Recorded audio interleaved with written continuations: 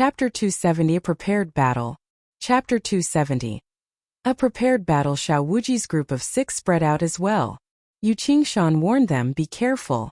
Though the 6 people were all top talents of the Eastern Baron College, the Qin dynasty was also well prepared with 6 people chosen just for them. Yesterday Lu Nantian was defeated. This time was another chance for the Qin dynasty and Donghua clan to gain back their reputation. They would not accept another failure. Therefore this would be a fierce battle. The Eastern Baron College and people here all knew what they would face. However, the 6 people selected to be adversaries were all famous geniuses of the college. Thus, there was no possibility of a refusal even though the other side must be well prepared. Qian Shanmu and Qin Mengrua sat cross-legged in a line. What appeared before Qin Mengrua was a guqin. Instead of a flute, Qian Shanmu had a zither. People were surprised by their instruments. Since ancient times, the guqin and zither played together had alluded to conjugal intimacy. This time, this couple was going to fight with guqin and zither. The guqin and zither sounded at the same time. The guqin sounded gentle like a flowing spring while the zither was majestic, like the roar of a crane or dragon. In an instant, the sound turned into an invisible aura, directly falling down on the 4 figures in front. Their auras instantly strengthened. Power in the world resonated with the music. Some terrible forces grew in their bodies and seemed ready to erupt at any time. Dragons appeared, hovering and soaring behind the 4 people. The golden dragons were extremely scary for they seemed to be becoming real. More frightening was that the 4 people's temperaments appeared to be fused together by the music, forming a stronger airflow. Xiao Wuji's group had already acted. The power of ice shot out, going to freeze the 4 people. Suddenly a dragon's roar was heard. The earth quaked fiercely as if a real dragon was born. The sonorous roar shattered the spell. Many of the spectators were caught off guard. They felt like their eardrums had been shattered. The weaker groaned for their mentality was almost crushed by the roar. Xiao Wuji's group was obviously confronted with even stronger power. Their bodies trembled. Clearly, they didn't anticipate the roar could contain such terrible power. Even worse, the dragons punched while roaring. The punch broke through the air and the dragons above the 4 cultivators combined into one. A horrible golden dragon appeared, ferocious and enormous, soaring to the sky and rushing toward Tang Yi and another disciple of the Eastern Baron College. The 2 had just suffered that roar. When the ferocious golden dragon crushed toward them, the 2's faces changed. There was no time for them to escape. They could only release their dharma to resist with all their might. At this moment, a terrible rhythm penetrated their brains. Then the large dragon arrived. Bang! There was the terrible sound of a collision. The 2 people were thrown into the sky. They spat out blood in the air and fell down below the platform. They were defeated by just a blow. It's a joint attack. People all stared at the 4 on the platform. It was not just a joint attack. Their attack, assisted by the instruments of Qin Mengrua and Qian Shanmu, could erupt in an instant and shatter the world.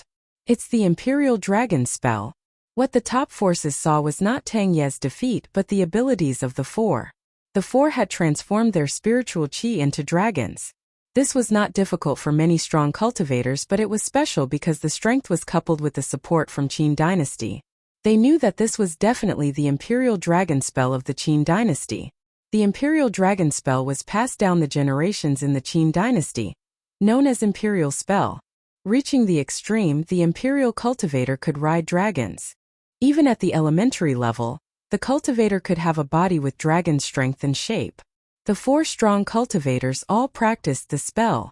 What did it mean? Were they all the descendants of the Qin dynasty royalty? Or did the Qin dynasty pass the spell to the disciples of the Dongqin College? If so, it was even more terrifying. The Qin dynasty had taken a very shocking step. Boom! 4 figures stepped out, moving like thunder, surrounded by indistinct dragons. They went straight towards Su Muge and Jiang Teng with amazing speed. Their strategy was very clear. Defeat the weak first.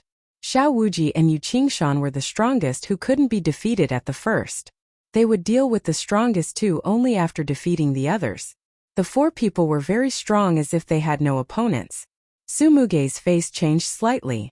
It might be very difficult for him to contend with the 4 strong cultivators, especially when the 4 were assisted by 2 rhythmic sorcerers. Boom! Right at that moment, a figure descended from the sky like a god. A terrible force followed, crushing down. A mountain appeared and fell toward the four. The four raised their hands and dragons soared toward the mountain. However, Xiao Wuji stood before them, stopping them. A powerful gravity spell subjected the four to extremely strong pressure while dragon vines appeared, rolling over toward the four.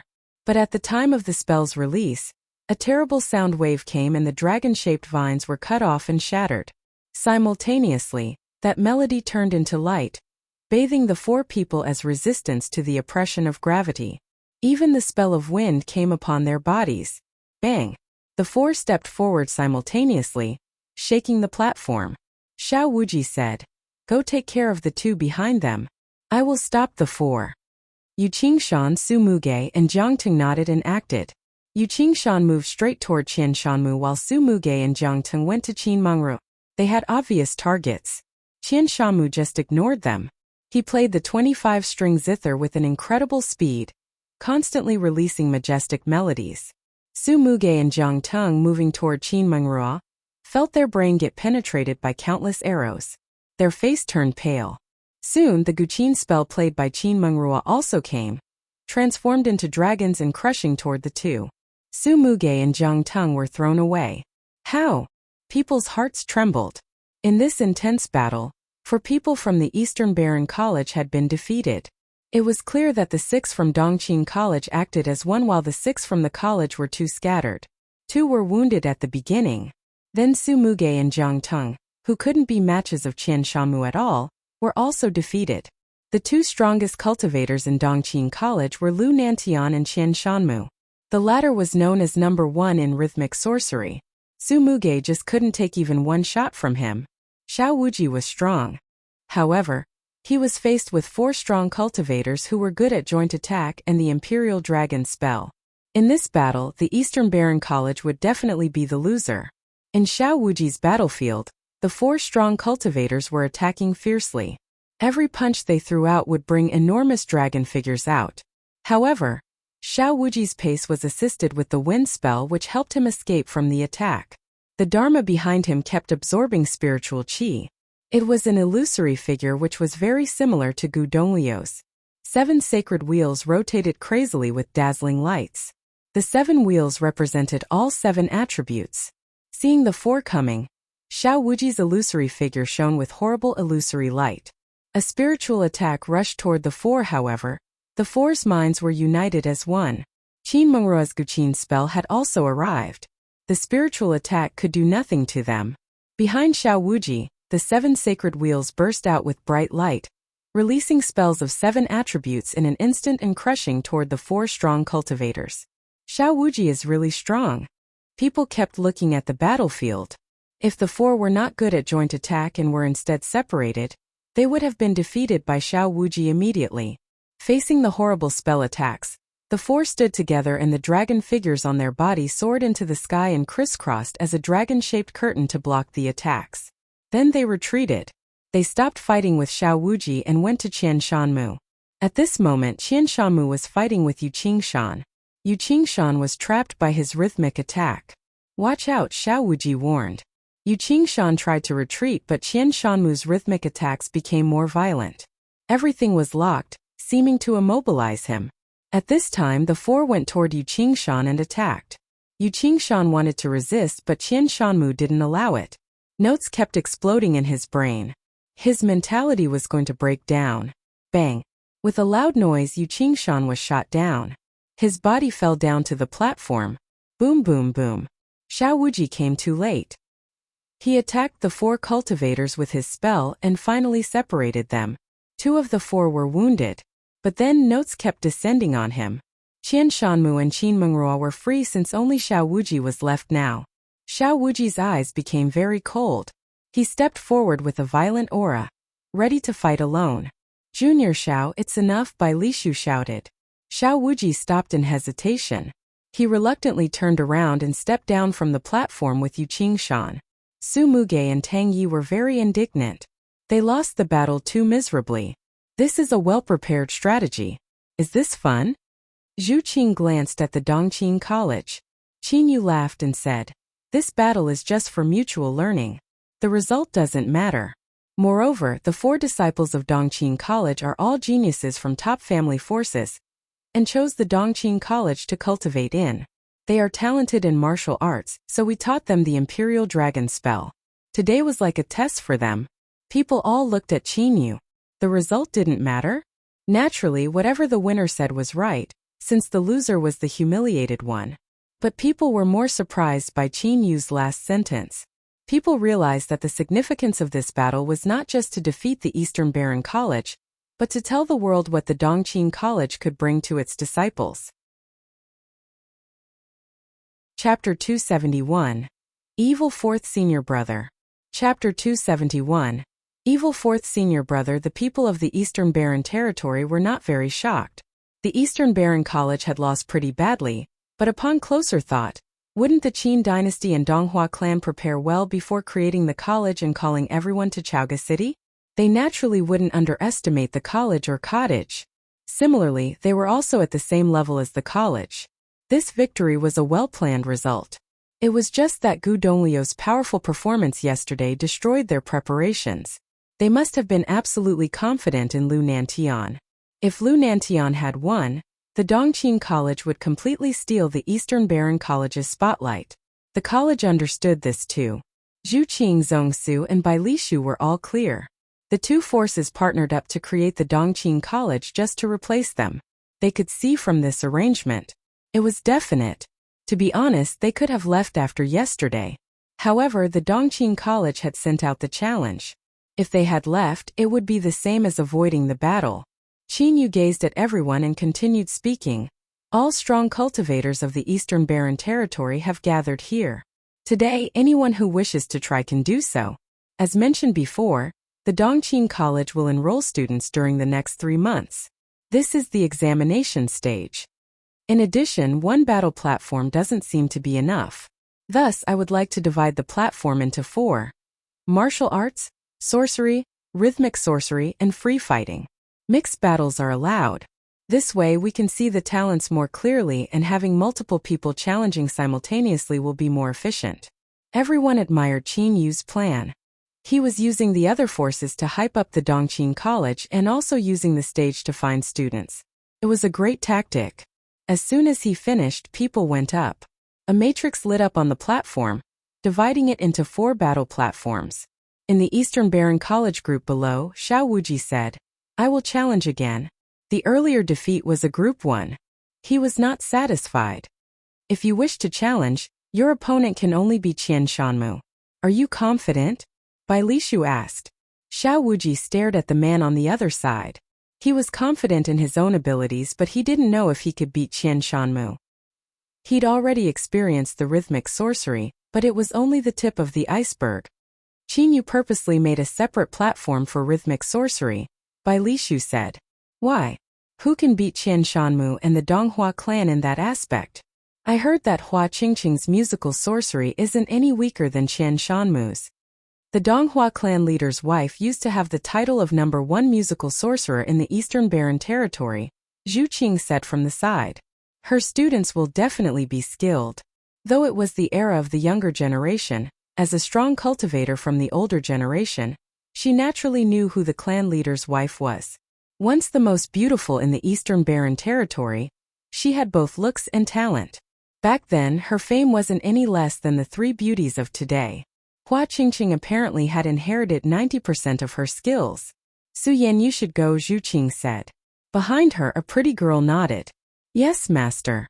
With that, she walked towards the free fighting platform. Bai Lishu glanced at Su Yan. She was in mid-arcana plane and was one of Zhu Qing's favorites. She wasn't well known but was very powerful. Su Yan didn't say who she wanted to challenge. She just announced her name in plane. Then the Qin dynasty sent someone from the same plane to fight her. In this battle, Su Yan easily crushed the opponent. Everyone understood that the college was still the college. Even though the Dongqing College could shake the Eastern Baron College's status, it couldn't completely crush them. It was impossible. In the end, they would probably just tie. But even so, the Dongqing College still won. If they could be even to the Eastern Baron College and pass down techniques like Imperial Dragon Spell, it would show their stance. The Dongqing College would become a powerful force in the future. Their disciples would also continuously join the Qin dynasty and Donghua clan. In the Eastern Barren Territory, the college was the most attractive place for geniuses. There was no competition. This was probably why the two forces joined together to create the Dongqing College. Next, the other forces gradually opened up and went up to the platform to fight. The atmosphere intensified. Disciples from even those top forces wanted to go up and witness the abilities of the best. The fights between the two colleges were most interesting. They both had losses and wins and were very exciting. The Dongqing College had geniuses good at every type of skill. The Qin dynasty was better at martial arts while the Donghua clan was better at spells. Though many geniuses studied both, they still leaned towards one. Yu Shang, Yi Wuqian, and Hua Jieyu were the best examples. However, the one platform where the Dongqing College never lost was for rhythmic sorcery. Many geniuses, even Gu Biyue from the Witch clan, went to try and were defeated. The battles were getting more and more exciting. The atmosphere grew hot as well. However, some people noticed that the cottage still hadn't arrived. Right now they were at the inn. Fourth senior brother, why aren't we going today? Yi Futian asked Shui Yi. Today is the glorious day for the Dongqing College. Why should we go? Shui Yi asked. To push them down, Yi Futian said. The Dongqing College already lost a critical battle yesterday. Do you think they'll give the cottage a chance today? Shui Yi said indifferently. They'll definitely try to threaten us with rules. For example, you're in the Dharma plane. If they make a battle of the Arcana plane, you won't be able to participate. Even if you can win some rounds, so what? How many disciples does the cottage have? How many rounds can we win?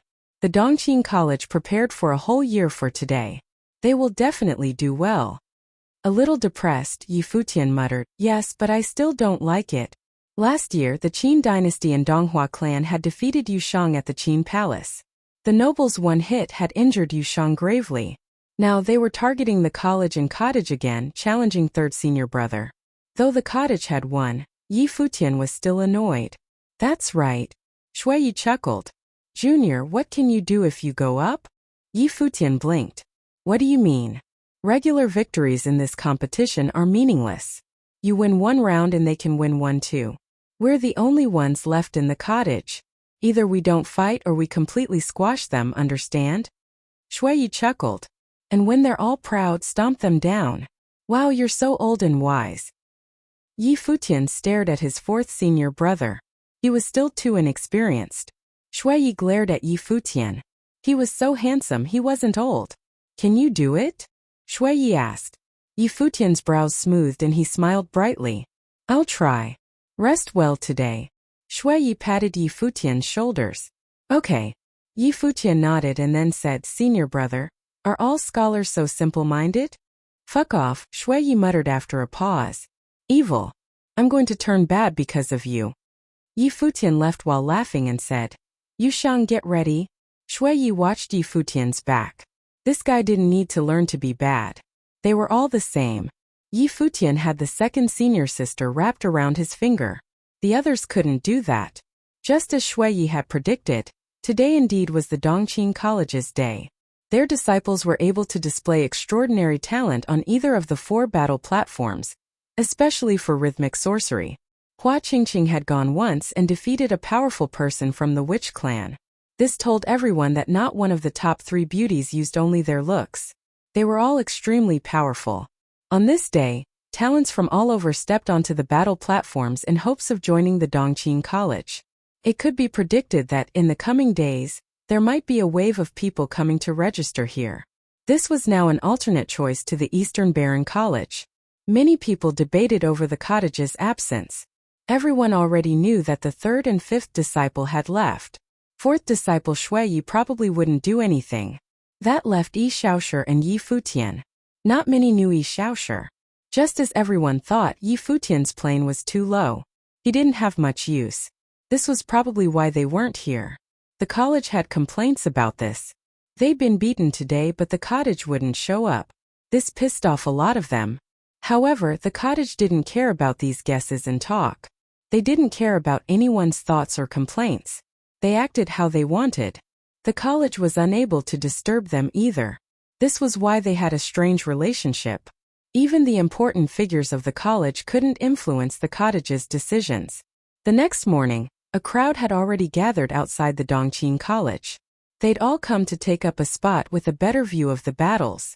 Of course, some also wanted to get the Dongqing College's recognition so they could join. Yesterday's battles had become topics of discussion too.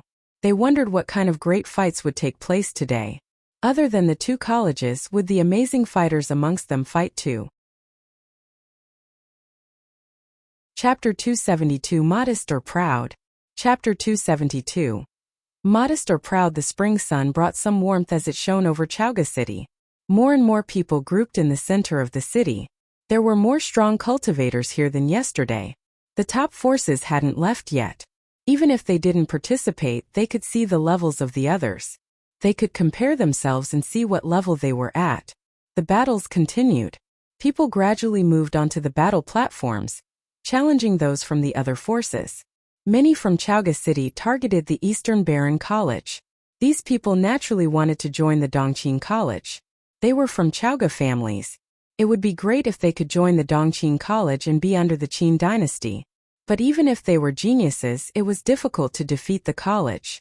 Most battles ended in failures. Someone in the college crowd suddenly exclaimed in shock. Many people looked over and saw that the cottage had arrived. They were standing to the side quietly. Seeing them, a lot from the college frowned, feeling upset. Tang Yi asked directly, "Were you in the entire day yesterday?" Yesterday, the Dongqing College had challenged the college. It was extremely important, but the cottage had vanished. The consequence was that they were completely repressed by the Dongqing College. The first loss especially had humiliated him. Tang Yi had been forced down with one hit. How he felt went without speaking. Shui Yi looked forward, ignoring him. Yi Xiaoshu looked at Tang Yi and smiled. "Yeah, you." Tang Yi was frustrated with Yi Xiaoshu's indifference but couldn't say anything. He had no right to order the cottage around. Not even the elders could influence the cottage. No matter how upset he was, he couldn't do anything. Those bastards. The cottage has arrived. Many eyes looked over at Yi Futian and the others. 2 days ago, Gu Donglio's epic battle had raised the cottage's status once again. Paired with the fact that they didn't show up yesterday, today's appearance attracted much attention. Young Master Yi is here. From the distance, Gu Bus smiled at Yi Futian. Her eyes were mesmerizing. As soon as she spoke, everyone saw Yi Futian and the cottage group. Beside her, Gu Zhiqiu glanced at his junior sister. He couldn't do anything. This was just how she was. Yi Futian chuckled. "Do you want to serve me?" Gu Zhiqiu's eyes flashed with a sharp glint, staring daggers at him. Did he not care about that warning from before? Yi Futian felt Gu Zhiqiu's eyes but ignored him. People of the other forces were intrigued. Qin Li had purposely spread news of Gu Zhiqiu teaching Yi Futian a lesson and many knew about it. But was Yi Futian teasing the witch again? Did he not learn his lesson? Or maybe he had his cottage brothers with him so he was more confident. Gu Zhiqiu couldn't do anything to him. "No, but I wish to see you display your radiance like in the ancient barren world." The witch's smile was very mesmerizing. Yi Futian had been extremely brilliant that day at the Mirror Mountain. Everyone present had been impressed. With the phrase, "You are not qualified to understand my world. Those who know me understand my arrogance," was still shocking to think back on. But even though Yi Futian had made a commotion at the Qin dynasty, his reputation was still mostly due to being part of the cottage. He smiled and looked away. The girls of the Moon Clan looked at Yi Futian. The woman who had helped send Hua Jieyu's message smiled. This guy wasn't very obedient. He was publicly flirting with the witch. She would have to talk to Hua Jieyu. Chu Yaoyao also looked at Yi Futian. She was curious about the man Hua Jieyu loved. Yi Futian, Yin Zhen of the Yin family, said coldly. He gazed at Yi Futian coolly. "I challenged you 2 days ago. Today I challenge you again. Will you take it?" He wanted to see if Yi Futian would avoid the challenge on an occasion like this. But Yi Futian seemed to not hear him. He gazed at the Dongqing College and smiled. He walked to a battle platform where the battle had just ended. It was the platform for free fighting. What is he doing? Everyone stared at him. Was he finally going to fight? A moment later, Yi Futian stood onto the platform. Countless eyes focused on him. He walked up as soon as he arrived. The cottage truly wasn't playing around. Disciples of the Qin dynasty and Donghua clan all looked at him, wondering who he would challenge. With his plane, who could he challenge? I heard that yesterday the Dongqing College set up a challenge to test the cultivation results of their disciples. Today I would also like to do that. Yi Futian chuckled. 1 year ago you Shang Yi Wuchen and I came from a small country. Our planes are still low, but we wish to test our cultivation from this year at an event like this. Some people had a strange look. They were all clear what had happened 1 year ago. The name of Kangyi had become known throughout the ancient barren world.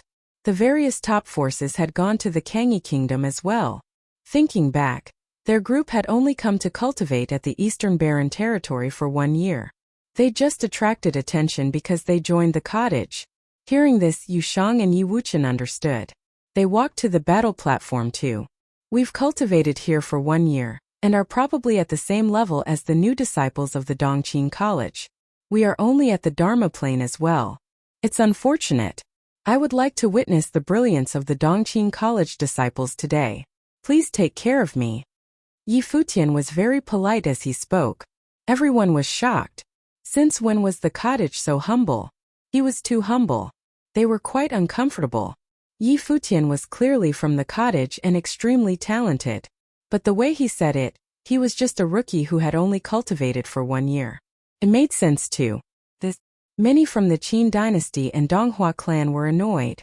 Did Yi Futian really want them to send rookies of the Dharma plane to fight against him? It was suicide. Disciples of the cottage aren't judged by their planes, Qin Li said calmly, staring at Yi Futian. I have entered the cottage but have yet to prove myself. I don't have a glorious record and feel embarrassed.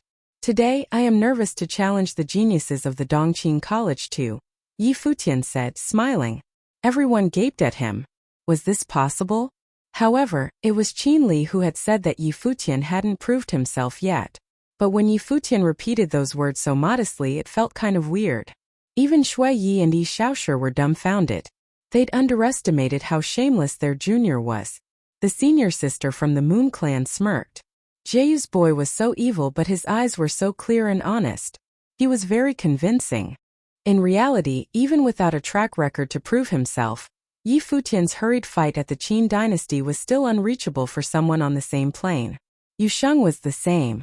His combat ability was wild. Yi Wuchen was from the 7th peak of the Futian sword clan. Many had learned that Yi Wuchen had killed Li Daoyun from the Arcana plane. Did Yi Futian really want these three to fight with new disciples of the Dharma plane? It is even more of a sham for the cottage and Futian sword clan to be overly modest, Qin Li said coldly. Will the Dongqing College accept the challenge? After Qin Li spoke, Yi Futian's tone abruptly sharpened. Or are you only able to fight back with plan techniques? Qin Li stared at him livid. At this time, Qin Yu said calmly, the Dongqing College does not have anyone in the Dharma plane at the same level as you. There is no need to fight this battle. We admit defeat. Everyone was shocked at this. The Dongqing College had been so successful yesterday but was forced to surrender at the start of today. It was quite difficult. But everyone knew that if they really fought, the result would be the same. Losing like that was giving in to Yi Futian's group. Surrendering without a fight prevented Yi Futian from showing off. Of course, if you wish to challenge personally, we can try, Qin Yu continued. Yi Futian's plane shouldn't be too high. He probably wasn't even in the high-level Dharma plane. Since Yi Futian was from the cottage, losing to him wouldn't be too embarrassing, right? That's boring. Yi Futian shook his head and said, if I fight someone from another plane, can I use a ritual implement? If you challenge an Arcana plane, then of course, Qin Yu nodded. A noble ritual implement was powerful, but also depended on one's abilities as a foundation. He couldn't improve by too much. Noble intent was the same. Of course, the talents of the top forces all had noble intent. Okay. Yi Futian nodded and shrugged. He glanced at Yi Wuchen and Yu Shang. It had ended without even starting. Of course, Yi Futian didn't want to end just like this. After Yi Wuchen and Yu Shang left, he walked towards another battle platform. There, a Donghua clan disciple who was skilled in rhythmic sorcery had just won. Seeing Yi Futian's arrival, many people looked over. Was he going to challenge this arcana-plane rhythmic sorcerer? The man studied Yi Futian and smiled. You want to challenge me? Yi Futian shook his head. Everyone froze, confused. Then Yi Futian's gaze moved past the crowd to the Dongqing College. His eyes fell on Qian Shanmu. Following his gaze, everyone's eyes hardened. What did Yi Futian want? I don't know rhythmic sorcery, but I would still like to witness the brilliance of the best rhythmic sorcerer of our generation, Yi Futian said slowly. Yi Futian of the cottage would like to learn from you. Chapter 273 Thunderous Moves. Chapter 273 Thunderous Moves. This one utterance shocked everyone.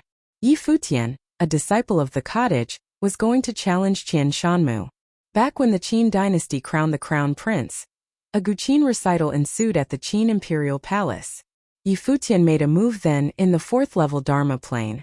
It had only been a year. Even if he cultivated really quickly, how powerful could he have actually gotten? He very well may only be in the 6th level Dharma plane. If he had cultivated quickly enough, maybe he could be in the 7th level. Qian Shanmu was already in the Arcana plane. Of course, the people would not question the abilities of a disciple of the cottage. Even if he had never truly proven himself before, he was still extremely powerful. But who was his opponent right now?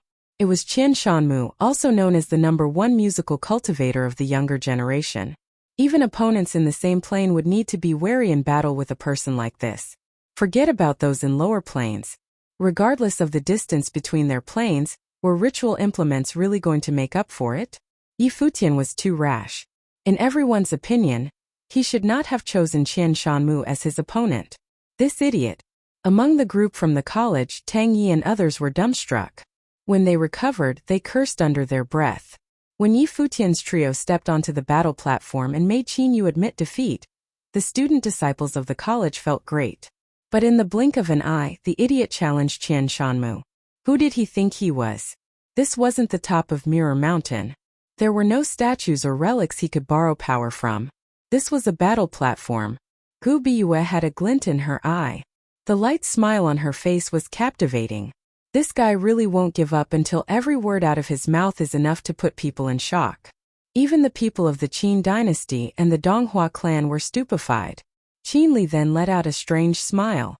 This Yi Futian guy could have picked anyone, and he chose to challenge Qian Shanmu?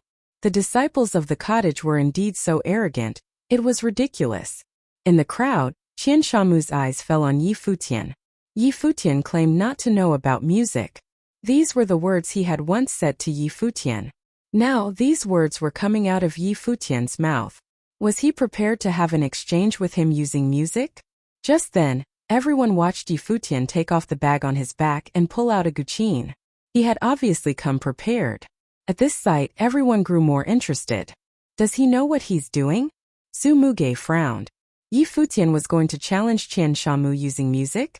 Music was Qian Shanmu's specialty. In the first battle, Qian Shanmu had used music as a supplement. Su Muge was completely unable to withstand his musical sorcery. Of all things, Yi Futian wanted to challenge Qian Shanmu with the thing he was best at. Did he have a death wish? Can you shut up? Yu Shang said coldly, hearing the voice coming from the group beside him. His battle doesn't only affect him. Su Muge looked at Yu Shang with cold eyes. Who didn't know of the cottage's status? What would the world think if Yi Futian got defeated? Was he sending himself right up to his opponent for humiliation? Should we let you go then? Yi Xiaoshi's eyes swept toward Su Muge. How noisy. If little brother chose to challenge him, he must have his reason. The fourth brother had already said, if a disciple of the cottage decided to battle, it must be a battle that would shock the world. If Yi Futian was able to win Qian Shanmu, that would be a given. On the musical battle platform, the figure standing opposite Yi Futian sneered as he glanced at Yi Futian. There were hints of mockery and disdain. Challenge Qian Shanmu? What a joke. Turning around, he stepped off the platform. The people of the Donghua clan let out looks of amusement. They had been extremely upset when Lu Nantian had lost to Gu Donglu. Now that Yi Futian of the cottage had asked for a challenge, it was the perfect time for cruel payback. Qian Shanmu walked onto the platform and stood opposite Yi Futian. Below the platform, arrogance was exuded from the eyes of his wife Qin Mengru. Her husband's skills and knowledge of music wasn't something Yi Futian could challenge. However, she did know that he was also good at music. Back at the Qin Palace, Yi Futian had played the world for Gu Ming and caused him to fall to his knees, completely controlled by the music. That was Yi Futian's response to Qian Shanmu's insult about him not understanding music. Did he want to prove his musical abilities once more today? If so, then he was going to pay the price. Donghua clan Qian Shanmu. Please enlighten me, Qian Shanmu said, maintaining proper etiquette. He then sat down with crossed legs. Yi Futian did the same facing him. One on the guqin, one on the zither. However, there was not going to be any harmonization between the two instruments this time. It was going to be a battle. The sounds of both instruments rang out at the same time. The guqin sounded crisp while the zither was deep. These were two obviously different styles of music being played on the platform. The piece Qian Shanmu played sounded majestic and powerful. A formless energy formed in the space around. The sounds of the zither harmonized with the earth around, causing a flow of strong energy. Although there had yet to be a release of great power, it still gave people a feeling that once the music reached an explosive point, everything would be destroyed. There wasn't going to be any mystery about this battle. As the #1 musical cultivator of the younger generation, it was obvious that Qian Shanmu would be able to crush Yi Futian. Compared to the powerful energy associated with Qian Shanmu's piece, Yi Futian's music sounded ordinary and boring. There wasn't anything new. It was melodious and serene. His music sounded so ridiculously simple. This had many people confused. Was Yi Futian really going against Qian Shanmu with this piece? There were so many possibilities with music, but it was also something that required a lot of care. First of all, there needed to be a basic foundation of the piece. From there, all sorts of destructive spells could be released. With just one listen, Qian Shanmu's piece was able to exude power, while Yi Futian's sound was a joke. Could a piece like this take even one blow from Qian Shanmu? In the direction of the group from the Donghua clan, a girl stared at Yi Futian. Her beautiful, pure eyes had hints of curiosity. She was Hua Qingqing. Her mother was well versed in music, so she had grown up surrounded by it. Thus, she was naturally sensitive to anything having to do with music. She could feel something unordinary from Yi Futian's music. Simple, pure and clean. It was a sound without any impurities, like the heart of a child. But would a musical piece like this actually be able to withstand the destructive spells Qian Shanmu was about to release? Her eyes hinted her curiosity. As the sound of his music changed, a powerful energy circled around Qian Shanmu.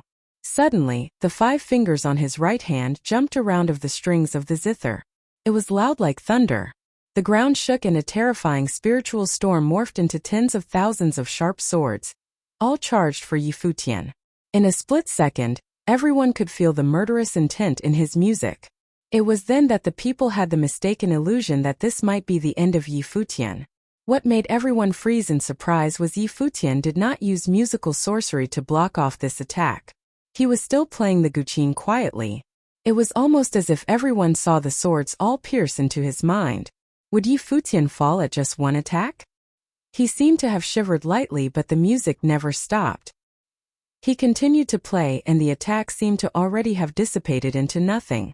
This had many people sighing in relief. Although they had a feeling that Yi Futian would definitely lose, they would be disappointed if a disciple of the cottage were to be defeated so easily. Naturally, Qian Shanmu knew how Yi Futian had managed that. He used noble will as a complement to his music.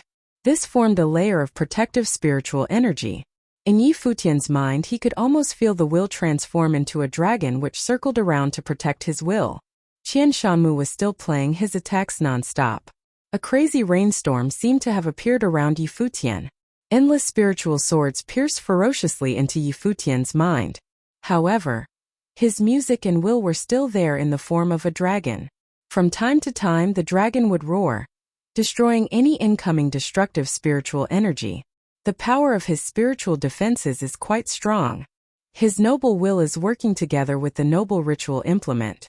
Looks like Qian Shanmu won't be able to get rid of Yi Futian so quickly, everyone thought. But that was not the extent of Qian Shanmu's attacks. Besides the endless spiritual attacks, a frightening storm of spiritual qi appeared around him. The earth hummed in unison with the sounds of his instrument. A suffocating energy spread on the battle platform. It felt like something that could wipe out the earth. Energy built like this would definitely be incredibly powerful once it exploded. The rumbling of thunder exploded in the air. A horrifying flash of lightning struck down at Yi Futian. It was an easy task for Qian Shanmu to send out spells with his music. Yi Futian was still playing on his guqin with his head down. It was almost as if he didn't see a thing. When the lightning struck down, it was actually absorbed into the sound of music in the surroundings. The music transformed into spiritual qi that flowed in a circle around his body. However, an endless amount of spiritual qi gathered crazily in the air above his head. It formed faintly into a scary pattern. This pattern was able to absorb the spiritual qi of the world around him. It gave off a show-stealing 7-colored light, a blinding light. With the flow of spiritual qi, the pattern took shape. The never-ending sounds of music motivated the flow of spiritual qi. As everyone looked on in surprise, a spiritual qi matrix formed over Yi Futian's head. Everyone's heart raced. They watched a matrix form out of nowhere above Yi Futian. The pattern spun and the spiritual qi went wild, causing a matrix storm. A black hole appeared, absorbing all energy while giving off a destructive energy. What terrifying musical sorcery! This was no longer simply sorcery released by music. The music had formed a matrix. Its destructive energy was able to make people feel like it could destroy anything and everything. Although it hadn't been that long since Qian Shanmu stepped into the Arcana plane, with his gifts and his powerful noble will, just how powerful would a matrix him formed in midair be? Would Yi Futian be able to withstand his attack? The previous attacks were nothing. Qian Shanmu was only just getting started for real. If Yi Futian kept up with the challenge, he would definitely end up dead. Many people stared at Qian Shanmu. It seemed like even though Qian Shanmu kept up a calm face, he had a wild beast hidden inside. He must not have been happy about Lu Nanshan's loss to Gu Donglu. Now that he was making his move, he was bound to push Yi Futian into a dead end. Qian Shanmu was going to end him with thunder and lightning. Countless pairs of eyes then landed on Yi Futian. How is this guy going to withstand that kind of power? If he admitted defeat now, maybe he could be spared by Qian Shanmu's attack. Chapter 274 Battle of Music. Chapter 274 Battle of Music. Presently, Yi Futian remained seated quietly. He was handsome with an extraordinary aura. His long fingers danced over the chords of the guqin. The frightful scene in the sky had no effect on his performance. Right now he was serious and focused. Even if a mountain collapsed in front of his very eyes, he wouldn't blink an eye. Unaffected, he would continue to play. At this moment, the people seemed to have been brought into a mystical artistic conception. Secretly, they began to sympathize Yi Futian, as if they were worried he would be swallowed by the torrent, ceasing to exist. Above Yi Futian's head, the strange sight grew increasingly terrifying. The matrix that continuously swallowed spiritual qi was like a ruthless beast, killing everything in sight. Finally, Qian Shanmu's fingers plucked the cords of the zither. A force of frightening spiritual energy wrapped around the storm over Yi Futian's head. Dark clouds covered the sky, causing the world to fall into darkness. It was like the birth of a demon. Thunder and lightning decorated the skies as the strong winds howled. Everything then came down on Yi Futian. Many people got nervous and stared closely at the scene ahead. It was too terrifying. Was that really something a cultivator in the Dharma plane could withstand? Not even prodigies in the lower Arcana plane could likely withstand such an attack. As the destructive storm approached, the royal Xian temple's Luo Junlin watched with cold eyes. His hands were clenched into tight fists. He wished Yi Futian would be destroyed and killed by this storm. Only that would take care of the danger in the Nandu nation. Otherwise, Yi Futian would come knocking to settle the score sooner or later. Over by those from the college, Tang Yi Su Muge, and others watched without feeling any sympathy. If Yi Futian really died like this, it would be because he was stupid. Just when the storm reached the skies above Yi Futian, the sound waves radiating around him suddenly sounded sharply. A formless storm of spiritual energy brewed. As soon as any spells came for him, it would be destroyed. Then it would be turned in spiritual qi and pulled into revolved around Yi Futian. Just like that, the people witnessed a shocking sight. Spells with destructive power strong enough to end life of Earth would be destroyed by the spiritual storm every time they got too close. As Yi Futian played, he had unknowingly created a defensive shield of spiritual energy around himself. It was able to destroy any attack spells. Sorcery was motivated by spiritual energy. Even spells from a matrix were the results of the release of spiritual energy. Powerful cultivators specializing in attacks with spiritual energy could also use it to destroy spells. The sound of the guqin became rapid. The matrix above Yi Futian released attacks at him wildly, but his fingers began to fly across the chords even faster. His moves were fluid and fast like a running river, creating a beautiful piece of music. No matter how fast the storm was blowing or how strong the tides, nothing was not going to move. No force was powerful enough to shake him. At this moment, above that handsome figure, there was even a hint of the power of a noble. Such strong defense techniques. Everyone looked ahead. Although he was borrowing power from the noble ritual implement, it was obvious that Yi Futian must have been very educated in music. When he said he didn't understand music, it was simply to mock Qian Shanmu. Qian Shanmu was also slightly shaken up now. Yi Futian played the guqin. There was nothing special about it, yet he was still able to set up a defense. As a musical sorcerer, Yi Futian knew all about the techniques of musical attacks. Direct spiritual attacks were the most lethal. Su Muge had fallen to this kind of attack. But Yi Futian's defense was with spiritual energy. It was as if he had a dragon protecting his mind from spiritual attacks. There was no way to invade. The second type of attack was using music to initiate attack spells. Similarly, Yi Futian had set up a defense. He gathered spiritual energy and formed a storm that destroyed any spells that got close. Nothing could get close to him. Not only did Yi Futian know music, he was well versed in the way of music. This was something that Qian Shanmu could not deny at this point. Of course, it was one thing to know. Yi Futian was able to block his musical attacks. This was part of Yi Futian's abilities. Even with the help of ritual implements, it was difficult for his musical attainments. Not even spells from a matrix could break through Yi Futian's defense. This made Qian Shanmu understand. It was practically impossible to defeat Yi Futian using music to initiate spells. Then there was only one way to do it. It was also the way to test truly how knowledgeable a person was about music. That was to use music to create an artistic conception. Then came the interference of will, taking control of it or going for the kill. Back at the Qin Palace, this was what Yi Futian did to Gu Ming. It made Gu Ming surrender and fall under the control of this music. Gu Ming was not able to withstand the artistic conception and actually kneeled down on the ground. There were no doubts about Qian Shanmu's knowledge of music. The movement of his fingers changed as he played the chords of the zither. Unknowingly, the sound changed slowly. As Qian Shanmu played, there was something holy about him. He glowed brightly and even showed up in a mystical image in many people's minds. Many rays of light shined from him. Then many illusory images appeared in the scene in their minds, all of Qian Shanmu. Holy sound. Not many people present knew about this musical piece. However, it was obvious that Hua Qingqing was one of those who knew. This was an attack piece that had an extremely strong artistic conception.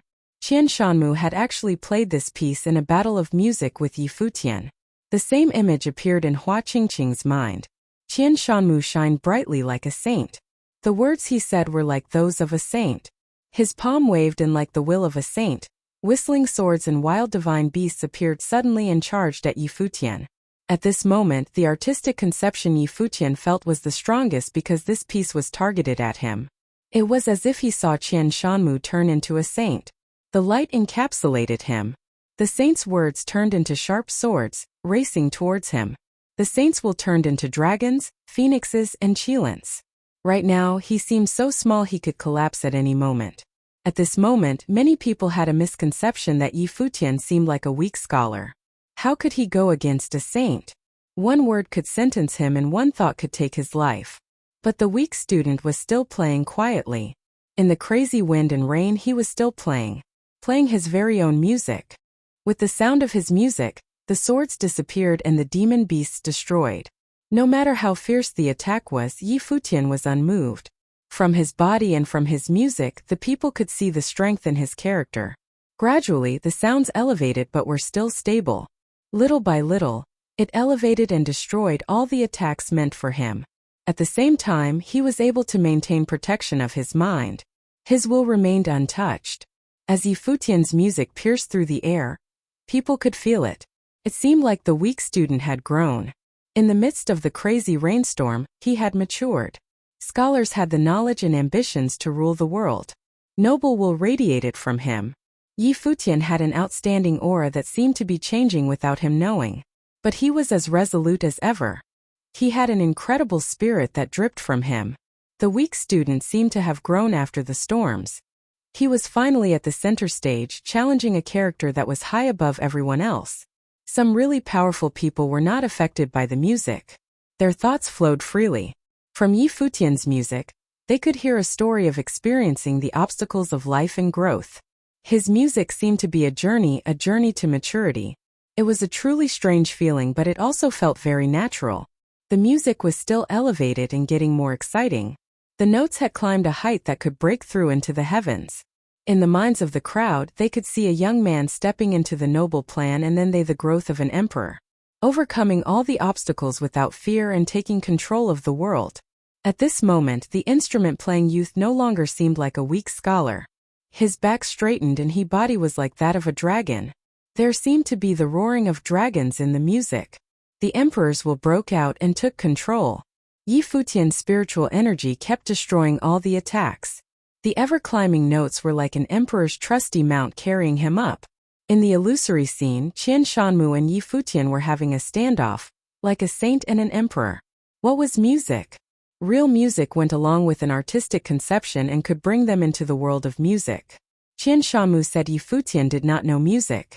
In respects of musical attacks and technique variation, Yi Futian was indeed lacking compared to him. However, in this past year he had a deeper comprehension of music. In terms of artistic conception, Yi Futian was confident enough not to lose. A chaotic nation and the world combined for a peace. With his innate willpower, how was he going to lose? He immersed the imperial tactics into his music, making the artistic conception stronger. The people would just think that it was the conception brought on by the music. They wouldn't think that it was a special method. In the illusory scene, two large figures appeared. They looked as if they were ready to have the world beneath their feet. The will on the two figures grew stronger, but the saint's figure was like that from the beginning. And the emperor's figure seemed to be continuously growing, until it was able to break into the skies and control the world. The vast surroundings were frozen. At this moment, everyone could feel the artistic conception hidden in the music. They felt like they were experiencing the standoff. Yi Futian had actually gone up against Qian Shanmu using pure music. That figure now stood straight.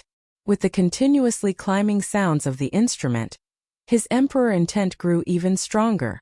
Finally, accompanying a vibration, the saint's figure collapsed. Qian Shanmu felt a pressing force of will crushing down. Duong! The zither let out a sharp noise and everyone's gaze remained frozen on it. The cord had snapped. Qian Shanmu's hands froze. Following a low moan, he spat blood, staining the zither red. The ancient barren world's #1 musical sorcerer of the younger generation had lost to Yi Futian, a disciple of the cottage, in a battle of pure music. At this moment, Qian Shanmu remembered the words he once said to Yi Futian. You don't know music. If he didn't understand music, who did? Chapter 275 Weak and Fragile. Chapter 275. Weak and fragile. Yi Futian was still playing the guqin. The elevated notes dropped back down and the emperor's will disappeared. Finally, with one last note, the music stopped. He lifted his head slowly and looked to Qian Shanmu.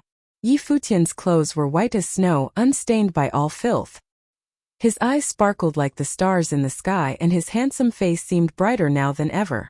My time on earth has yet to end. Yet my heart is in the skies. In times of storm and rain, I will turn into an emperor. As the music ended, the vast space fell into an extreme silence. Countless pairs of eyes froze on the two figures on the battle platform.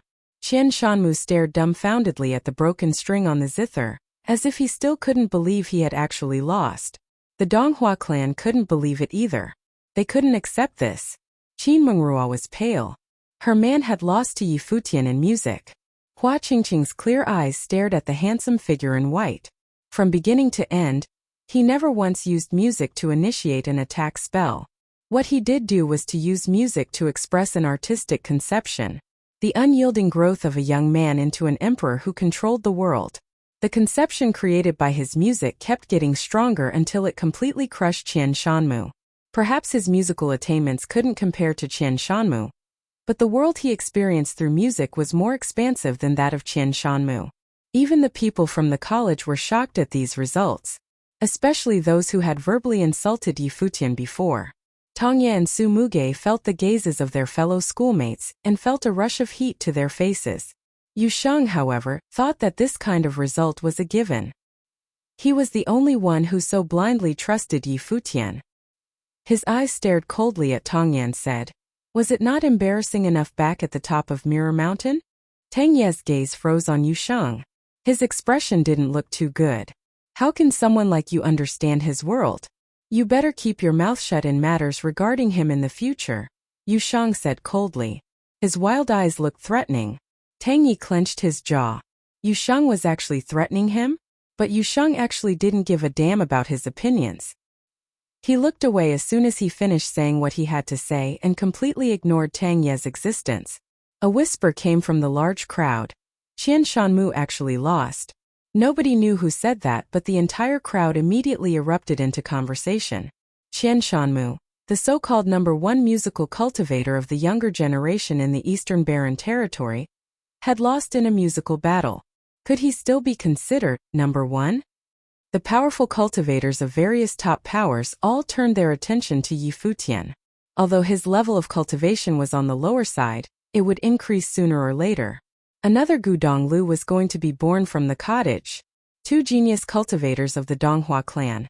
Lu Nantian, defeated by Gu Donglu, and Qian Shanmu lost to the hands of Yi Futian.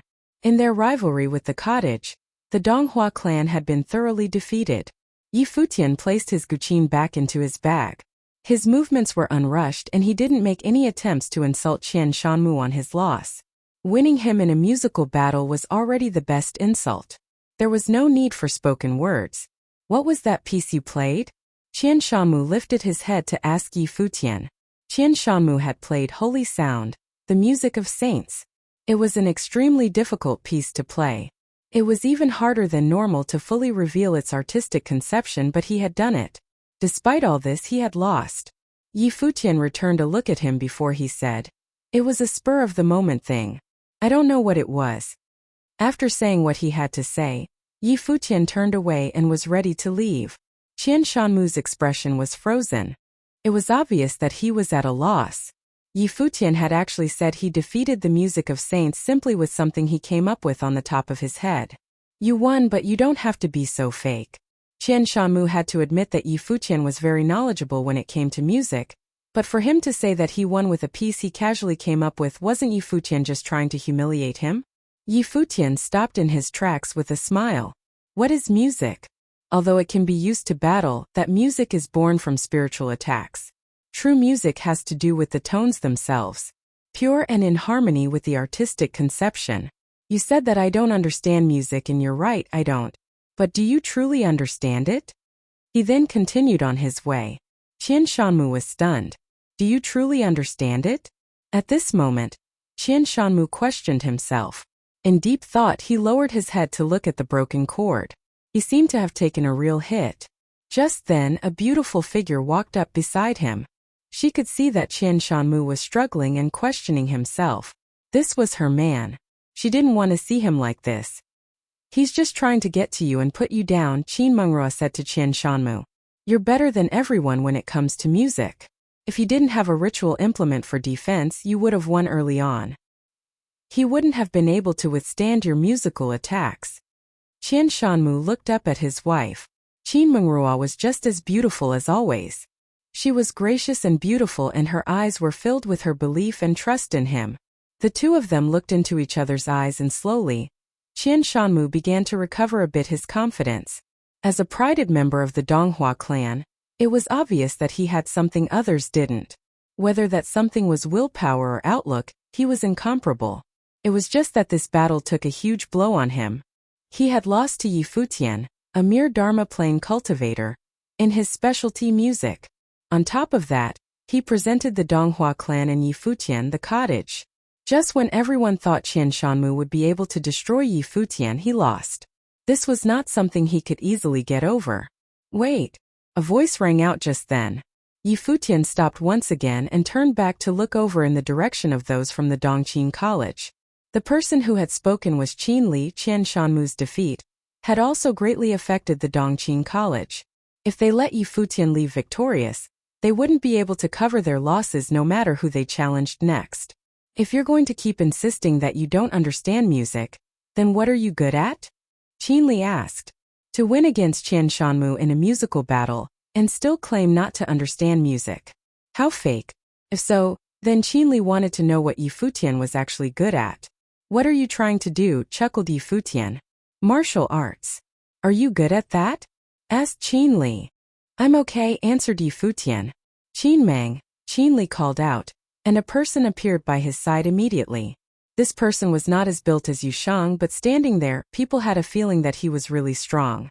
His bright and piercing eyes were trained on Yi Futian like a fearsome demon beast, filled with wild energy. Qin Mang stepped on to the martial arts platform. He was a royal descendant of the Qin dynasty. Within his body were 5 dragon meridians. His gifts in martial arts were shocking. He was in the top-level Dharma plane. Qin Mang Dharma plane, focusing in martial arts. Challenging you to a battle of martial arts. Do you accept? Qin Li asked, observing Yi Futian. Everyone was surprised. It was only natural that many of the top powers knew of the younger generation prodigies from the Qin dynasty. This Qin Mang was royal blood, had 5 dragon meridians within, and was extremely gifted in martial arts. Plus he was in the Dharma plane. So there wouldn't be any reason for Yi Futian to use ritual implements, right? Although it was obvious that Yi Futian's level of cultivation was still lower than that of Qin Mang, he was still a disciple of the cottage. He was the center of attention. Shouldn't it be normal for him to battle someone at a higher level? Qin Li used this point to his advantage and wanted to defeat Yi Futian through Qin Mang. It would also prove some things on his part. Are you sure you want to challenge me in martial arts? Yi Futian swept a quick glance at Qin Li. He saw the frivolous look in Yi Futian's eyes. Of course, Yi Futian smiled at him and returned to his friends from the cottage. He handed the bag with his guqin to Yu Shang. Then he turned back around and headed for the martial arts battle platform. Countless pairs of eyes followed Yi Futian as he moved. He was able to defeat Qian Shanmu in music. This meant that Yi Futian was a mandate sorcerer of the spirit element, but Qin Li chose to challenge him in martial arts. Qin Li claimed that Yi Futian had never proven himself, so how was he going to fare when it came to martial arts? Stepping onto the platform, Yi Futian looked at Qin Mang. Are you ready? He sounded nonchalant, frivolous. Qin Mang stared at him and answered coldly, yes. As soon as he said that, a wild energy was released from him. Very faintly, the images of dragons appeared. That's right, dragons. Not 1 but 5. In the blink of an eye, Qin Mang's aura became terrifying. The Imperial Dragon spell was in motion. 5 dragons revolved around him, roaring. He was already in the top-level Dharma plane. Now he had opened the 5 dragon meridians. His combat skills were through the roof. Just then, a rod formed from spiritual qi appeared in Yi Futian's hand. He held it calmly and the air around him became different. His aura was growing stronger and more powerful. Boom! The battle platform shook with a single step from Qin Mang. The dragons protected him and their roars came and went. The 5 dragons continued to circle. At that moment, Qin Mang lifted into the air. He looked as if he could dominate the world when a dragon Dharma seemed to have appeared behind him. It looked like a totem. Yi Futian moved. His body charged forward and flew up in the air. He danced and soared in the sky. His aura was still growing stronger as he headed straight for Qin Mang.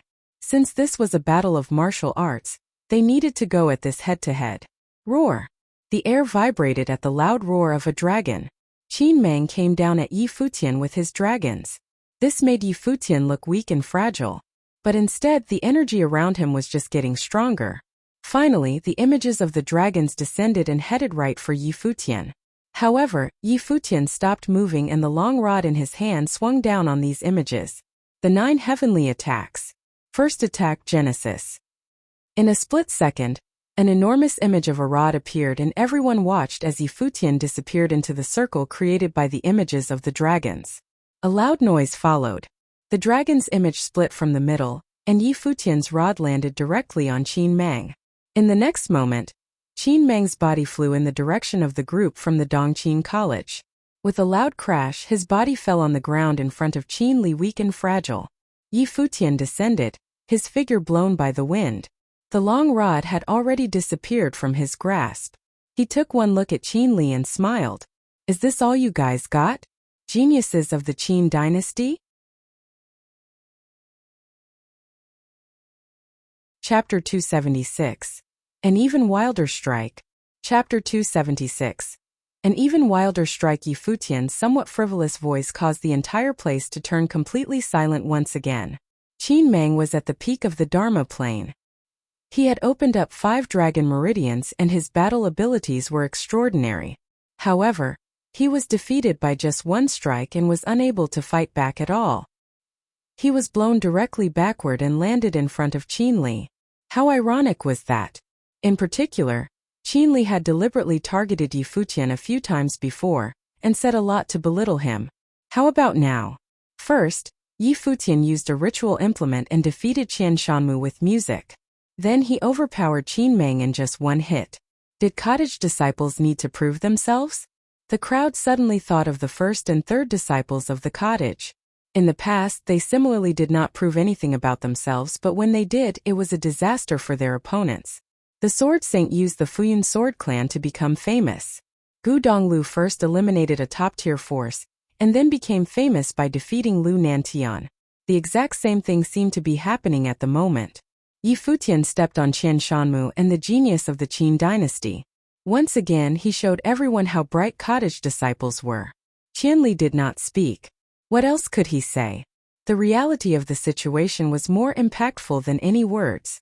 He was the one who started the challenge, and what was the outcome? At this instant, the people from the Qin dynasty and the Donghua clan stared very coldly at Futian. Especially Qin Li and Qin Mangru. "You are indeed a cottage disciple," Qin Yu said suddenly. "During this martial arts exchange in the Dongqing College, we are able to see the power of the 8th disciple of the cottage." Qin Mang did not lose for nothing. "However, you belittled the Qin dynasty after merely one victory from yourself. Indeed, this is the usual style of the cottage, too arrogant." Futian smiled and looked at Qin Yu. Just now, his son Qin Li criticized Futian and mocked him openly, saying that he had not proven himself. Now he defeated the people from the Qin dynasty, but Qin Yu wanted to deny him again. How hypocritical was that? Apart from being hypocritical, he was still reluctant to admit their defeat. This was unacceptable. Futian smiled. "Prince Qin, you are flattering me. Perhaps my words just now were somewhat inappropriate. The Qin dynasty is a top force in the Eastern Barren Territory, and now you have even established the Dongqing College. Obviously, you have many powerful cultivators. Indeed, one battle alone cannot say anything. Maybe I have not proven myself previously, and therefore the Qin dynasty did not really send any powerful cultivators on the stage yet. Since this is the case, I am willing to see for myself the real geniuses of the Qin dynasty." Then Futian folded his hands and said, "I am Futian, a disciple of the cottage. My martial arts is in the 7th level Dharma plane and I will challenge anyone in the Dharma plane." "Anyone?" "Air." Hearing Futian's words, everyone felt somewhat stunned. Now it was really awkward for the Qin dynasty. Qin Yu said that Futian had belittled the Qin dynasty because of just one battle, and Futian decided to continue the challenge. Qin Yu said that cottage disciples were all too arrogant. Immediately, Futian became much more humble and praised the Qin dynasty. Furthermore, he announced his martial arts level directly, 7th level Dharma plane. It was surely acceptable for him to challenge anyone in the Dharma plane. Even though he was a cottage disciple, the Qin dynasty was similarly a top force. He had already allowed them to send someone 2 levels above him. However, in reality, everyone knew that Qin Mang was already one of the strongest Dharma plane cultivators in the Qin dynasty. Otherwise, Qin Li would not have asked him to fight in the first place. Since Qin Mang was instantly defeated, anyone in the Dharma plane would definitely lose to him as well. there would be no suspense at all. Yi Futian spared no face for Qin Yu. Many people looked at Qin Yu. They could almost imagine Qin Yu's mood at the moment. He probably wanted to kill Yi Futian at this instant. Mr. Yi is really too crafty. In the direction where the witch clan was, the witch Gu Biyue giggled softly. Qin Yu was unable to find a way out of the embarrassing situation. Beside her, the warlock Gu Jiqiu also stared at Yi Futian. It seemed that he had underestimated Yi Futian previously. With the talent that Yi Futian had displayed today, he would undoubtedly be another top genius should he enter the Arcana plane. By then, even without a ritual implement, he would probably still be able to contest with Qian Shanmu. It was not just Gu Biyue who had such a thought. The lady from the Moon Clan who had met with Yi Futian also felt that the person whom Jieyu liked was really too crafty. However, it was still pleasurable to look at him.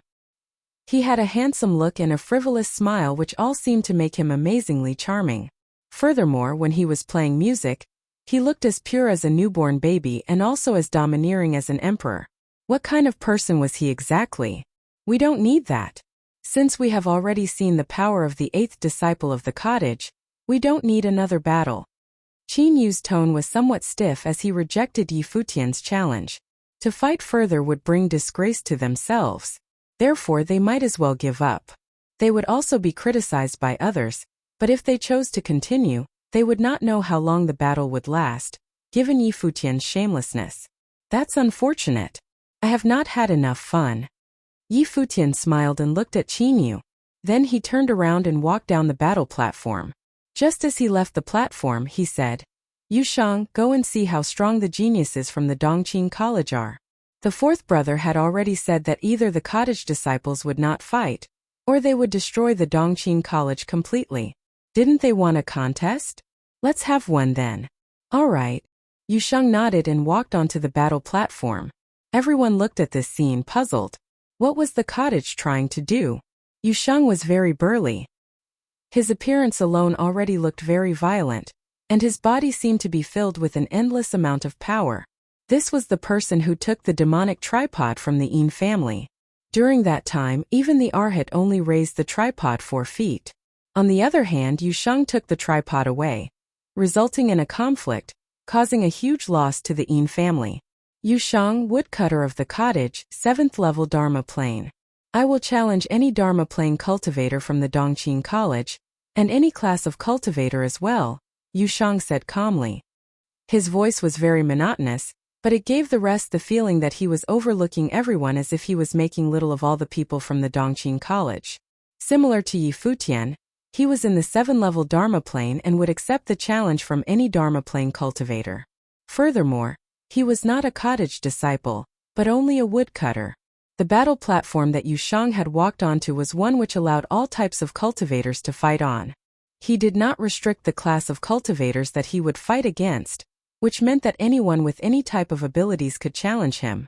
Looking at Yu Shang, who was standing on the platform, everyone could clearly feel the meaning of this word.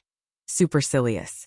Whether it was Yi Futian or Yu Shang, these people from the cottage did not even bother about the Dongqing College at all. Just like what Qin Yu had said, cottage disciples were very arrogant. Although Yu Shang claimed that he was a woodcutter from the cottage, nobody would really treat him as one. He managed to display 4 nobles on the Mirror Mountain stone wall in the ancient barren world, and also took away the demonic tripod from the Yin family. Qin Yuan, Qin Yu shouted the name of a person. Immediately, a figure with an outstanding temperament walked forward and stepped onto the battle platform. Qin Yuan. The eyes of many sparkled. Qin Yuan was similarly a grandson of the king of Qin, but not Qin Yu's son. Instead, he was a son of another prince and was a direct descendant of the Qin dynasty. Qin Yuan cultivated both martial arts and sorcery, and was a mandate sorcerer. He had opened up 6 dragon meridians. Qin Yuan was certainly stronger than Qin Mang.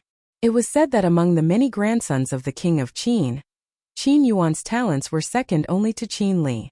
When Qin Yuan stepped onto the battle platform, a faint dragon totem appeared behind him. His dharma erupted and a divine dragon appeared and coiled up around him. Many golden dragons whizzed over directly and struck towards Yu Shang. Yu Shang looked coldly and emotionlessly at the scene before him. On his body, dark golden demonic light started to flow. Buzz. His demon-like wings appeared as he stepped forward. When the dragons reached before him, the wings behind him struck forward and turned into very sharp blades. All the invincible-looking feathers on the wings extended outwards and destroyed the incoming illusory dragons directly. Everyone looked at Yushang, who was walking forward. He was simply disregarding Qin Yuan's existence, as he did not bother about Qin Yuan or his attacks at all. Yushang's pace was not fast, but he took very large steps each time. With every step that he took, he gave everyone a violent feeling and an invisible pressure, especially for Qin Yuan. He seemed to be looking at an invincible demon which was walking towards him slowly. An even wilder aura spread from Qin Yuan's hands as he punched out into the air. Immediately, the power of martial arts and sorcery merged into one. A terrifying golden dragon charged towards the incoming Yushang like a real dragon. Bang! Suddenly, Yushang stomped fiercely on the ground, and even the battle platform trembled because of it. At the next moment, everyone saw a figure charging violently forward. His devil-like wings changed their shape continuously and turned into the sharpest demonic blades in the world, striking forward. In this instant, Yushang was himself a devil. He allowed the dragon to approach him and his body went through the dragon directly. The incoming illusory dragon was destroyed. It passed through Yushang's body and was then crushed into pieces. However, Yushang did not stop at all. He appeared in front of Qin Yuan and reached out his hand, grabbing towards Qin Yuan. Qin Yuan's face instantly turned pale. His attacks could not even slow his opponent down. Knowing that he would surely lose, he backed away, wanting to escape. However, he clearly could not run away. Yushang turned into a demonic shadow and in just a flash, Qin Yuan felt his arm being grabbed by an overpowering force. He was unable to break free at all. Roar! An illusory dragon bloomed out from him and dashed towards Yushang, who was holding his arm. Yushang did not even seem to have noticed the dragon and lifted his arm directly. Immediately, he raised Qin Yuan into the air together with the illusory dragon. Then he smashed them down onto the ground. Bang! An extremely loud sound erupted. Everyone's heart also trembled fiercely because of the noise. The illusory dragon vanished. On the battle platform, Qin Yuan lied on the ground, motionless. How dare you? The faces of those from the Qin dynasty turned totally black. They could feel that even if the hit did not kill Qin Yuan, he would still be severely injured. Just like Futian, Yushang defeated his opponent in just one strike.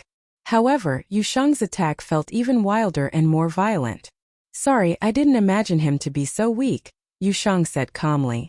Then he turned around and left. Chapter 277 Murderous Intent. Chapter 277 Murderous Intent. Looking at the burly figure who was walking down the battle platform step by step, everyone could feel their hearts twitching. Yushang was way too violent. He was actually almost a demon himself. He smashed Qin Yuan onto the ground in just one hit, causing him to lie there motionlessly. Is he really that weak? Qin Yuan was a direct descendant of the Qin dynasty, a grandson of the king. Therefore, he was undoubtedly gifted. However, looking at the scene right now, he was indeed very weak. The people from the Qin dynasty stared at Yushang's back firmly. Their faces looked as black as it could possibly get. After the 3 battles, the prestige of the Dongqing College was extinguished totally, as their members were defeated so easily. Every single battle had managed to shock everyone. At the moment on the battle platform, Qin Yuan's body twitched as he wanted to get up. Someone from the Qin dynasty then walked up and carried him away. That smash must have broken many of his bones. Such a power was just invincible. Even Kuashan from the college, who similarly had a very violent power, felt astonished as he watched Yushang walk back. With such power, Yushang was someone whom he could only look up to. Is this guy even a normal person? He was thinking that if Yushang had entered the Arcana plane, could he alone defeat the joint attack from the 4 Dongqing College cultivators on the previous day? Woodcutter of the cottage. Even though Yushang claimed that he was a woodcutter, his talents were certainly no weaker than Xiao Wuji. Many people sighed with emotion. The cottage was still the cottage. Anyone from it was as strong as, if not stronger than, the best geniuses of all the top forces in the Eastern Barren territory. After the 3 battle, the momentum of the Qin dynasty collapsed totally. Apart from anger, they also felt helpless. They could not do what Yi Futian and Yu Shang had done. Such battles could not be copied. How could they possibly ask Qian Shanmu or Qin Li to challenge ordinary disciples from the college? Hence, the people from the Dongqing College actually became quiet. Nobody continued the challenge anymore. Suddenly, someone walked onto the battle platform. He was Qi Ao, an exceptionally talented genius from the Futian Sword Clan First Summit. Seeing his appearance, a strange expression appeared on the faces of many. It seemed that apart from the two major colleges, the other forces also did not want to miss the contest this time. Finally, the geniuses from these forces started to go onto the stage. Qi Ao stated that he would challenge the disciples of the Sword Saint Mountain. These two forces had always been mutually antagonistic. Under such a circumstance, it was thus not surprising that the Futian Sword Clan would want to challenge the Sword Saint Mountain. Very soon, the glint and flash of cold steel filled the battle platform. A sharp aura permeated the entire place and the battle looked extremely dangerous. In the end, Qi Ao defeated a genius from the Sword Saint Mountain and emerged victorious. Then the Dongqing College actually changed its target to the Sword Saint Mountain as well, as if it was teaming up with the Futian Sword Clan to suppress the disciples of the Sword Saint Mountain. Together, they defeated many people from the Sword Saint Mountain. Everyone in the world knew that the Sword Saint established the Sword Saint Mountain after leaving the Book Mountain. Although he had founded his own force, he was still the eldest disciple of the cottage. Previously, when the conflict broke out outside the tripod tower of the Yin family, the Sword Saint Mountain also declared openly that it would support the cottage. Therefore, it was not unusual for the Dongqing College to target the Sword Saint Mountain. However, the fact that they did so with the Futian Sword Clan caused many to have additional thoughts. Did the Dongqing College create this false appearance deliberately? Or had the Dongqing College teamed up with the Futian Sword Clan as well? In the latter case, this new combined force would really be very powerful. The match continued. After the battles of Yi Futian and Yu Shang, the Dongqing College still participated actively in the contest, but their main target had changed to the Sword Saint Mountain. Disciples from the two major colleges still took a part in the fight, and they each had both wins and losses. Before anyone realized it, it was already evening. The cottage disciples had already left. They planned to leave on the next day. In today's battle, the cottage had already proven certain things. The Dongqing College was jointly established by two top forces, and it could obviously not be stopped. However, they were only bringing disgrace to themselves when they wanted to become famous by defeating the cottage. The contest on the second day finally ended. Even though all the major forces did participate in the event, it was more like a competition between the two colleges in reality. The people from various forces left one after another, and returned to the inns where they were staying at. After today's battles, the cottage disciple Yi Futian became famous.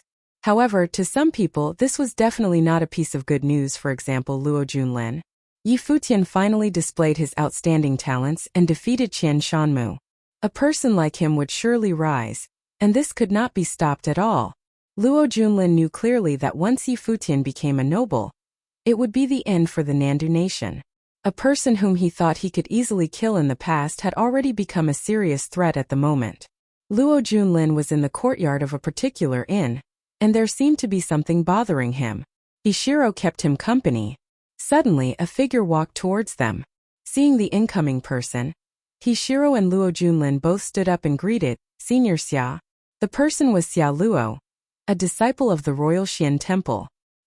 He was extremely gifted and a direct disciple of the First Lord. Among the many disciples, he was quite reputed. Moreover, he was a very nice person and all the other disciples respected him a lot. "The two of you are always together. When are you getting married?" Xia Luo asked, smiling. Hishiro blushed slightly and said, "Senior, not anytime soon." "Is it because Junior Luo does not want to be responsible?" Xia Luo said jokingly. Luo Junlin shook his head. "Senior Xia, I do want to marry her. Is there something bothering you?" Xia Luo looked at Luo Junlin. "Is it because of Yi Futian?" The whole Royal Xian Temple knew what happened a year ago. The resentment between Luo Junlin and Yi Futian was not a secret. Luo Junlin did not say anything, but he did seem to have admitted it. Yi Futian is indeed an absolute genius. He relied on the noble ritual implement today, but with the talent that he displayed, he may still be able to beat Qian Shanmu with music if they are at the same level. Furthermore, his martial arts abilities, Xia Luo sighed. These are only what we have seen. On the battle platform today, Yi Futian did not show us everything that he has, for example his full element talent, his life spirit and dharma. Xia Luo's words caused Luo Junlin and Hishiro to frown firmly as they felt an immense pressure envelop them. I came here to remind Junlin. You must cultivate hard. Otherwise, in the future, should Yi Futian really deal with your family, the Royal Xian Temple cannot participate, or else the cottage can take part as well, Xia Luo continued. Junlin, you are very talented, and there is still a chance that you may win Yi Futian. Count this as a challenge for yourself. Today Yi Futian was so arrogant. In addition, there has been so much accumulated resentment between him and the Qin dynasty and the Donghua clan. I'm sure these two forces will not let him off easily, Hishiro said. Of course, the Qin dynasty and the Donghua clan want Yi Futian dead. However, it is not that simple.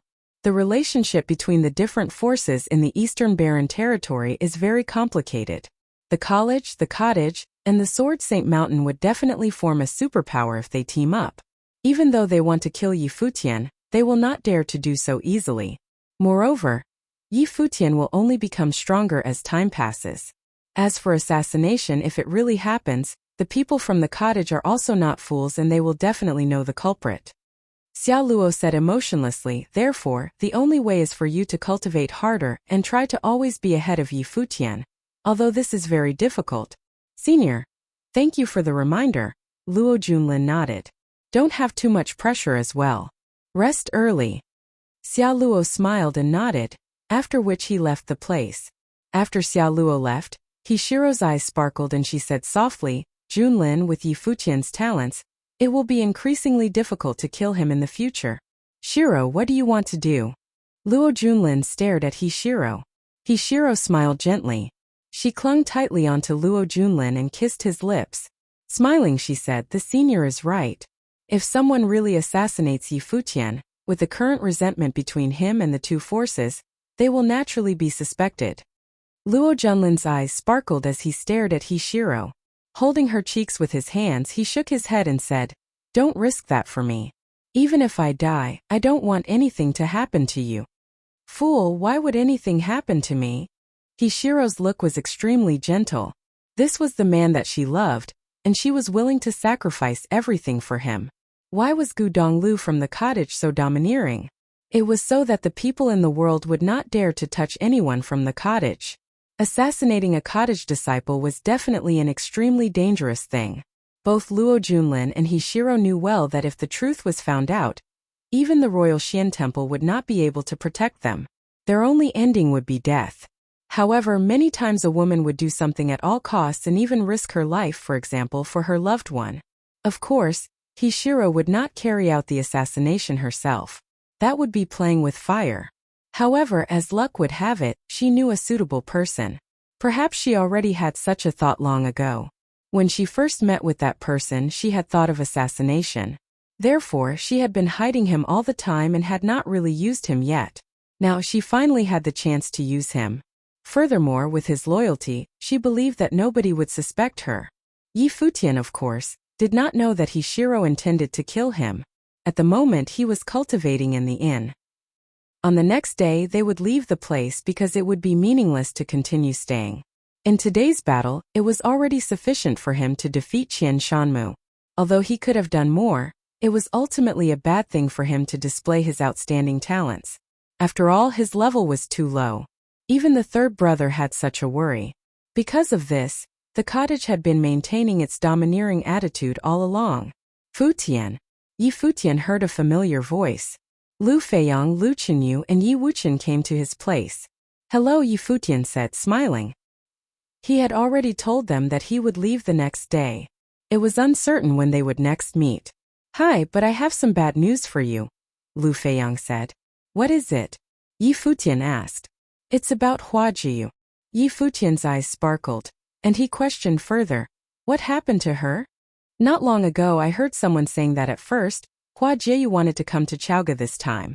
However, she ended up in a conflict with the Virgin of the Moon clan and did not come in the end, Lu Feiyong said. Yi Futian frowned. He had been puzzled as to why Jieyu did not come to Chaoga even though she knew that he would be here. Turned out that there was actually really a reason. In addition, when she asked her senior to pass the message to Yi Futian, she deliberately did not mention the exact reason. Maybe it was because she did not want him to worry too much. Chapter 278 Sacrificial Lamb. Chapter 278. Sacrificial Lamb. Notwithstanding the deliberate deceit, Yi Futian could feel that the senior of Jieyu meant no harm. Hence, Jieyu's situation should not be too worrying after all. Perhaps there had been some conflicts between her and Chu Yaoyao only. Thinking about this, Yi Futian seemed to start pondering about something. Then he said, "How about we ask the ladies from the Moon clan out and have a chat?" With a faint smile on his face, Lu Feiyong looked at Yi Futian and said, "We're fine with it, as long as you are not worried that Jieyu will be unhappy after knowing it." Ha! Yi Futian glanced at Lu Feiyong with a disgusted look. Was he even the like of man who was afraid of his girlfriend? Obviously not. "Let's go.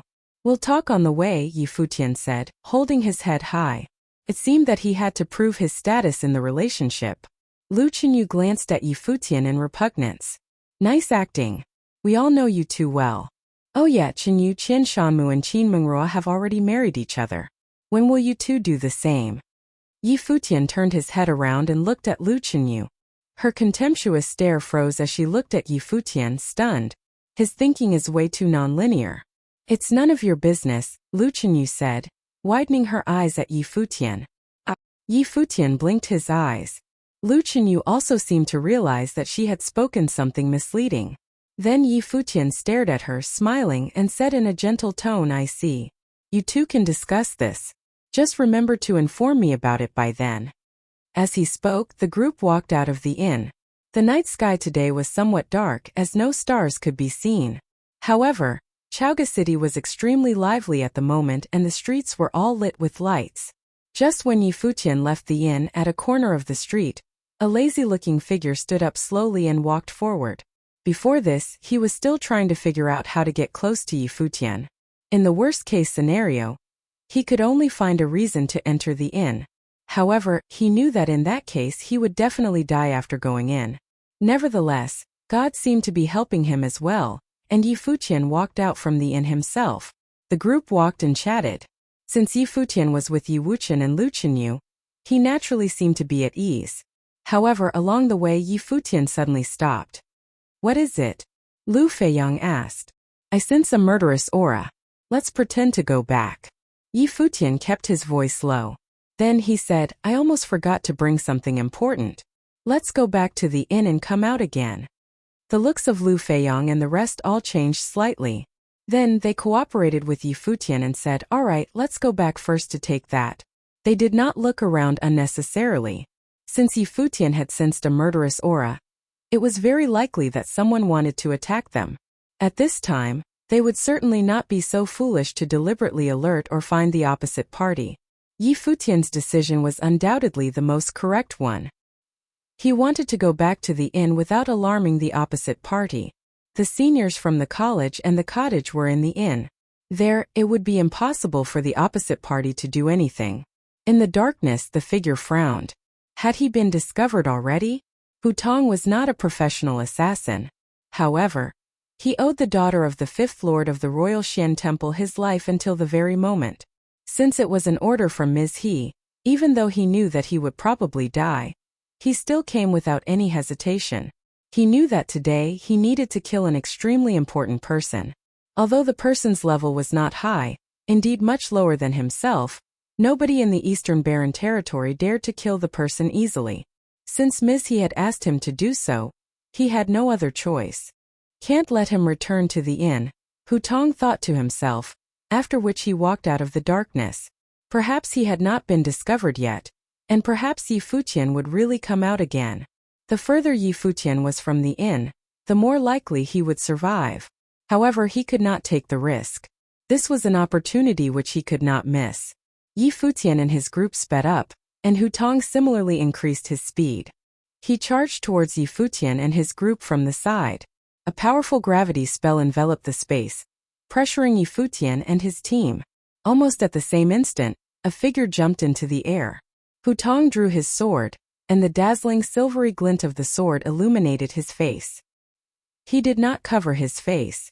To the top forces from the Eastern Barren Territory, he was merely an insignificant person. Nobody would recognize him. He came here to assassinate. If he did cover his face, he would be showing everyone else that he was an assassin. However, unexpectedly he was still discovered. Although he was not professional, who exactly was so sensitive? Prison.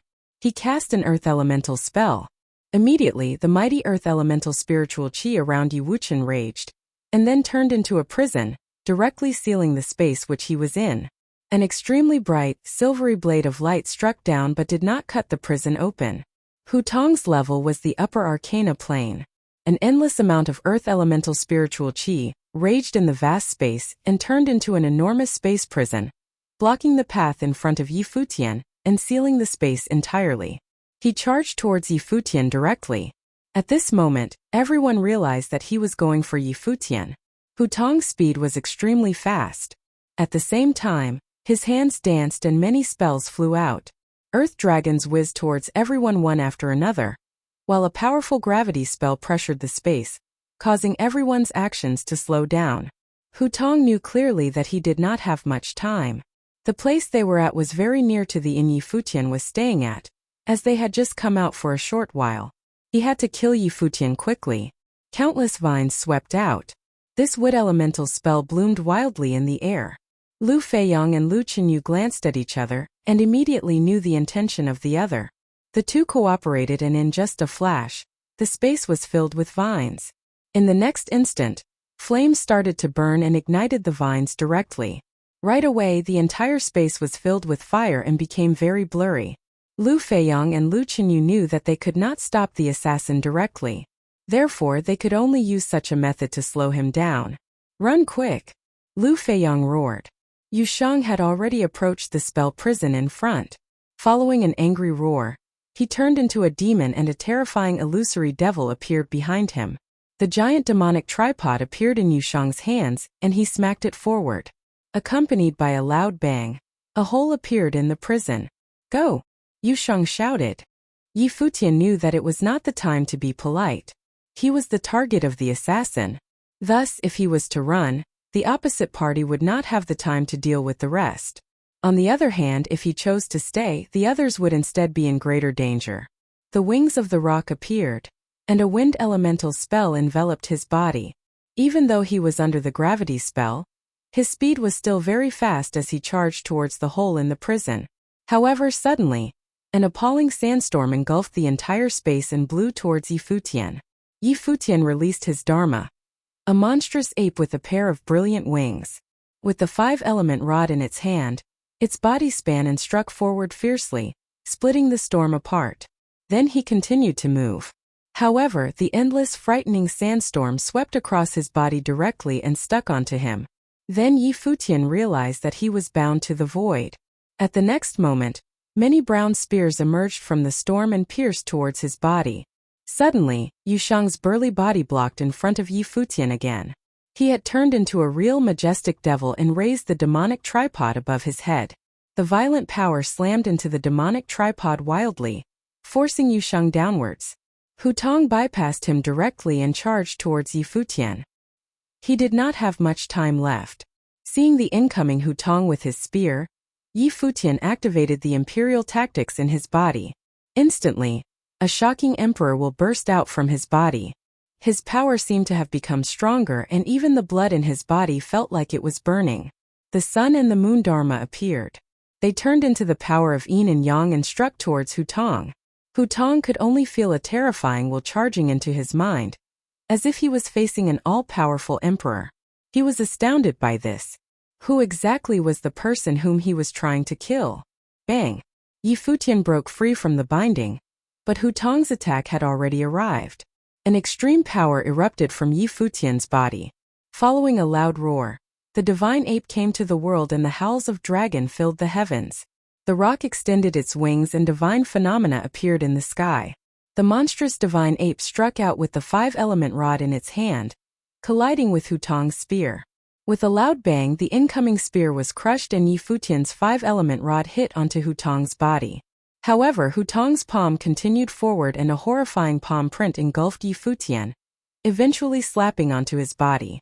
Accompanied by 2 loud bangs, Yi Futian was blown backward, and he spat a mouthful of blood. Hutong similarly spat much blood and only felt, to his astonishment, that even his organs were rolling about. Did a Dharma plane cultivator actually just injure him? This was really incredible. Just as he was thinking, Yu Sheng fell from the sky and smashed towards at him with the demonic tripod, as if he was a demon himself. Yi Wuxian similarly struck at him with his sharp sword. Around them, more and more people started to move closer. Hutong's face became as white as a sheet. He knew that he had failed. He no longer had any chance to kill Yi Futian. The strike just now was his best opportunity. Bang!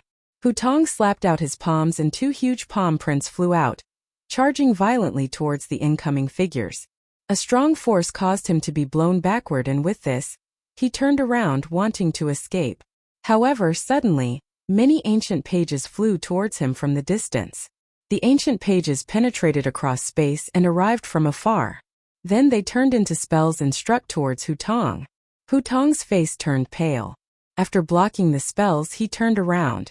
Immediately, he saw a figure walking towards him in the air and staring at him with an extremely cold look. Shuiyi had arrived. "Who sent you here?" Shuiyi usually liked to joke around, but at the moment his eyes were only filled with a cold murderous look, as if he was from the netherworld. There was actually a person who tried to assassinate a cottage disciple. This was sufficient to make him feel cold throughout his body. He did not know who the person in front was. Since he dared to assassinate a cottage disciple, he was definitely sent here by someone. Hutong glanced at Shuiyi. He obviously knew what would happen to him.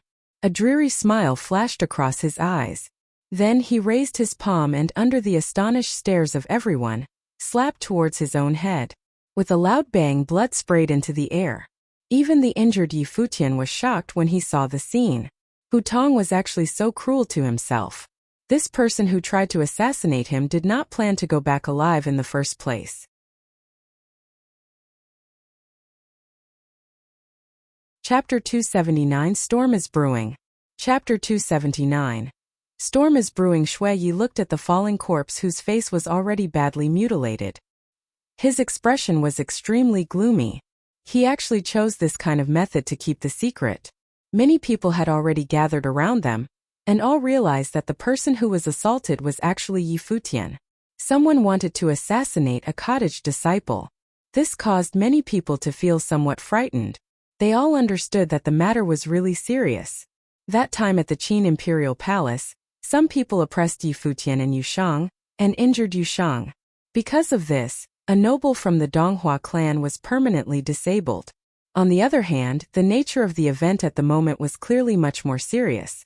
This was an attempted assassination. In the first place, the person wanted Yi Futian dead. Regardless of whether it was successful or not, the severity of the matter would not change. If this was instructed by another top force, there would definitely be a great bloodshed. Many people could not help thinking about the event that happened earlier in the day.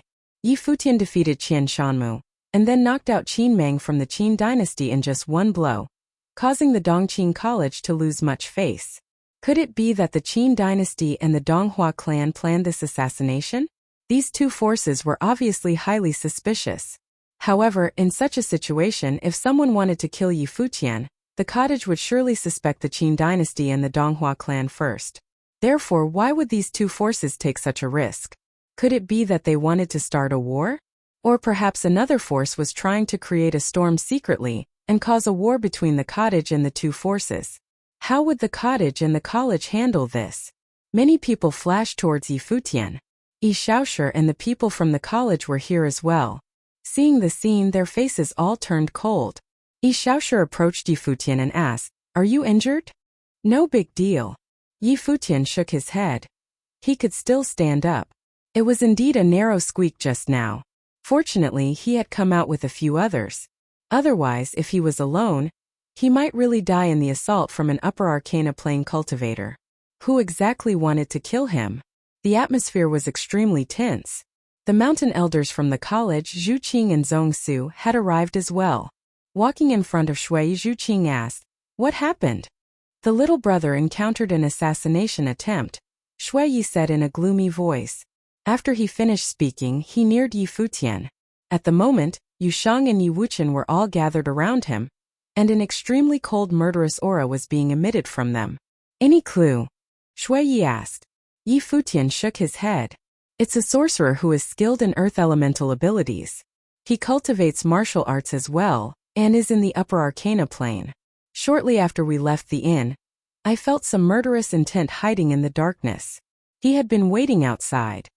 "Who do you suspect the most?" Shui Yi asked. Yi Futian pondered for a while, after which he shook his head. Without further clues, nobody would know who planned the assassination.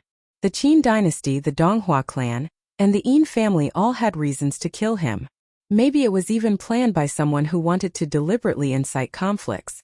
It was even possible that the royal Xian temple did this, as Luo Junlin and he were implacable enemies. With Luo Junlin's level, he would probably not be able to send an assassin like this, unless a noble gave the order. However, the nobles from the royal Xian temple had no reasons to do so. Nevertheless, Luo Junlin's girlfriend had an extraordinary status.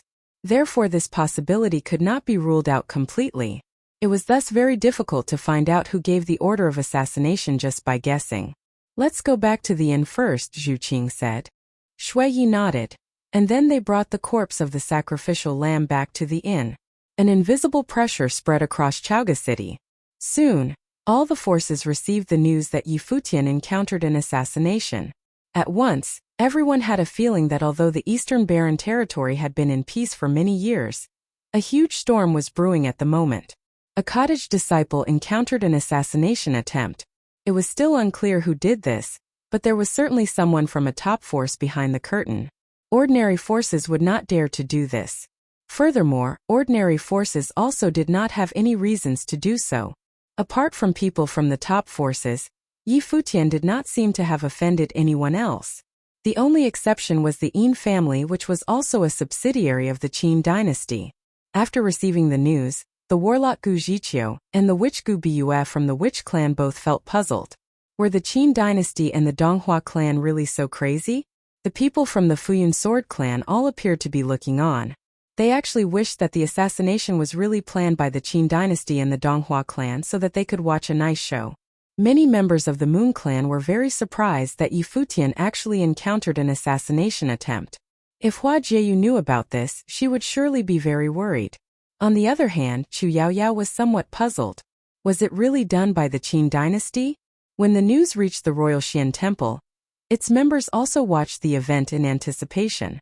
Obviously, they did not give the order. At the moment, many disciples of the Royal Xian Temple were gathered together, discussing the event. Hishiro tried her best to control her emotions. Then she returned to her residence alone and her face turned pale. Did it fail? The assassination attempt actually failed. Furthermore, in such a short time the event had already caused a great disturbance. It was obvious that Chaoga City would certainly not be peaceful in the next period of time. Would she be suspected? She believed it would not.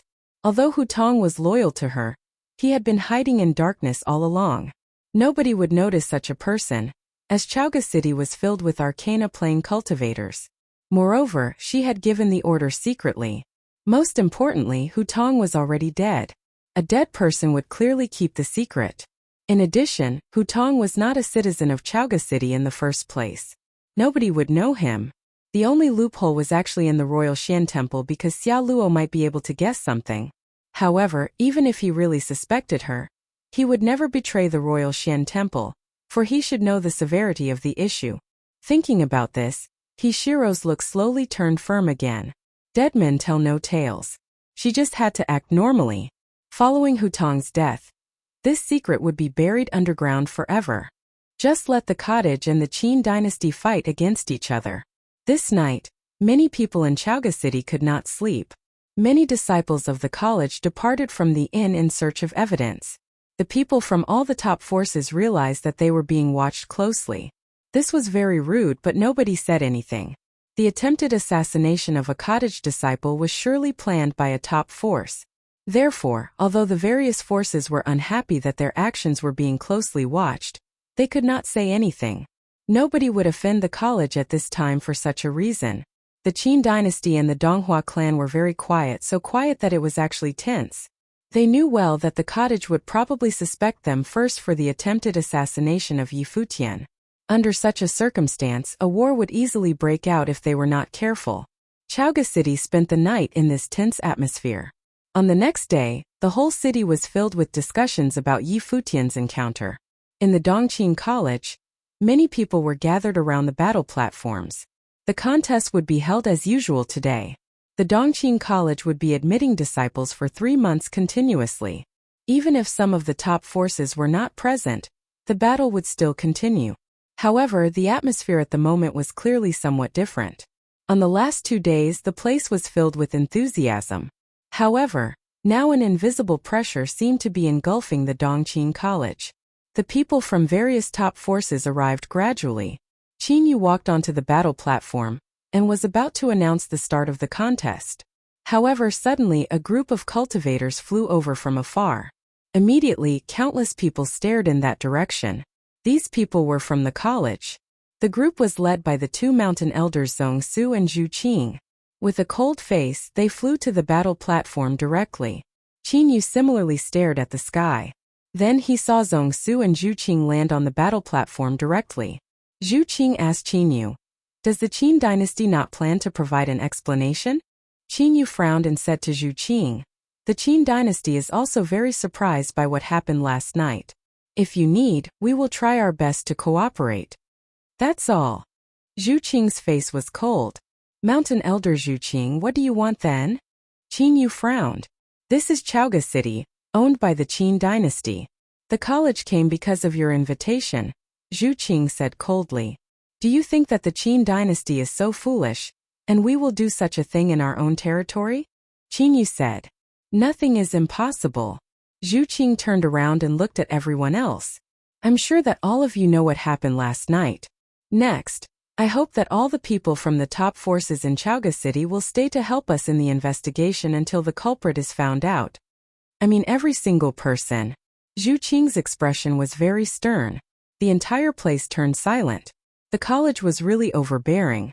They were not allowing anyone from the top forces to leave Chaoga City. "Isn't this too much?"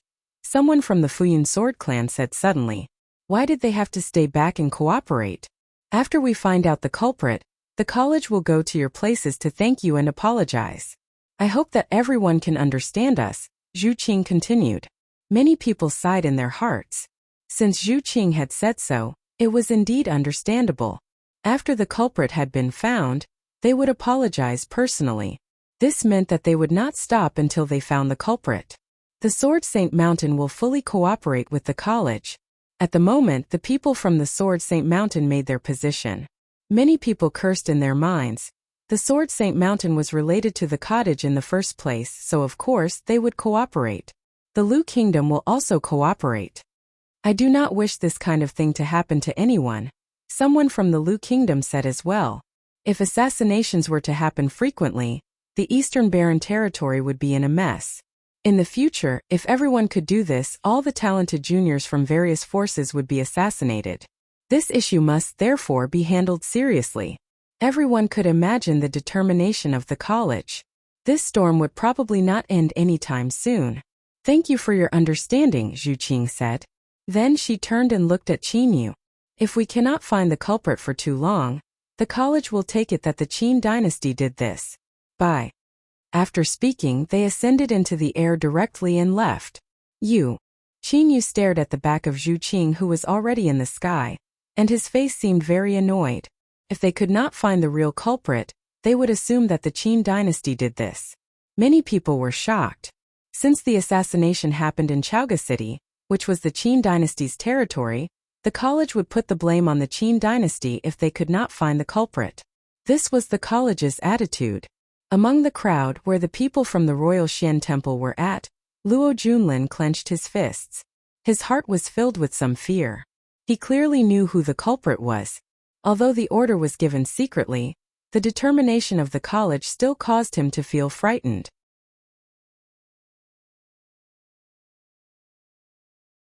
Chapter 280 Second Sister Down the Mountain. Chapter 280. Second Sister Down the Mountain. The contest in the Dongqing College continued as usual. However, nobody was in the mood anymore, and the atmosphere in the last 2 days had totally vanished. Furthermore, the college and the cottage no longer participated. It was as if the momentum of the contest held by the Dongqing College was completely destroyed because of the attempted assassination of Yi Futian. Many people could not help thinking about the events that happened recently. The Qin dynasty and the Donghua clan were allied through marriage, and the Dongqing College officially opened. Lu Nantian challenged Gu Donglu. Many grand events were held in Chaoga City. For a while, the Qin dynasty and the Donghua clan looked very glorious. However, Gu Donglu defeated Lu Nantian, while Yi Futian defeated Qian Shanmu. During the contest, the college and the cottage attracted the attention of Chaoga City again. At the moment, everyone in Chaoga City was guessing who exactly planned Yi Futian's assassination. Could the truth be found out? If not, the college would assume that the Qin dynasty did this. In that case, would these two top forces start a war? The atmosphere in Chaoga City remained tense. It was said that the disciples of the top forces were not just being watched closely. Moreover, the college even started to investigate the people whom they had contact with. Immediately, Chaoga City was filled with panic. Many top forces were very unhappy about this, and some even made criticisms openly. However, the college did not bother about these. Their only aim at the moment was to find the culprit. Of course, while the people from the top forces were unhappy about it, they did not allow any of their disciples to leave. How could they not take into account the college's attitude? They did not plan the assassination in the first place. If they really left, the college would certainly suspect them. The people from various forces could clearly see the determination of the college. As for Hishiro, she did not dare to leave even more. She was clearly not so foolish as to actively make the college notice her. Another day passed. According to someone, the people from the college had been going down the mountain one after another, and many had already arrived at Chaoga City. In the inn where the cottage disciples were at, a pretty figure walked over quietly. She seemed as light as a fairy and was wearing a white shirt and a long dress. Her black hair fell gently behind her back like a waterfall. When she walked, her steps were very light, as if she did not have any weight. Sister.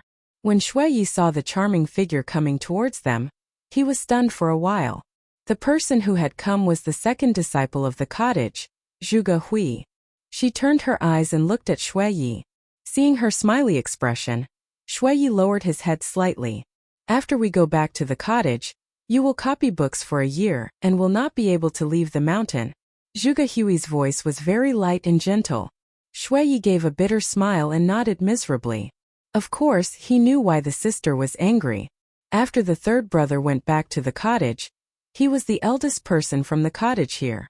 The little brother experienced such a thing and was almost killed. As a senior, he was of course responsible. Sister. Second sister. Yi Xiaoshi and Yi Futian also walked over, and were both surprised by the arrival of the second sister. Yi Xiaoshi was particularly shocked. Since he entered the cottage, the second sister had never left the mountain. This was the first time. Little brother, how's your injury? Zhuge Hui walked forward and looked at Yi Futian. Sister, it's no big deal. Moreover, even if I am injured, I will recover when I see you, Yi Futian said, smiling. This incident has nothing to do with the fourth brother. Sister, don't blame him. You little one. Zhuge Hui said. He was with you, and yet such a thing happened to you. It's already a light punishment to forbid him from leaving the mountain for a year. Now, do you have any idea as to what happened? No. Yi Futian shook his head. I have caused you to worry. Xiaoshi, tell me what has happened these few days, Zhuge Hui said, looking at Yi Xiaoshi. Then she walked to the side and sat down. The other few disciples of the cottage all stayed beside her obediently. The commanding nature of the second sister was very obvious. In the cottage she could decide on everything. At the moment it was the first time that she really went down the mountain. Yi Xiaoshi told her about the things that had happened, including the response from the college.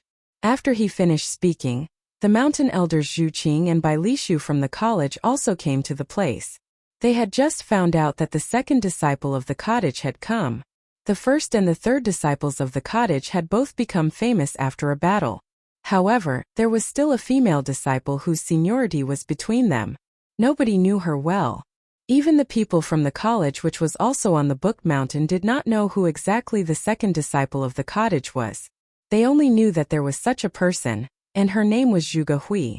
There were no legends about her in the Eastern Barren territory. However, because of Yi Futian's attempted assassination this time, the second disciple of the cottage went down the mountain instead of Gu Donglu.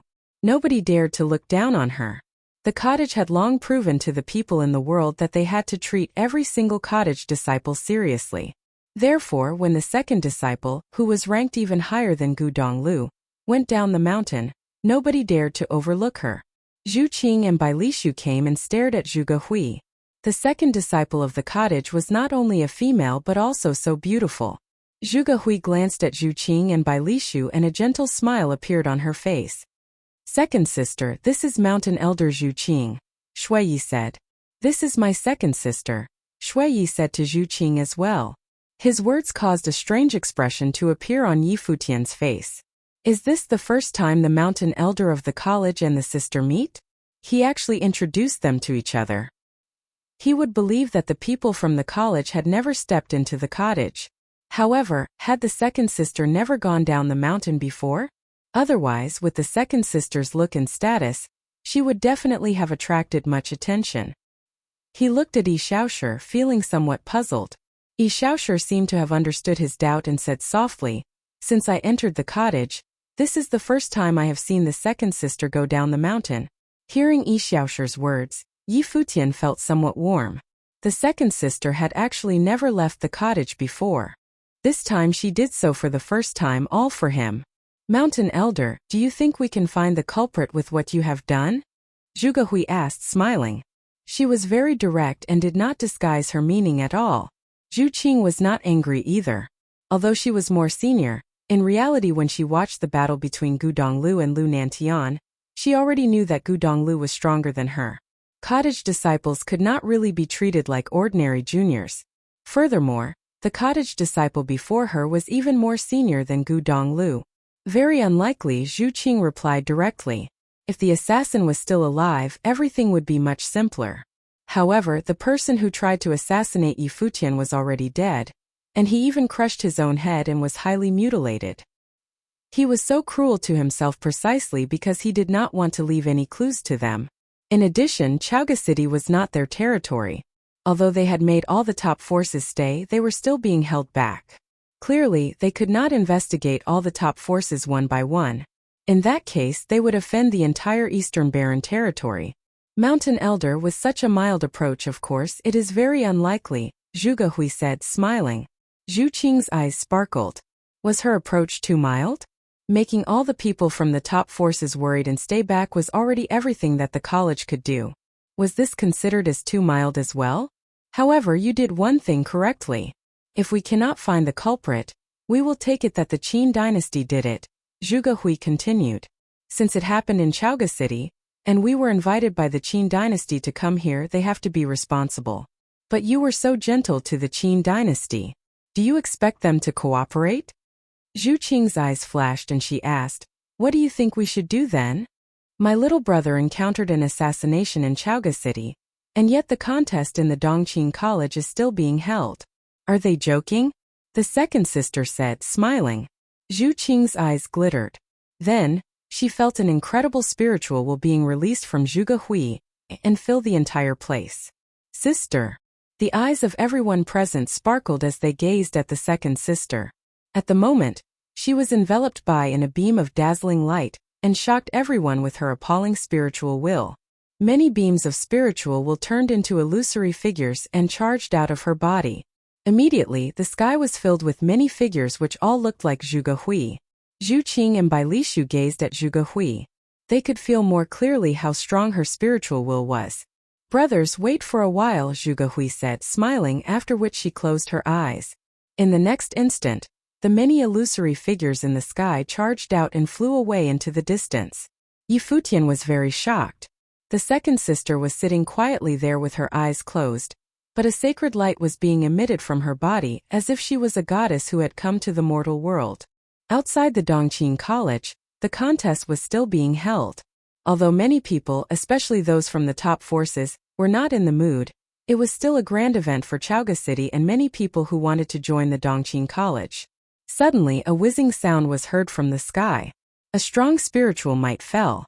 At the next moment, everyone saw a group of people flying over. They ignored the ongoing contest and appeared in the sky above everyone directly.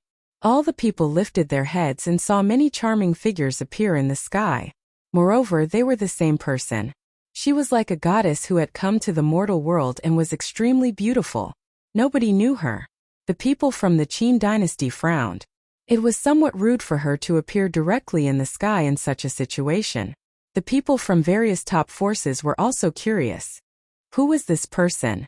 Suddenly, the figures turned into many brilliant streamers and shot downwards like meteors. Qin Yu seemed to have realized something. He gave a cold humph and said, "How dare you?" Just as he finished speaking, he stepped forward. Apart from him, many cultivators from the Dongqing College also stepped forward simultaneously. However, they were still too slow. At the moment, the 4 battle platforms were all occupied. The people on the platforms raised their heads and looked at the incoming streamers in astonishment. The charming figures were falling down like meteors. Bang bang bang. Many loud noises erupted as the people on the battle platforms were blown backward directly. Then the platforms were crushed to pieces. Many nobles arrived at the place and looked coldly at the destroyed platforms. Bang.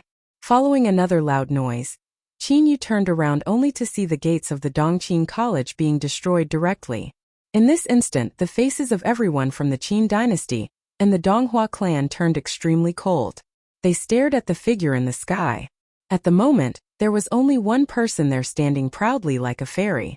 All the people from the top forces were astounded. Who was this lady? Who are you? Qin Yu asked in a very cold tone. The contest of the Dongqing College ends here. Within 7 days, if you cannot find the culprit behind my little brother's attempted assassination, the cottage will take over Chaoga City. By then, the Dongqing College will of course no longer need to exist. After she finished speaking, she dissipated in the air. At this instant, everyone's heart trembled fiercely.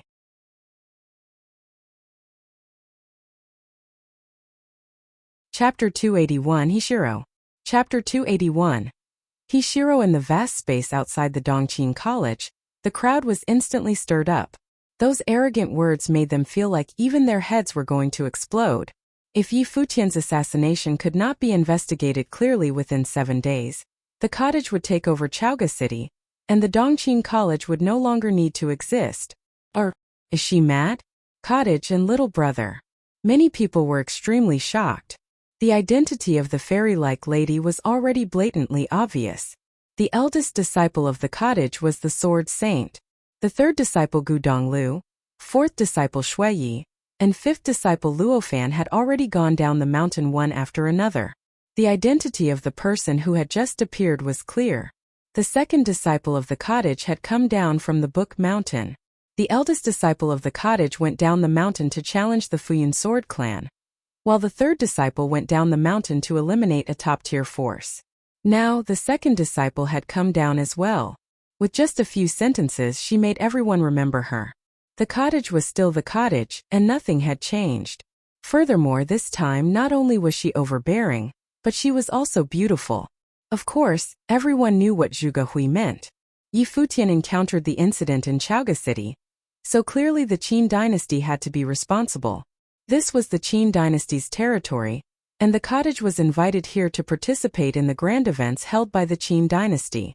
Her little brother was almost assassinated, and the Qin dynasty was still holding the contest here. Did they even bother about the incident? Did they bother about the cottage? At the moment, the assassin was already dead. If there was even someone who could find the culprit, it had to be the Qin dynasty. If they could not, the cottage would take over Chaoga City to continue the investigation. Such a domineering attitude meant that if the culprit behind Yi Futian's assassination was not found, the cottage would turn Chaoga City upside down. The words from the second disciple represented the will and determination of the cottage. Nobody could assassinate a cottage disciple. The culprit behind the incident this time must be caught at all costs. Otherwise, it might happen again in the future. The charming figure had already vanished, but everyone was still gazing at the sky. They knew that it was not her real body but rather made from spiritual will. This was certainly a very astonishing method. Before she even arrived, her will already reached the Qin dynasty and said those words. The cottage was thus both hated and respected by everyone. However, in the depth of their hearts, everyone hoped that they could cultivate in such a place. "Why don't I have a senior like this?" Lu Feiyang said, sounding depressed. "Chenyu, do you think I should ask Yi Futian if the cottage is still admitting disciples?" Lu Chenyu rolled her eyes at Lu Feiyang and said with total contempt, "You? Forget about it. What kind of place was the cottage? Till now there were only 8 disciples. Hey, what's that look?" Lu Feiyang said, noticing the contemptuous look from his sister. "Is she even my real sister?" Among the crowd from the Moon Clan, Chu Yaoyao seemed very lost. By looking at appearance alone, she, as the Virgin of the Moon Clan, was naturally as good as the lady that had just appeared. However, the lady was the second disciple of the cottage. Her arrival was sufficient to make everyone else pale into insignificance. Chu Yaoyao could imagine that if she, the Virgin of the Moon Clan, was beside the second disciple of the cottage, her aura would be destroyed instantly. An intense desire filled the eyes of Chu Yaoyao. Every lady would hope that her power would match her appearance. Only then could she be called unparalleled. She was Yi Futian's senior, and she came for Yi Futian. In the direction where the people from the Royal Xian Temple were at, Hishiro's body trembled slightly and her face turned pale. She lowered her head gently, not wanting the others to notice her state of mind. She had always been very confident about the plan. Whether it succeeded or failed, she believed that nobody would suspect her. That was because everything was carried out secretly. Nobody here knew Hu Tong's real identity. To the various top forces, he was only an insignificant figure. However, at the moment Hishiro was somewhat shaken. She knew well that as long as something was done, there would surely be traces left behind, and there would be loopholes. The crucial thing was whether they had the abilities and determination to find out. The arrival of the second disciple of the cottage made her see this determination. She suddenly realized that she was not as confident as she once thought. At the moment she was somewhat scared. Was there really something that could remain hidden forever? After their astonishment, everyone looked at the group from the Dongqing College and stared at Qinyu. The second disciple of the cottage was so overbearing. What would the Qin dynasty do? Zhuge Hui straightforwardly announced that the contest in the Dongqing College would end right now. Obviously, she was unhappy about the Qin dynasty's attitude. Qinyu stood there and was very quiet as if he was thinking. After a while he scanned everyone and said, "She's right. The Qin dynasty is indeed responsible that such a thing happened in Chaoga City. Hence, we will cooperate with the cottage to find the culprit. After 7 days the contest will resume." After speaking, Qinyu turned around and left. The entire place was stirred up once again. Did Qinyu, the prince of the Qin dynasty, actually compromise? This was really crazy. Was Qinyu afraid of the second disciple of the cottage that just appeared? Although the second disciple of the cottage had come here for a just reason, the opposite party was the Qin dynasty and the Donghua clan after all. Qinyu's compromise was still very unexpected and puzzling. This did not seem like the Qin dynasty's style at all. The two top forces allied and established the Dongqing College together in order to fight against the college and the cottage. Therefore, the compromise this time would make them look weaker in comparison. At the moment, Qinyu was walking towards the interior of the Dongqing College. The people from the Dongqing College were also staring at him. They were extremely unhappy, but since Qinyu had said so, the contest could only end. Everyone stepped out one after another and walked towards the Dongqing College. When Qinyu reached the gates of the Dongqing College, he suddenly stopped. The destroyed gates were particularly glaring. Looking at the scene in front of him, a mocking smile flashed across his face. Then, he continued walking and stepped into the Dongqing College. Chaoga City was shocked by the words of Zhuge Hui. Countless people started discussing the second disciple of the cottage. For a while, Zhuge Hui became the spotlight of Chaoga City. Everyone was guessing how strong the second disciple of the cottage was. From her words, she should be no weaker than the third disciple, Gu Donglu. When the news spread to the inn, Shui Yi sighed with emotion. Even after leaving the mountain, the sister was still so fierce. However, it was the Qin dynasty who faced her this time. After hearing the news, Mountain Elder Zhu Qing was stunned for a long while and sighed uncontrollably. Later waves are stronger and higher than the former. At the moment, the world was already dominated by the younger generation. She thought that her actions were already sufficiently overbearing. However, when the second disciple of the cottage came from the mountain, her mere few words already made Zhu Qing speechless. In comparison, her response was indeed too mild. Chaoga City became tenser because of Zhuge Hui's words. The Qin dynasty also started to investigate the incident. They even started asking the various top forces where all their disciples had been, and whom they had had contact with on the day of the assassination attempt. Of course, all the investigations were being carried out secretly and not openly. Otherwise, it would cause all the top forces to lose their faces. Moreover, everyone saw the entire event. Although the Qin dynasty was investigating and the top forces were unhappy about it, they could not blame the Qin dynasty. Everyone saw the domineering attitude of the cottage for themselves. Apart from the Qin dynasty, the college was also busy carrying out the investigation. An invisible pressure engulfed the entire Chaoga city, especially the region around the Dongqing College. Very soon another 3 days passed. In these 3 days, the contest in the Dongqing College was cancelled, but the people from the top forces could not leave, and they were very unhappy. However, they also wanted to see what this incident would eventually evolve into. At the moment, in a famous restaurant, many people from the top forces were drinking. At the same time, they were paying close attention to the progress of the situation. Suddenly, someone said in a sarcastic tone, "The Qin dynasty is really working hard for this. The Qin dynasty is indeed responsible for this incident. If they don't find out the real culprit, they are highly suspicious themselves." From what the second disciple of the cottage said, if they don't find the culprit in 7 days, there will probably be a fight. Even the Qin dynasty is not ready for a real war.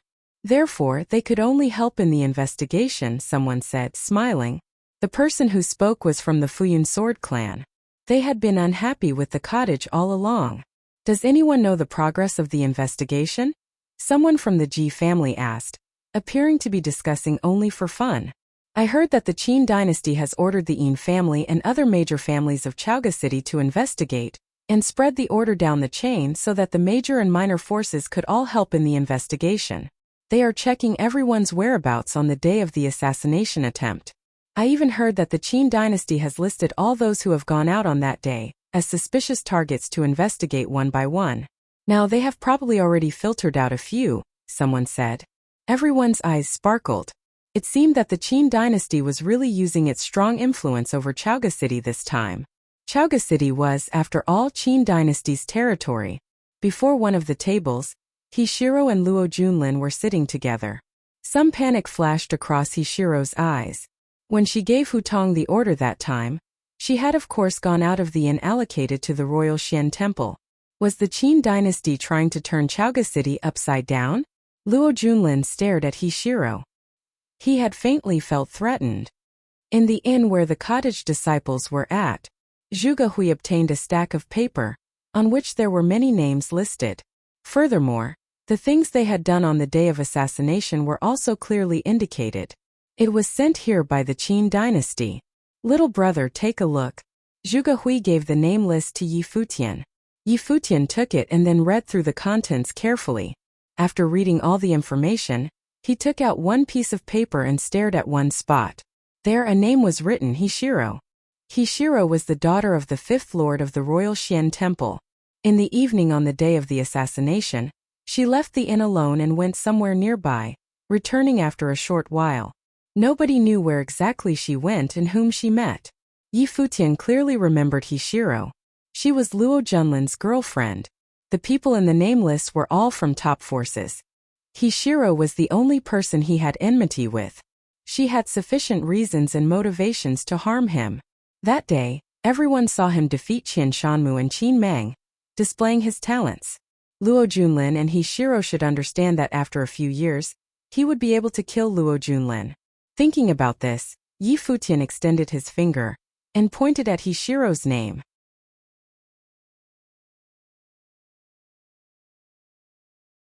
Chapter 282. Arrival of the Fifth Lord. Chapter 282. Arrival of the Fifth Lord Royal Xian Temple Hishiro. Zhuge Hui looked at where Futian was pointing at and asked, "Little brother, you suspect her?" Futian told Zhuge Hui about some of the things that had happened in the Kangyi Kingdom during that time. Then he said, "Second sister, I can't be sure either. Furthermore, this name list is provided by the Qin dynasty. I can only say that there is quite a high probability that she did this." Zhuge Hui nodded. Obviously, she also knew that if the assassination was really planned by the Qin dynasty, they would try to lead the cottage towards a wrong direction.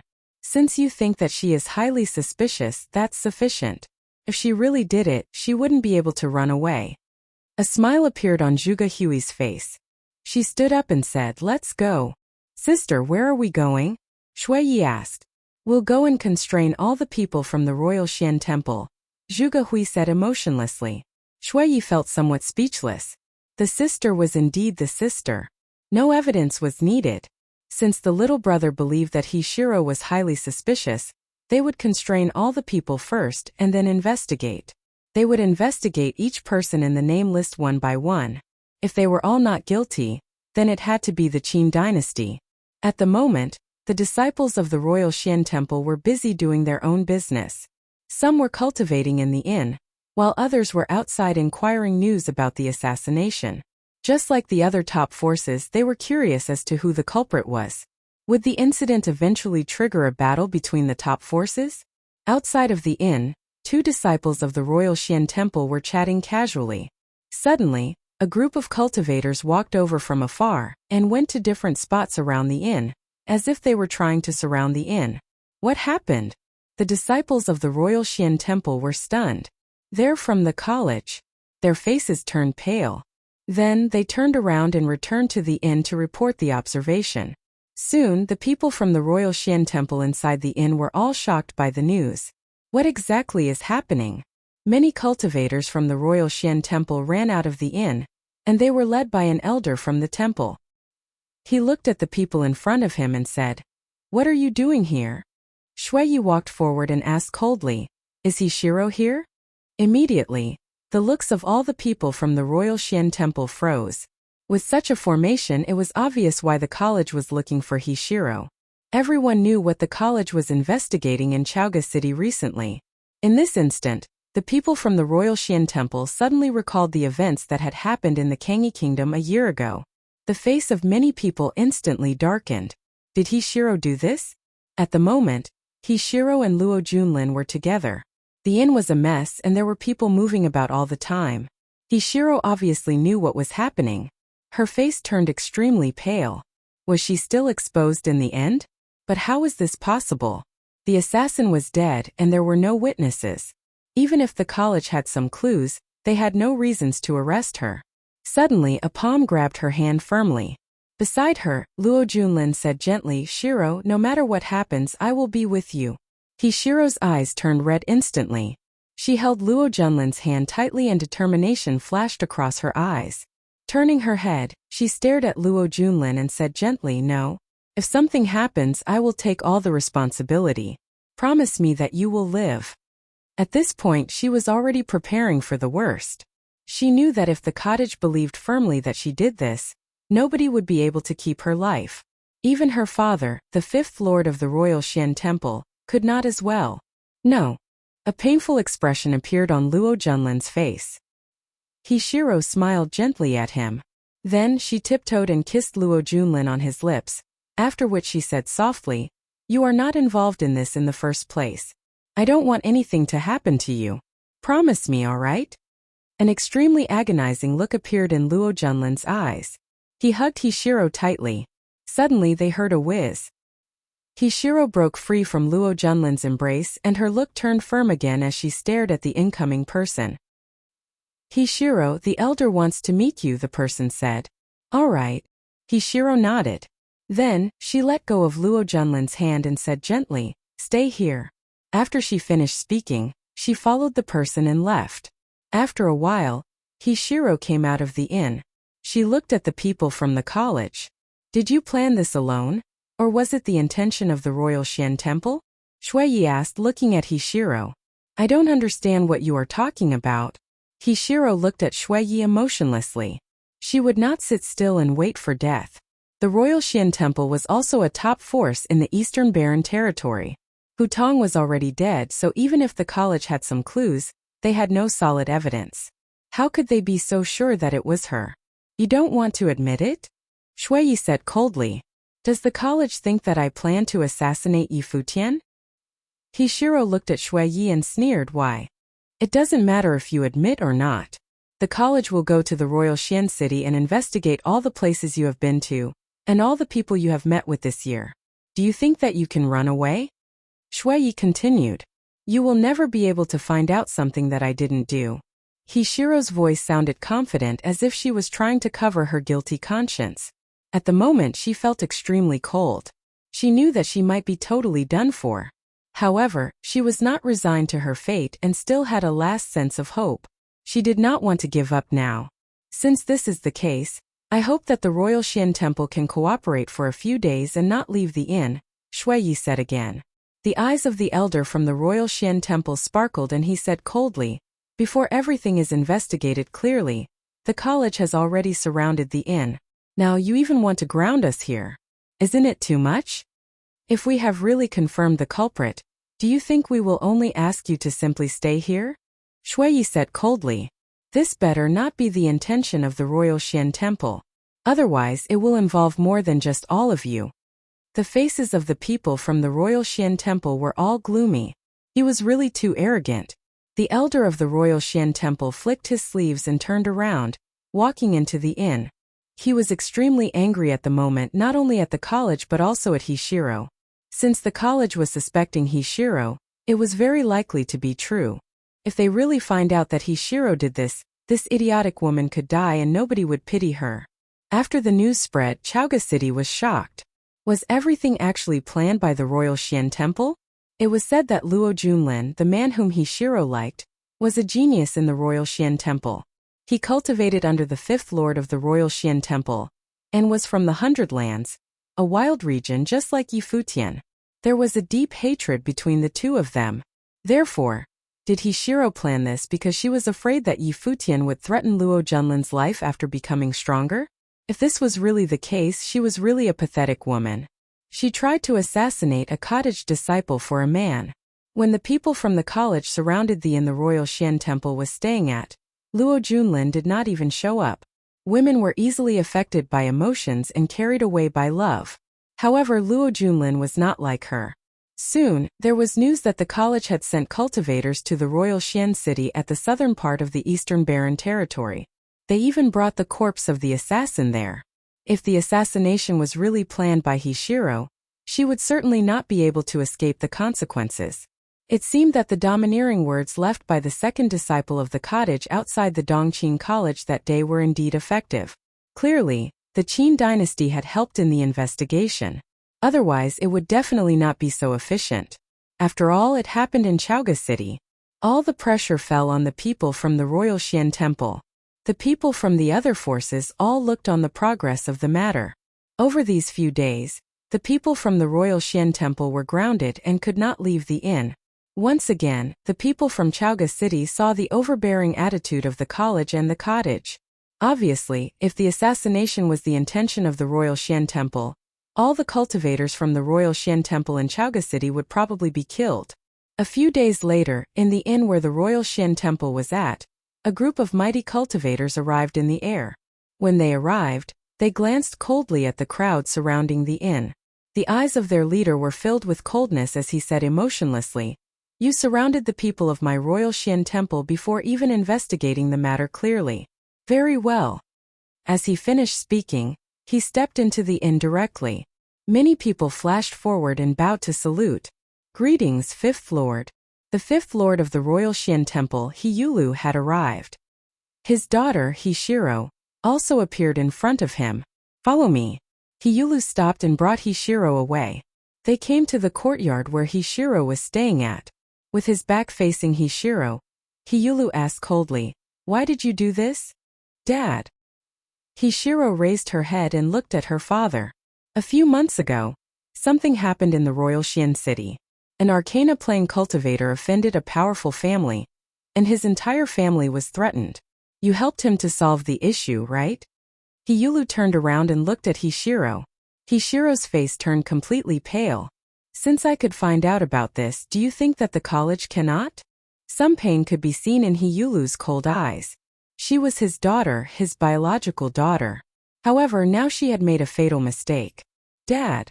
Hishiro's eyes turned totally red. She knew that she could hide it no more. Hiyulu looked at his daughter and his heart also softened. He sighed. I have already settled Hutong's family. But it is very difficult to conceal the truth from the college. Shiro, why did you do this?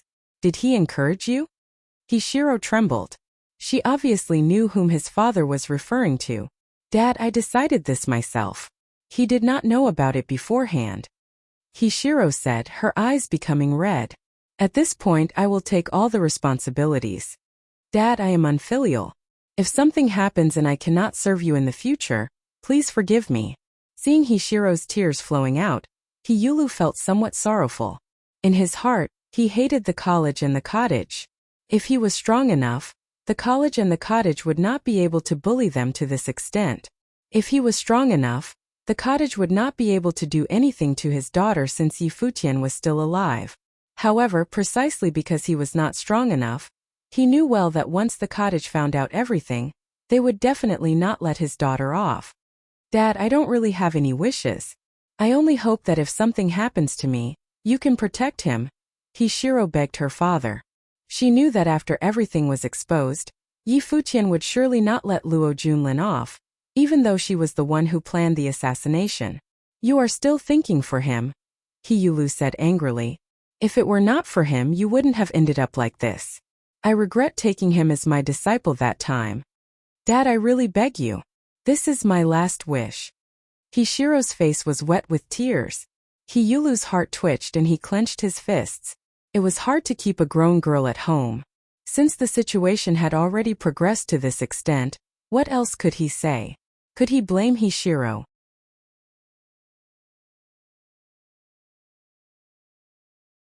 Chapter 283 Shiro's Death. Chapter 283. Shiro's death. A group walked in the air above the inn that the college stayed at, then descended. Those who went to investigate the royal Xian city had come back too. They brought the results with them.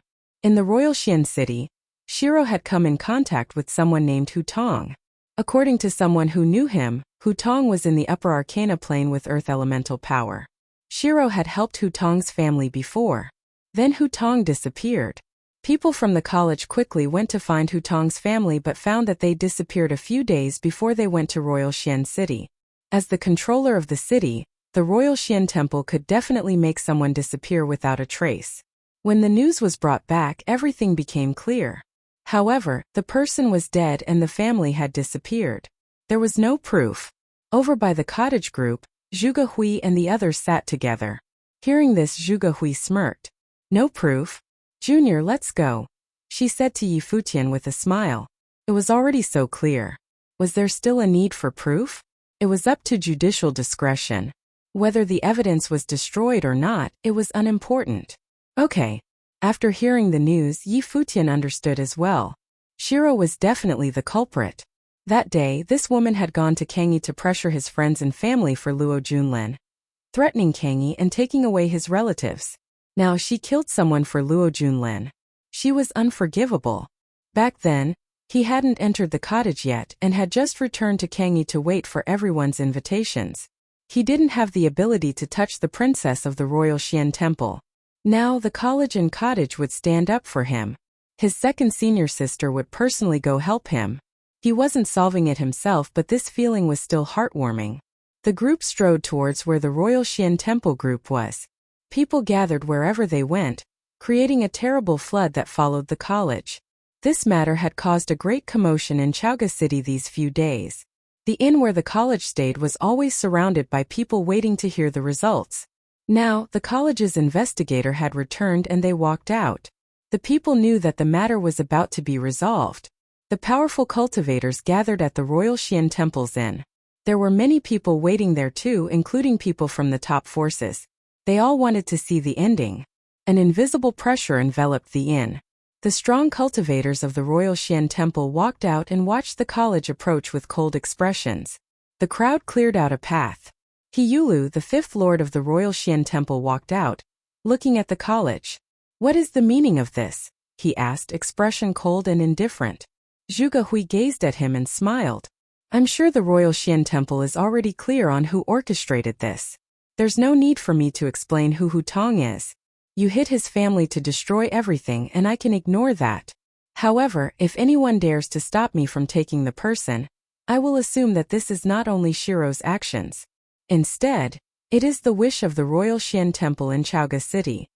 Zhuge Hui's voice grew cold as she spoke. "If that is the case, none of you will be able to leave." She didn't want to debate with the Royal Xian Temple. The cottage had their own rules. Family would be untouched.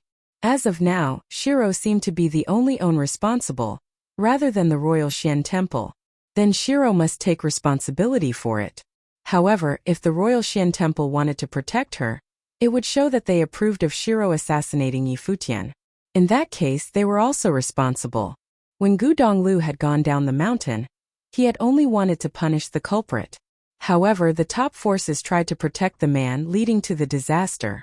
Thinking of this, the people of the Royal Xian Temple grew uncomfortable. They were embarrassed by Zhuge Hui's threat, and also furious for being involved because of Shiro's stupid actions. If not for the stupid woman, would this be happening? Now that the fifth lord was here, was he planning on protecting his daughter? If so, they believed the second disciple of the cottage would really do what she said. It wasn't as if the cottage had never done that before. Even the strong cultivators gazed at Hiyulu. Was he still not willing to turn his back on his family? Was he going to make everyone pay for Hishiro's stupidity? Everyone around them was shaken. They looked at the fairy-like woman. The second disciple of the cottage was so powerful. If anyone stopped her, no one from the Royal Xian Temple would be allowed to leave. She didn't even care if the fifth lord was before her. Hiyulu did not know what to do and didn't reply. He knew his daughter had made a grave mistake. She could be as stubborn as she wished, but she definitely should not try to assassinate a cottage disciple. But she was still his daughter. One could imagine how it must feel to give his own daughter up. Right now, he was full of fury and hatred towards the cottage. Just then, the Royal Xian Temple voluntarily moved aside. Two more figures walked over. At that moment, countless gazes fell on the one in front. It was Hishiro. Right now she looked frail. However, her eyes were still cool and indignant as she looked coldly at the cottage. These people were here to force her to die. "I sent the man," Shiro said, halting. She admitted it. With how things were, would the cottage give up if she denied it? Of course not. Shiro stared coldly at Zhuge Hui. So she's the second disciple of the cottage. She was so domineering in how she bullied Shiro. Months ago I saved Hu Tong's family, making him owe his life to me. I already started having these thoughts. Later, Hu Tong followed me and worked for me until he failed the assassination, Shiro recounted calmly. I am the only one responsible for everything. What did I do to you? Yi Futian asked. Had she been planning his death since months ago?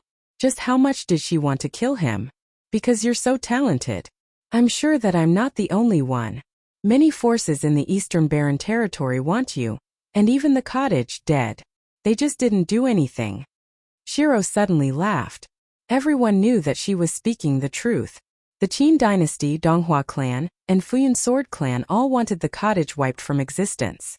The cottage disciples were too talented and skilled. Their only crime was that they were too successful. To many people, the talents of the cottage disciples were a sin. Of course, Yi Futian's talent wasn't Shiro's only reason. More importantly, his talent threatened Luo Junlin. I will take responsibility for my own actions. I confess, Shiro spoke again. She was prepared to die. Shut your mouth, Hiyulu ordered coldly. He looked at Zhuge Hui. My daughter made a mistake because I failed in teaching her. Thankfully, nothing came out of it. Yi Futian is still alive and well. I am willing to apologize and give whatever you request. Here, Hiyulu was still trying to save his daughter's life. Nothing came out of it? Zhuge Hui smiled sarcastically. The effect of an assassination attempt wasn't only the assassination. If she let it go just because Yi Futian didn't die or only wanted compensation, wouldn't the other forces try it too? Do it yourself? Zhuge Hui asked Shiro, ignoring Hiyulu. Shiro lowered her head, fists clenching weakly. Though she was ready, she still didn't want to die. Is that how overbearing the cottage is? Hiyulu asked coldly. Yi Futian is alive, but you won't end this until she dies? Yes. Zhuge Hui only gave Hiyulu one word. Since you say I'm overbearing, then so be it. Crack. Hiyulu clenched his fists and his knuckles cracked. A wild aura spread from his body. Zhuge Hui looked at him. Her white dress fluttered, but not a bit of her aura flowed out. However, the calmer she was, the more scared the others became. If Hiyulu really dared to fight back, what would be the consequence? The people of the college walked forward. The assassination had failed and now they called them overbearing? What a joke. The people of the Royal Xian Temple looked at Hiyulu nervously. If he really fought back, what would happen to them? Father, Shiro called. Hiyulu looked to his daughter and saw her shake her head. I did it, so I will bear it alone. Her eyes were red. She looked back at Luo Junlin, longing filling her eyes. Luo Junlin gazed at her with the same gentle and unwilling eyes. Father, I'm sorry. As soon as she finished, spiritual qi went wild around her and formed sharp daggers before her body. Then she closed her eyes. Shiro. Hiyulu's expression twisted in pain.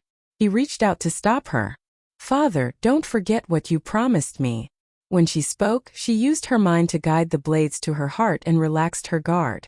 There was a soft sound and the blades pierced her, staining her clothing red. Shiro's body went limp and collapsed. Hiyulu caught her. Shiro opened her eyes and looked at her father. Tears rolled down her cheeks as her body struggled in pain. She didn't want to die, but she had to. Finally, she closed her eyes and her aura disappeared. Hiyulu scanned the people before him with red eyes. The cottage forced my daughter to die. I, Hiyulu, will remember this, he said in a frigid tone. The cottage didn't force your daughter to die. It's your disciple and daughter's evil stupidity that killed her, Yi Futian said coldly. The scene was very tragic and made people want to pity them. However, did they need pity? She had caused it and then turned to lash out at the cottage, making the cottage seem like they were bullies? Yi Futian couldn't allow it. However, this wasn't over.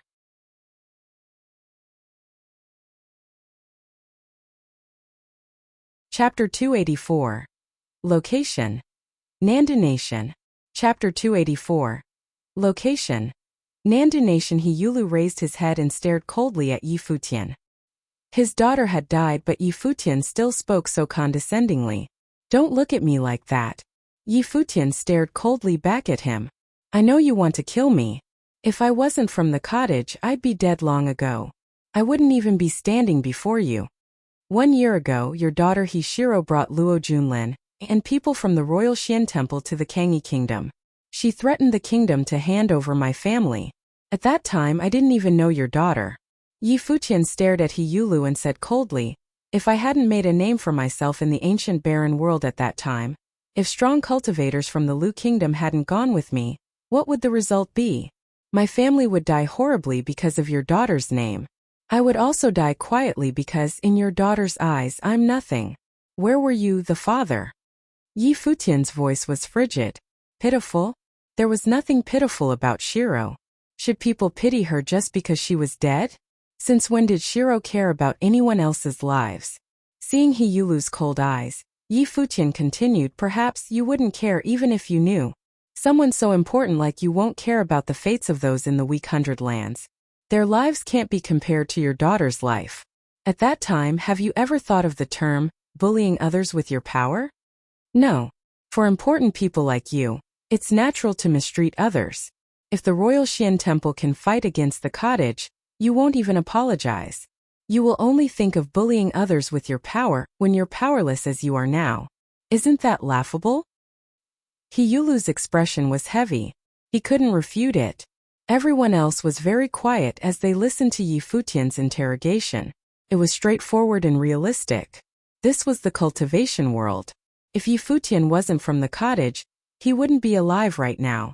The fifth lord of the royal Xian temple wouldn't even know of his existence. Do you feel any guilt about Hu Tong's death? I heard that his entire family disappeared. You're the clearest about what you've done, Yi Futian said, sneering. You don't care about other people's lives, so what is pitiful about your daughter's death? It's karma. Even without this assassination attempt, Yi Futian would still have killed Shiro in the future. There was no reason except for what had happened in the Kangyi kingdom back then. It was unforgivable. Junior, there's no need to say that to him. He won't understand, Zhuge Hui said. Their teacher had said that logic prevailed in this world. Shiro had committed this crime, so she must bear responsibility for it. They wouldn't involve her relatives or family. It wasn't that they couldn't fight against the royal Xian temple. The assassin warranted a cleansing, but they didn't do it. Their teacher had told them that if they had weapons, the murderous aura would be created naturally. In the world of cultivation, it would be more dangerous for a stronger cultivator to go astray. If they didn't have principles, they would act as they wish and kill people like cutting grass. It would be a great sin. Virtue wasn't only one's plane of cultivation. Zhuge Hui knew that Yulu would hate the cottage and may even hurt them in the future, but they still held to their principle. She couldn't reach their teacher's plane, but the cottage acted without feeling guilty. Senior sister, the cottage can't be tainted by him. Yi Futian glanced at Zhuge Hui. The cottage didn't need to give explanations, but he couldn't allow the cottage to be defamed.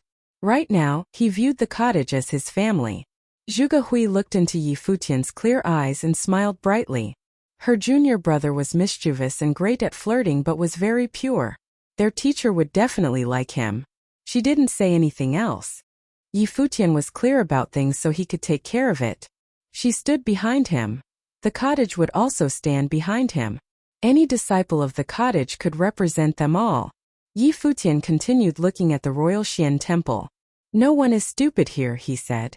Shiro deserved to die, but it's sad because she fell for someone unreliable. All her evils were done for that person. Even now he's still standing in the back watching everything. Luo Junlin, don't you feel ashamed? As soon as he spoke, many people looked to Luo Junlin, including people from the royal Xian temple and Yulu. Luo Junlin's eyes hardened. He stared coldly at Yi Futian. Of course I feel ashamed. Because I'm powerless to take revenge for Shiro, he said coldly. Yi Futian scoffed. You're still pretending?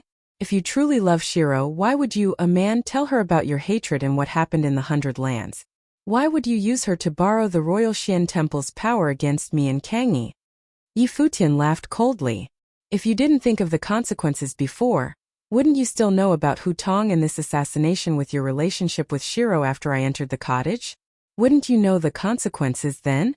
Even if you didn't participate and this was Shiro's own idea, had you ever done anything to stop her? You stood in the back watching everything, letting her kill me and take all the blame. Even now, you're standing in the back to protect yourself. Do you take the royal Xian temple or me as idiots?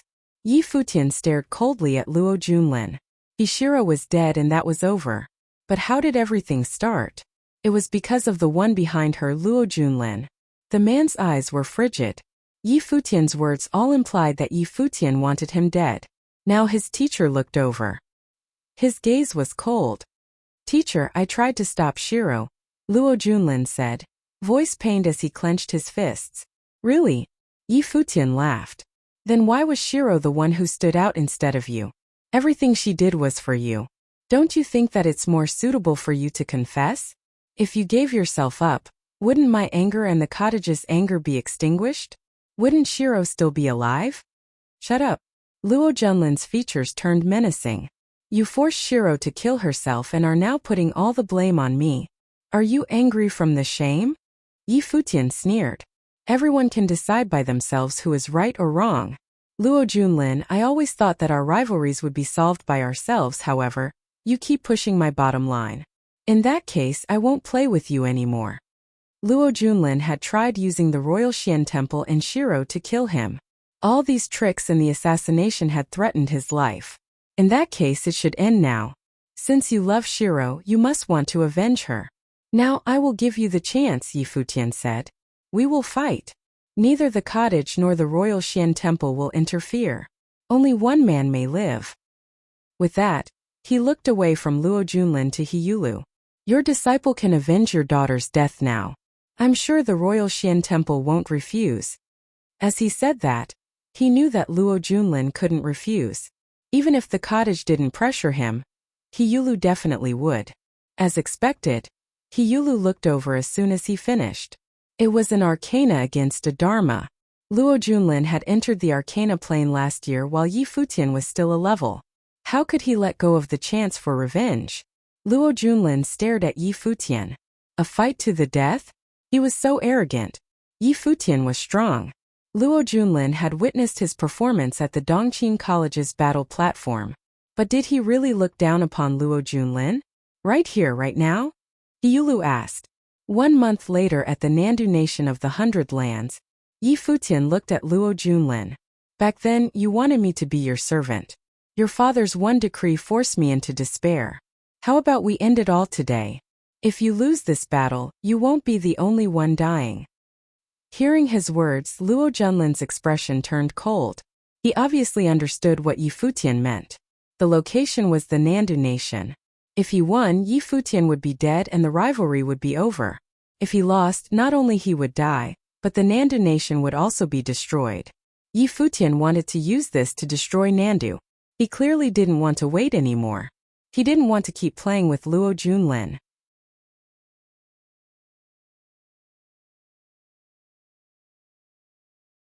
Chapter 285 Behind the Assassination. Chapter 285. Behind the assassination, Yi Futian indeed didn't want to keep playing with Luo Junlin. He wanted to solve it by himself, but Luo Junlin didn't think like that. If you use tricks, then I'll do it unashamedly. It began in Nandu and it will end in Nandu. Before, the Luo family had oppressed him. They thought they were kings and could be high up in the kingdom. Then Yi Futian would now return it to them. Okay, Luo Junlin said with a dark face. He accepted the challenge. He was clear that he had to accept. Yi Futian's every word went straight to his heart. Both the cottage and his teacher would force him to accept. Furthermore, he wasn't untalented. Since Yi Futian was so confident, he would let him have his way. 1 month later they would fight in Nandu Nation. He knew that he couldn't escape from this. Instead of waiting for Yi Futian to mature, he should end it when he still had the advantage of a higher plane. With the cottage's reputation in the Eastern Baron territory, they wouldn't interfere no matter what the result was since Yi Futian had made this request. This was a great chance for Luo Junlin. Senior sister, let's go back. Yi Futian looked back and said to Zhuge Hui. After spending a year in the cottage, he was familiar with their customs. Not involving relatives was one of their principles. Only the perpetrator would be punished. But if they were protected, it was a different matter. He'd heard that third senior brother once killed an entire group because someone killed a man but was protected. A group like that allowed people to kill recklessly. Thus, Gu Donglu had taken the role of God. All right. Zhuge Hui nodded and smiled. She looked to He Yulu. If he doesn't appear at the Nandu Nation 1 month later, I will come to find you. With that, the people of the cottage and college turned to leave. Everyone looked at the receding backs of those people. Many thoughts in their head. This was the cottage and their way of doing things. If someone tried to assassinate their disciple, they would dig the perpetrator up no matter what. Now Hishiro, the organizer of the assassination, was dead. The one behind her, Luo Junlin, would soon have a fight to the death with Yi Futian. Everything seemed to be over for now. The depression shrouding Chaoga City seemed to lighten up as well. However, the Royal Xian Temple was even more depressed. Soon after, the people of the Qin dynasty arrived. Qin Li apologized to He Yulu on behalf of the Qin dynasty. They had helped the cottage search for clues and couldn't keep it from the Royal Xian Temple. However, it was meaningful that they'd come to apologize. As for what they talked about, no one would know. Soon after, the Royal Xian Temple left Chaoga City. Only one disciple was left behind, Xiao Luo, the direct disciple of the First Lord. After that, the Qin dynasty announced that the battles would start again. At the inn, the college and cottage prepared to leave Chaoga. Lu Feiyang, Yi Wuqian, and the others were all waiting with Yi Futian. At a pavilion, Yi Futian tapped against the stone table. He gazed at Lu Feiyang and asked, Feiyang, where did you get the news that Chu Yao and Jieyu have issues? Hearing this, Lu Feiyang's eyes flashed. He studied Yi Futian. There seemed to be an implied meaning, but he knew Yi Futian wasn't suspecting him. At a restaurant. Some people were discussing it, Lu Feiyang said. After that, Wuxian and I went to find you. Yi Wuxian was silent. He continued drumming the table. Did you think of something? Lu Chenyu asked. It's coincidental, Yi Futian murmured. How can the Moon Clan's private matters be spread? And that you two just happened to hear them discussing it? Lu Feiyang and Lu Chenyu exchanged glances, feeling shaken. Do you suspect someone else behind this? Lu Chenyu asked. It's definitely he Shiro, Yi Futian said. From the beginning to the end, everything pointed at Shiro and she paid for it with her life. Other than Luo Junlin, no one deserved to be protected with her life. Thus it must be Shiro. She had kept Hu Tong beside her since long before with murder in mind. Despite this, Yi Futian still felt something was wrong. It was too coincidental. Lu Feiyang happened to get the news, and when Yi Futian left the inn, the attempt happened. If he didn't go out, the assassination would be much more difficult. Shiro definitely planned it, but did someone help her? If that was the case, then something else didn't make sense. Only the people close to Shiro would have known about this. The Royal Xian Temple wouldn't participate because they had no motive to kill him. Hopefully I'm just overthinking, Yi Futian said quietly. He didn't think too deeply. He knew that even if there really was someone behind the curtains, he wouldn't find any evidence. Hu Tong and Shiro were all dead. How would he investigate? Yi Futian suddenly smiled and looked up. Wuxian, will you visit Kangyi in 1 month? I'll try to go back. Yi Wuxian nodded. The forces of the Eastern Barren Territory would be interested in Yi Futian and Luo Junlin's battle. He could go back to visit his family too. I'm sure Lord Yi would want to meet Chenyu, Yi Futian teased. Lu Chenyu rolled her eyes. We're leaving. Come to the Lu Kingdom when you have time, Lu Feiyang said to Yi Futian and Yi Wuxian. Yes, I'll definitely go when Wuxian proposes, Yi Futian said, grinning. Yi Wuxian was speechless and left soon after. The college and cottage gradually left. They soared into the air, no longer wishing to take part in the Dongqing College's battles. Qin Li and Xiao Luo came to a courtyard in the Dongqing College of Chaoga City. A figure stood quietly before them, smiling at Xiao Luo. It was Qin Yu. Xiao Luo walked over and bowed. Qin Luo greets uncle. Qin Yu nodded with a smile. Qin Luo, you've worked hard all these years. It's worth it if I can help revive the Qin dynasty. Qin Luo shook his head. His true surname was Qin. He was from the Qin dynasty. Yes. Qin Yu nodded. Though you're a prince, you were sent out as a child. If the Qin dynasty can recover its glory, your efforts will not go to waste. Thank you, uncle. Qin Luo bowed. Since He Yulu left someone behind for talks, it's clear he hates the cottage. Go back and plan well. You must succeed, Qin Yu said. His daughter died. How can He Yulu not have hatred? He should be angrier that he's powerless. His daughter died before his eyes, but he couldn't protect her. This powerlessness will definitely transform into hatred for the cottage. I'm sure he won't refuse if there's any way to fight against the cottage. My teacher is a bit troublesome, but I will try my best. Qin Luo nodded as he spoke. He'd been behind this assassination all this time. Ever since he found out that Shiro and Luo Junlin hated Yi Futian, he started paying attention to Shiro. That was why that conversation had happened, leading Shiro to act. Of course, Shiro and Luo Junlin couldn't have guessed anything from that. It had just been a casual conversation. As for clues, the Qin dynasty didn't have to look for long. They knew who it was already. However, everything went according to plan. They only had to act as the guide. Everything else was up to the cottage themselves. Qin Yu's eyes flashed coldly. That day, the second disciple of the cottage had arrived and destroyed the Dongqing College's gate. He had embarrassed the Qin dynasty, but they still cooperated with the cottage. Did they really think the Qin dynasty was easy to bully? Qin Li, you should quicken things with Chu Yao, Qin Yu said. Yes, father. Qin Li nodded. Now that Chu Yaoyao was willing to date him, he was sure he could succeed soon. Of course, he knew that Chu Yaoyao was very smart and wouldn't be like Shiro. Chu Yaoyao had higher standards too. She wouldn't be satisfied with just being the wife of a crown prince. She knew that relying on men was not permanent and that Qin Li had ulterior motives. But what did it matter if they had the same goal?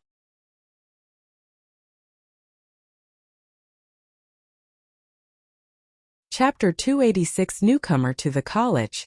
Chapter 286. Newcomer to the college. The battles of the Qin dynasty continued, but the large forces had all started leaving Chaoga City. Next, the Dongqing College would start enrolling students. Yi Futian's group returned to Book Mountain. Everything seemed to go back to normal. The college examinations for this year were about to start. Strong cultivators from all over the divine capital came. Perhaps pressured by the Dongqing College, the college would hold large-scale entrance exams this year and enroll more talented cultivators. It caused a splash in the divine capital. Countless youths would come to the college. What had happened at Chaoga had spread throughout the Eastern Barren territory. Everyone knew about it. The divine capital was the college's territory and was one of the 3 main cities of the Eastern Barren territory. Naturally, they paid more attention than other places. The Dongqing College would definitely become a superpower, but the cottage still had its legacy. Especially with Gu Donglio's victory over Lu Nantian and Zhuge Hui's appearance. Everyone witnessed the cottage's true face again. The first 3 disciples of the cottage could all represent the top of the Eastern Barren territory alone. The powerful college was about to hold exams and the divine capital was watching. People from the other mountains of the college paid attention too. Many talents appeared, attracting much attention. This all seemed unrelated to Yi Futian. He continued to cultivate quietly in the cottage, preparing to go back to Nandu. He was confident in himself, but he couldn't underestimate Luo Junlin either. There was a difference in playing after all. One day, Yi Xiaoshi found Yi Futian and had a strange expression. 7th senior brother, why are you looking at me like that? Yi Futian found his eyes strange. How many girlfriends do you have? Yi Xiaoshi blurted. Yi Futian made a face. He glanced towards Zhuge Hui and Xing'er. The 2 pretty girls looked over and Yi Futian glared at Yi Xiaoshi. 7th senior brother, you're ruining my image. What the heck? He asked how many girlfriends I have. Is he purposely ruining my perfect image before senior sister? Jealousy. He must be jealous of my status. Yi Xiaoshi gave him a look. What image? The new students are choosing their mountains today. A really beautiful girl didn't choose any mountain. Not even the first one. She said she wants to join the cottage to find you. Yi Xiaoshi side-eyed Yi Futian. How many pure girls had this guy tainted? Yi Xiaoshi had gone down the mountain to look. The girl's eyes were very clear and she was beautiful. She was definitely an innocent one. Thinking of Yi Futian's character, she must have been lied to. So why was Yi Futian pretending to be innocent before senior sister? Yi Futian was awkward. 7th senior brother, you're purposely doing this. How can someone other than Jieyu come to find me? Jieyu was part of the Moon Clan. She wouldn't take part in the college's exams. I'll give you a hint. She's a silver-haired beauty cold as ice. Yi Xiaoshi continued giving him a look. Did he really want to deny it? Could the girl have found the wrong guy? Yi Futian blinked, deflating. He'd thought of someone. Silver hair cold as ice. She was indeed unforgettable. Seeing Zhuge Hui and Xing'er grinning at him, Yi Futian looked away. This was too awkward. How beautiful. Zhuge Hui smiled at Yi Xiaoshi. Yi Xiaoshi looked at her and replied, very beautiful but definitely not as beautiful as you, 2nd senior sister. He had chubby cheeks when he smiled and looked submissive.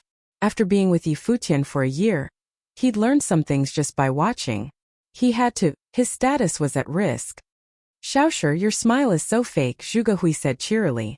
Yi Xiaoshi's smile froze awkwardly. Looking at Zhuge Hui, he didn't even know how to reply.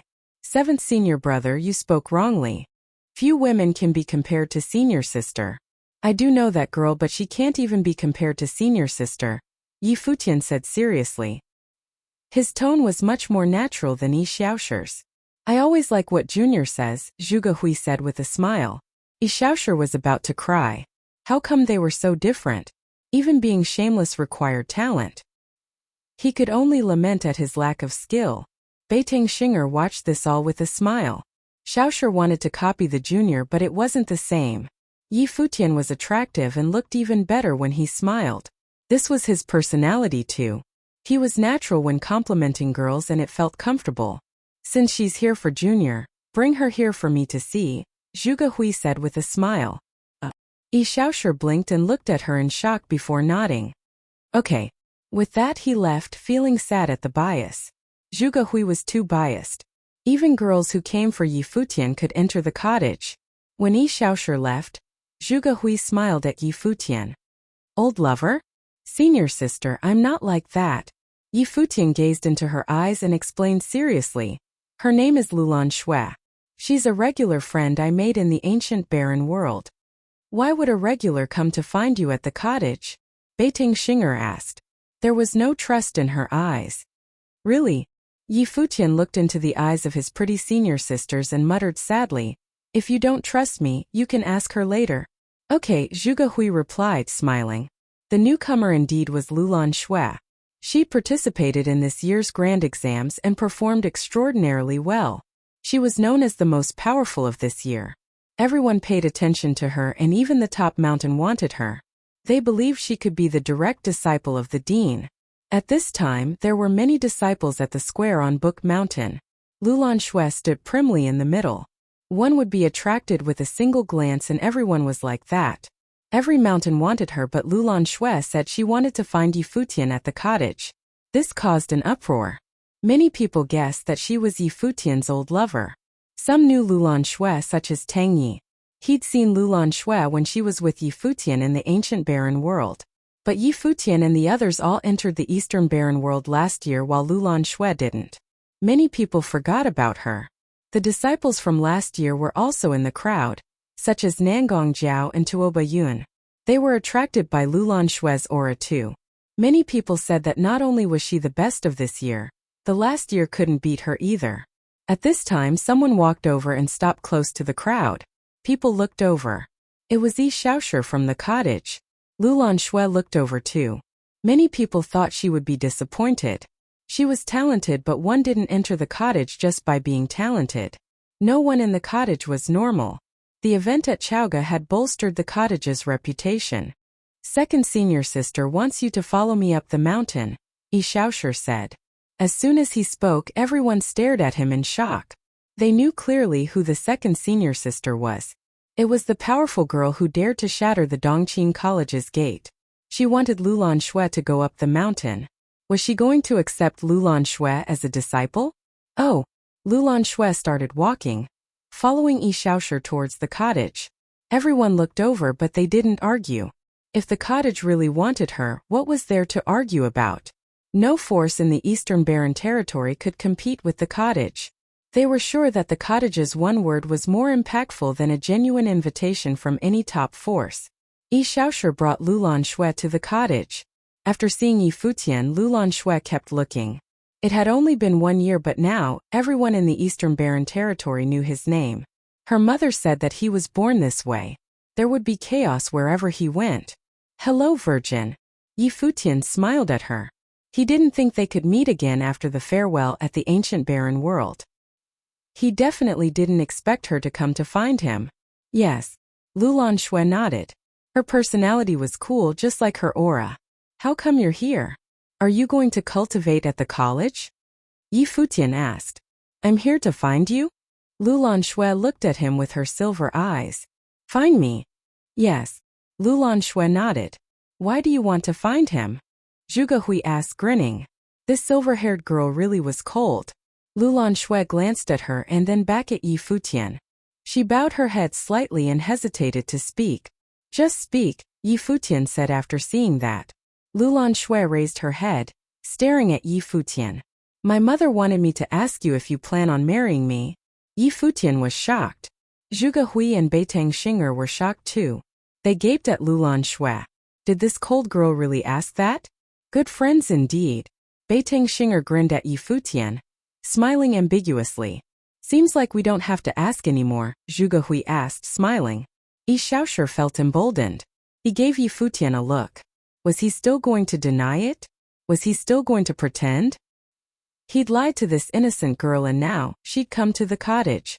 Was Yi Futian going to take responsibility? Yi Futian's mind was in turmoil. He stared at Lulan Shui.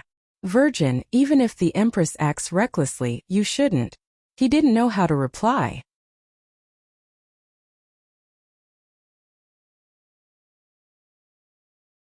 Chapter 287 The Empress's Plan. Chapter 287 The Empress's Plan. Lulan Shui looked at Yi Futian. Her expression was cold, but her eyes had a strange look, as if even she thought it was a bit weird.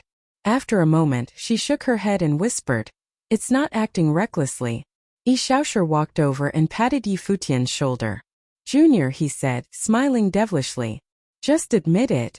You wanted to pretend before senior sister, but you can't keep pretending, huh?"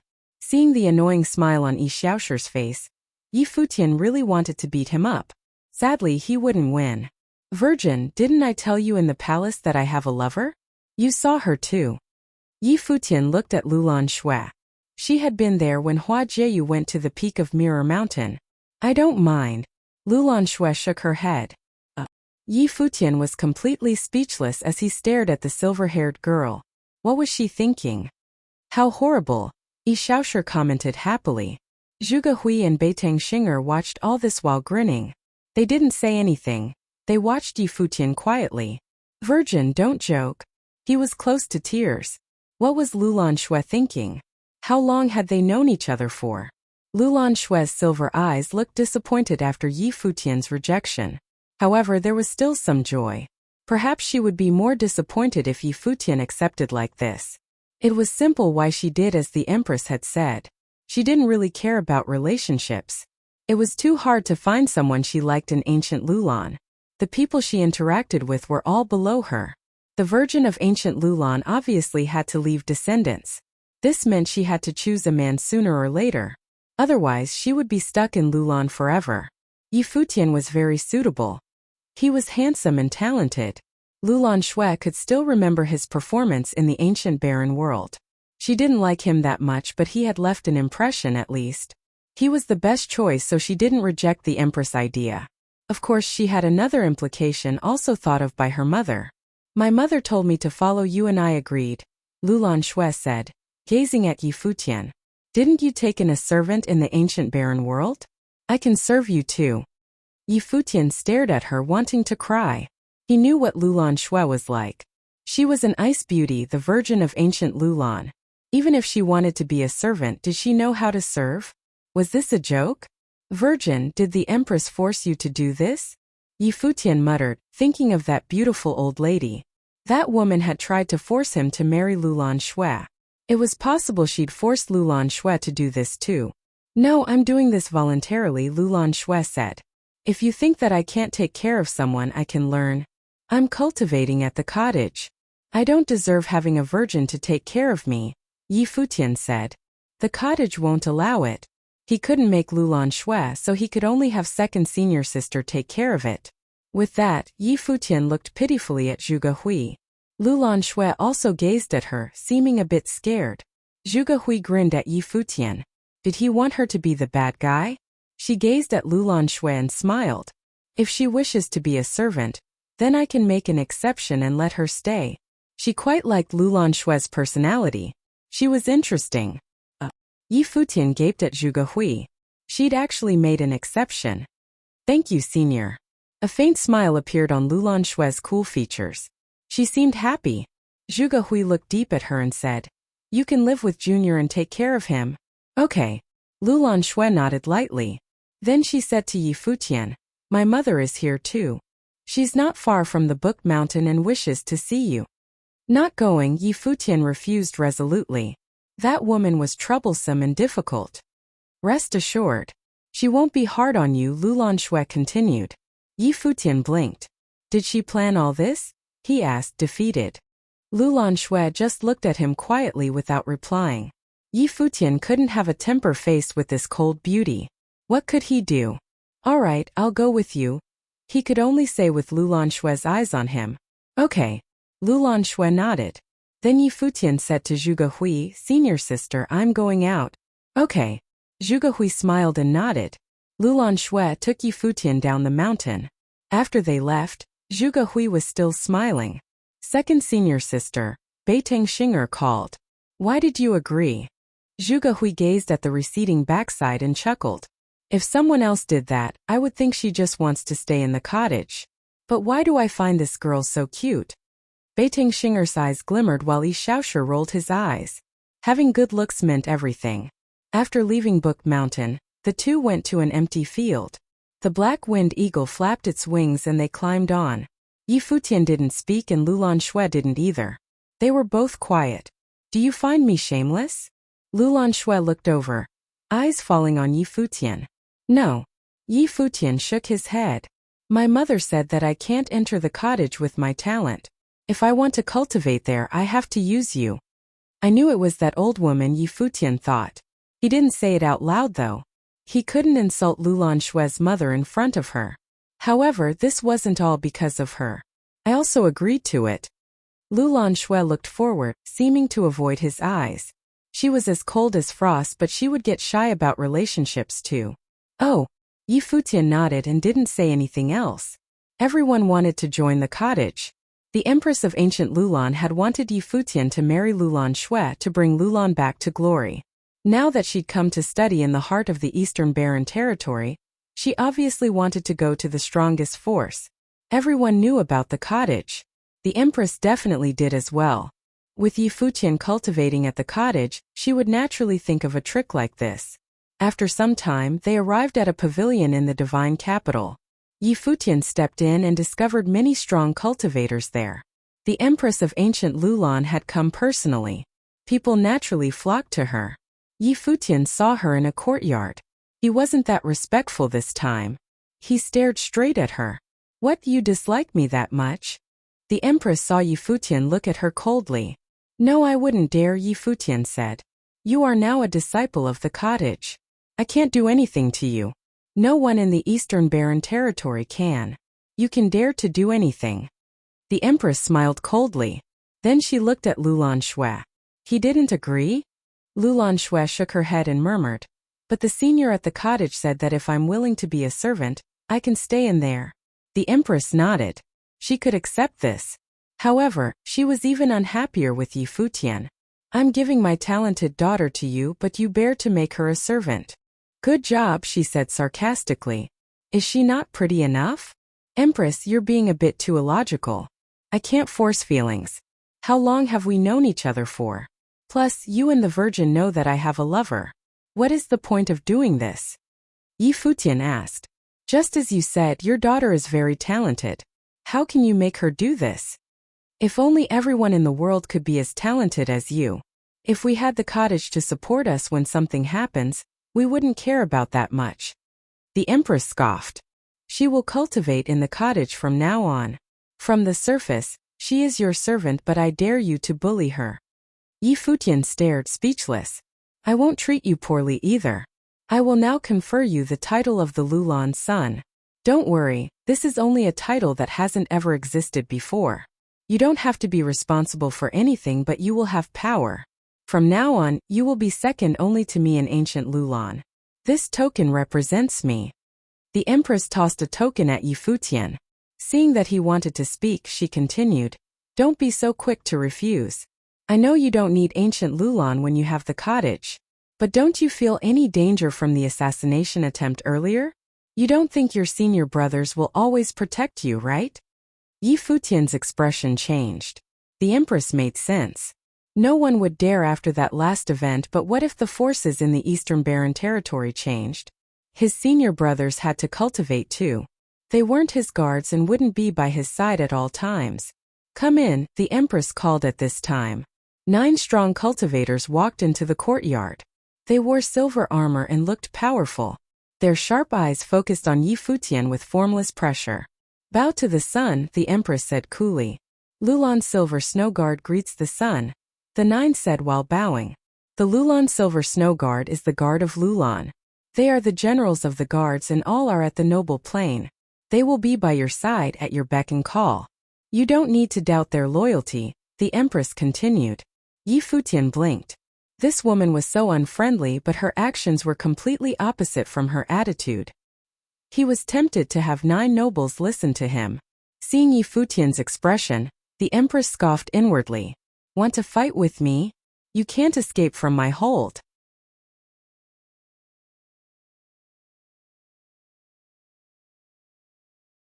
Chapter 288.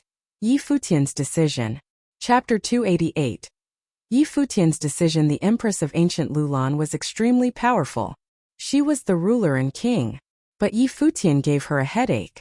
Back then, Yi Futian had received the sage's treasure from the Lulan relic. The sage told her to become closer to Yi Futian and make him part of Lulan and also choose a husband for her daughter. But she failed. Later, Lulan Shui went back and told her that Yi Futian's girlfriend truly was extraordinary.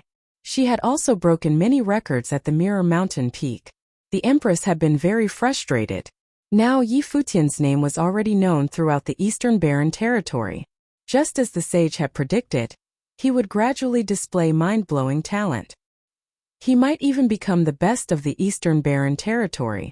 Under this circumstance, she naturally had to take him in earlier, and also have Lulan Shui cultivate in the cottage. It wasn't her place to be the icing on the cake. She wasn't sending him direly needed help either, but she did her best. She put her daughter by his side and gave him the power of being above all except her. She believed he would accept it. Plus, her daughter was so beautiful and innocent. After some time, he would definitely soften. Having a lover was a bullshit excuse. She knew how men were. Empress, I hope you won't cause mischief about the virgin anymore. It'll affect her reputation, Yi Futian said. As for being the Lulan son and the 9 nobles, he would grudgingly accept it. He didn't like to take advantage of people, but he could manage. This bastard. The Empress swore inside as she looked at the earnest Yi Futian.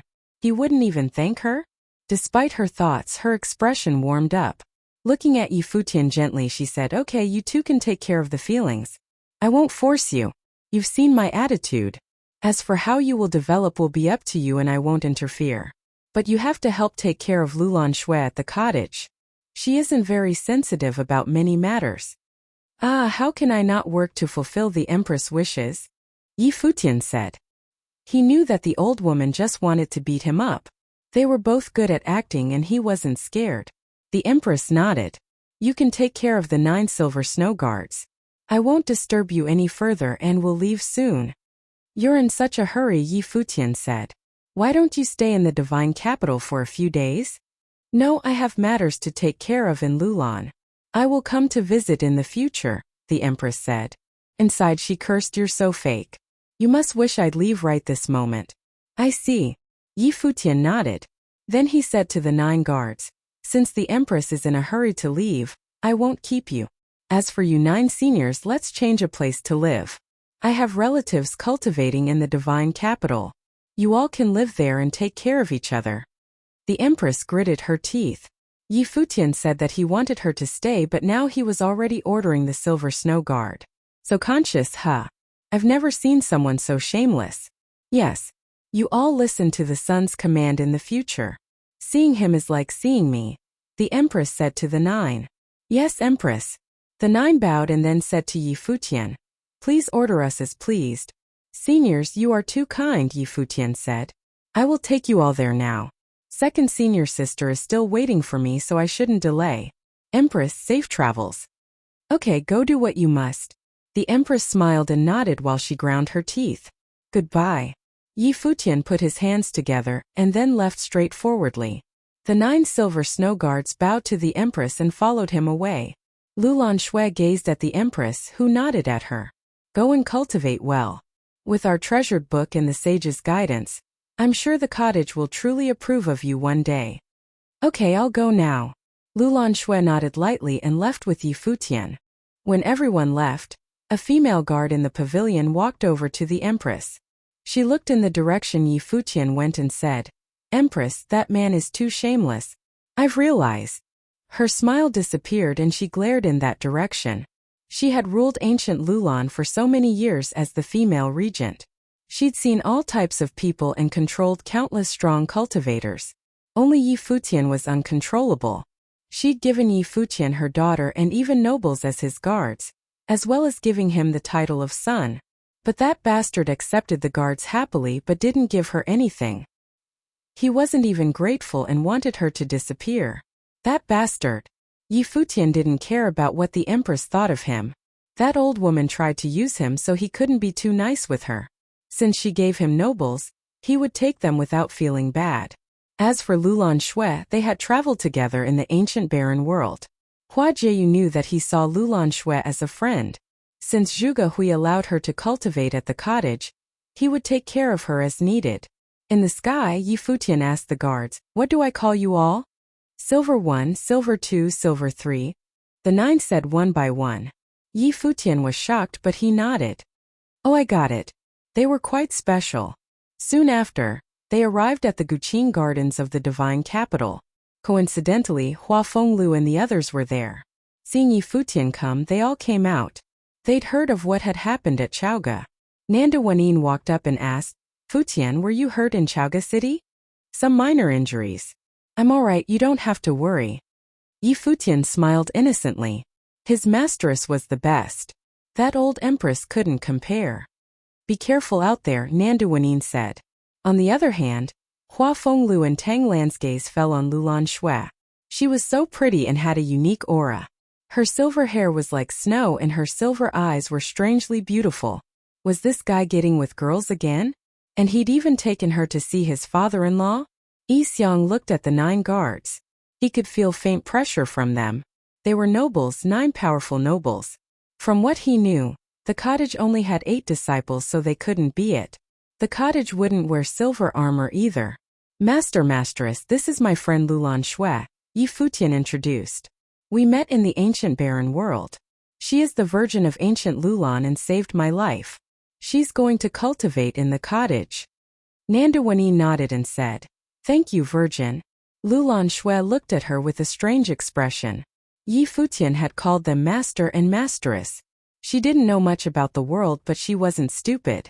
She vaguely guessed their identities. She had seen Hua Jieyu before. The girl had traces of these two. She'd inherited both of their attractiveness and had even surpassed them. Thinking of everything that had happened, why did it feel weird for Yi Futian to bring her here? These 9 seniors are noble cultivators from ancient Lulan. The Empress has helped me and even made me the son of Lulan. These 9 are with me, Yi Futian continued. The listeners kept getting shocked. The Empress had helped him, made him son and gave him nobles? That Empress is so nice. Yi Xiang shot him a look of disdain. Yi Futian was speaking nonsense. "Yeah, I think so too. She's so kind and is a good woman." Yi Futian nodded seriously. The Empress wouldn't know how to think if she heard this. Ha! Hua Fenglu looked at him. Tang Lan also looked. Tang Wan and Yi Qingxian smiled ambiguously. Why would the Empress of Lulan do all this? Thinking of the relationship between Hua Fenglu, Yi Futian and Hua Jieyu, wasn't it obvious? Seeing everyone's eyes, Yi Futian lost some confidence. However, he still said naturally, "Mistress, it's not what you think." "Then what is it?" Hua Fenglu asked. The Empress' idea was obvious. He knew that Yi Futian could tell too. As his teacher and father-in-law, he knew how this boy was. Yi Futian sighed inwardly. Why didn't they believe him? Was he a player? Mistress, I want the 9 seniors to live in the Guqing Gardens. If anything happens, they can take care of it. If you and Senior Yi Xiang have any questions, you can ask them too, Yi Futian said. With the stone statue from the Mirror Mountain, they would definitely try for the noble plane. It would be easier if they had nobles to guide them. Also, I will have a final battle with Luo Junlin and the Nanda Nation to take care of everything. How about you and Mistress come back with me? You can take care of the problem with the Nandu family too, Yi Futian continued. I will go to the Moon Clan to get Jieyu. Then we can go back together. What do you think? Hearing this, Hua Fenglu glanced at him. At least he remembered Jieyu. Nanda Wanyin looked at him gently. Futian, you've worked hard. These things would require him to take care of. She'd always had her mind on the Nandu family. It was the place that filled her with disappointment and sadness. Her brother was still there. Going back. Yi Xiang looked up into the air. Even though he always insulted Yi Futian, he'd seen the boy's growth this year. He wasn't even 20 years old, but he had already shaken the Eastern Barren territory. Still in the Dharma plane, he was known by all. He didn't say it, but he knew that Yi Futian valued relationships greatly. It was time to resolve the matter with the Nandu nation. Up to now, they'd only escaped.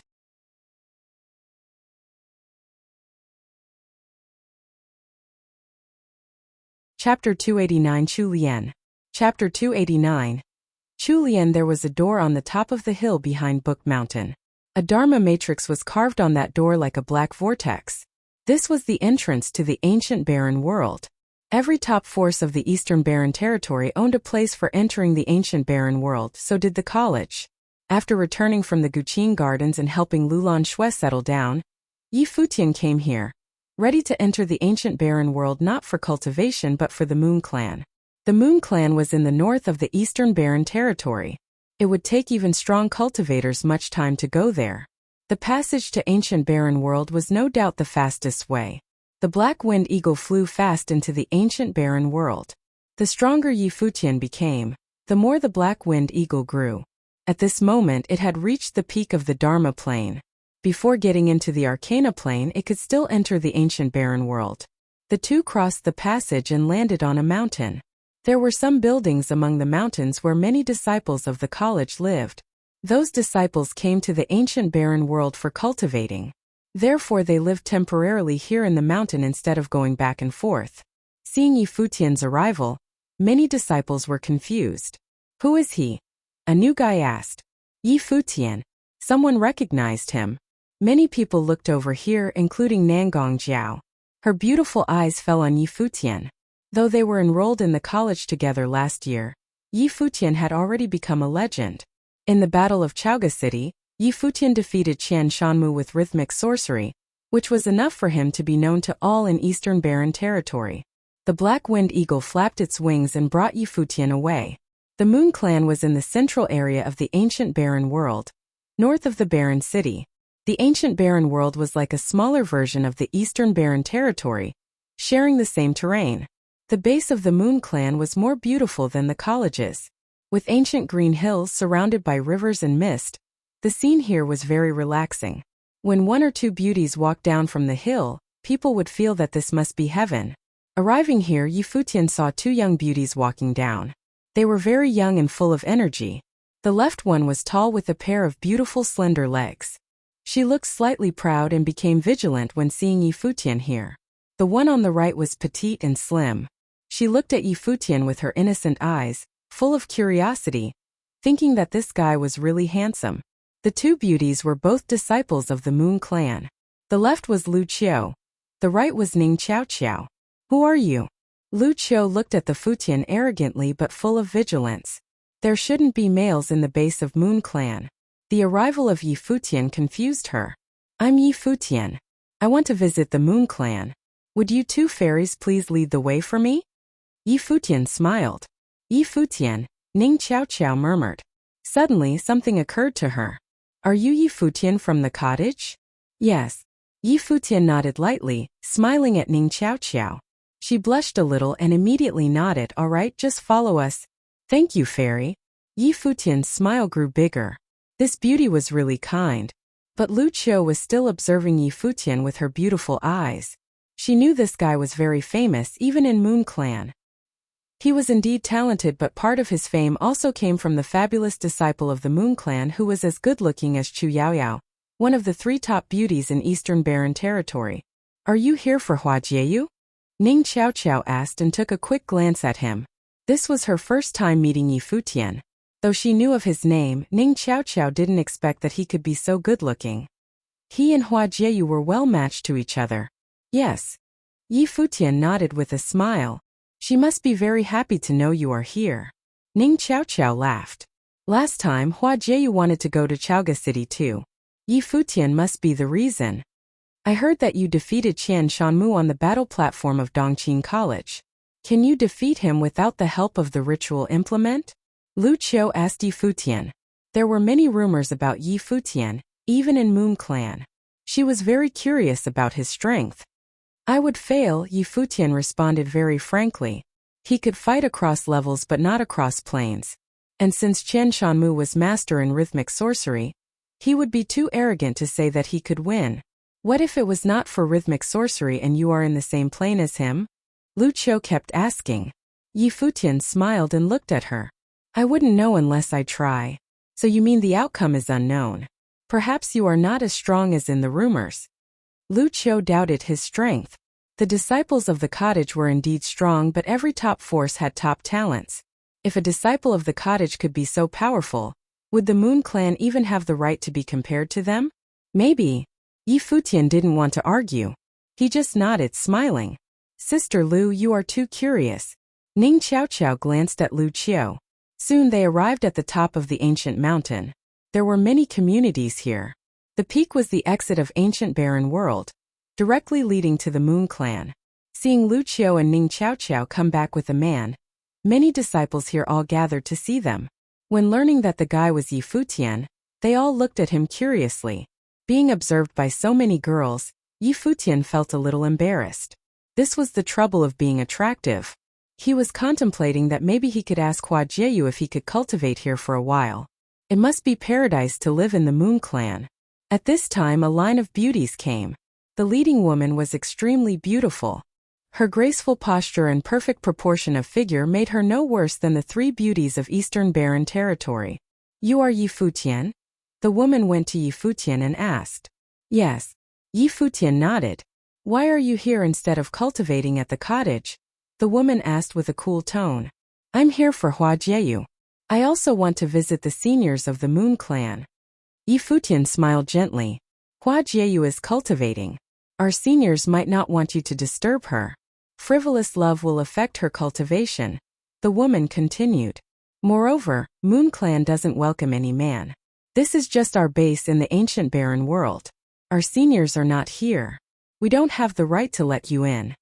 Ning Qiao looked at the speaking woman a little stunned. Indeed, the Moon Clan didn't welcome any man since this was an all-female clan. However, with Yi Futian's reputation as a disciple of the cottage and his relationship with Hua Jieyu, he should be allowed in. Knowing the status of the speaking woman, Ning Qiao guessed that she was still entangled with that trivial matter from before. Sister Chu, how about we go in to ask the senior's opinion? Ning Qiao looked at that woman. Sister Ning, don't you remember what they had taught us before? Cultivation comes first. You are new here. How can you be so relaxed? Don't you remember the teacher's words? The woman looked at Ning Qiao. Her tone was a little harsh. Ning Qiao was stunned and felt hurt. It was really embarrassing for her to be reprimanded in public like this. Yi Futian looked at that woman. Her surname was Chu? He seemed to figure out something when looking at that beautiful face. Fairy, you are right. Cultivation is the most important. Yi Futian smiled and said, however, secular things are inevitable too. I have seen a disciple of the Moon Clan dating too. That should be common. But according to you, should that fairy be reprimanded too? Is that so? The woman said coldly, if it's true, tell me who this rule breaker is. I will tell our seniors about her. She is Chu Yaoyao of the Moon Clan. Yi Futian revealed the name with a smile. After he finished, all the girls around him froze. That woman was also stunned. She looked at Yi Futian coldly. Yi Futian, as a disciple of the cottage, how dare you insult our disciple? Are you looking down upon the Moon Clan? The woman responded coldly. Her name was Chu Lian, Chu Yaoyao's sister. The two looked alike each other. Yi Futian inferred that from her surname. Oh no, I just said something that should be well known. Yi Futian pretended to be surprised. It is said that Qin Li, the grandson of the Qin Emperor, has been here. He and the fairy of the Moon Clan got along very well. When I was in Chaoga City I saw them together. Are you saying that what they did is an insult to the Moon Clan? Chu Lian was speechless. She fell into the trap that Yi Futian had prepared for her. Yi Futian said that Qin Li had a date with her sister. She believed that and it was no secret. Therefore, it was impossible for her to say that Yi Futian was slandering. Jieyu is my girlfriend. There's nothing wrong with me coming to see her. The grandson of the Qin Emperor was allowed in to meet the fairy Chu Yaoya. Nobody stopped them. Now why do you repeatedly stop me in this way? Yi Futian looked at Chu Lian and asked, Are you unsatisfied with the cottage? Yi Futian sneered secretly. He was unhappy about Chu Yaoyao because she didn't allow Hua Jieyu to go out. But that was the rule of Moon Clan and he wouldn't complain about that. This time, Chu Lian stopped him without even asking the seniors' opinions. She even berated Ning Qiao who was on his side. Obviously she did this on purpose. In that case he didn't need to be polite anymore. If it is so, I would like to have a fight as the disciple of the cottage. Yi Futian said coldly, and his smile disappeared. Since you used the Moon Clan as an excuse, then I'll have to use the cottage.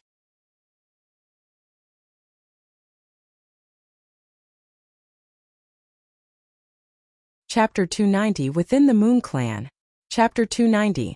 Within the Moon Clan, as a top power of the Eastern Barren Territory, there wasn't just one group within the Moon Clan.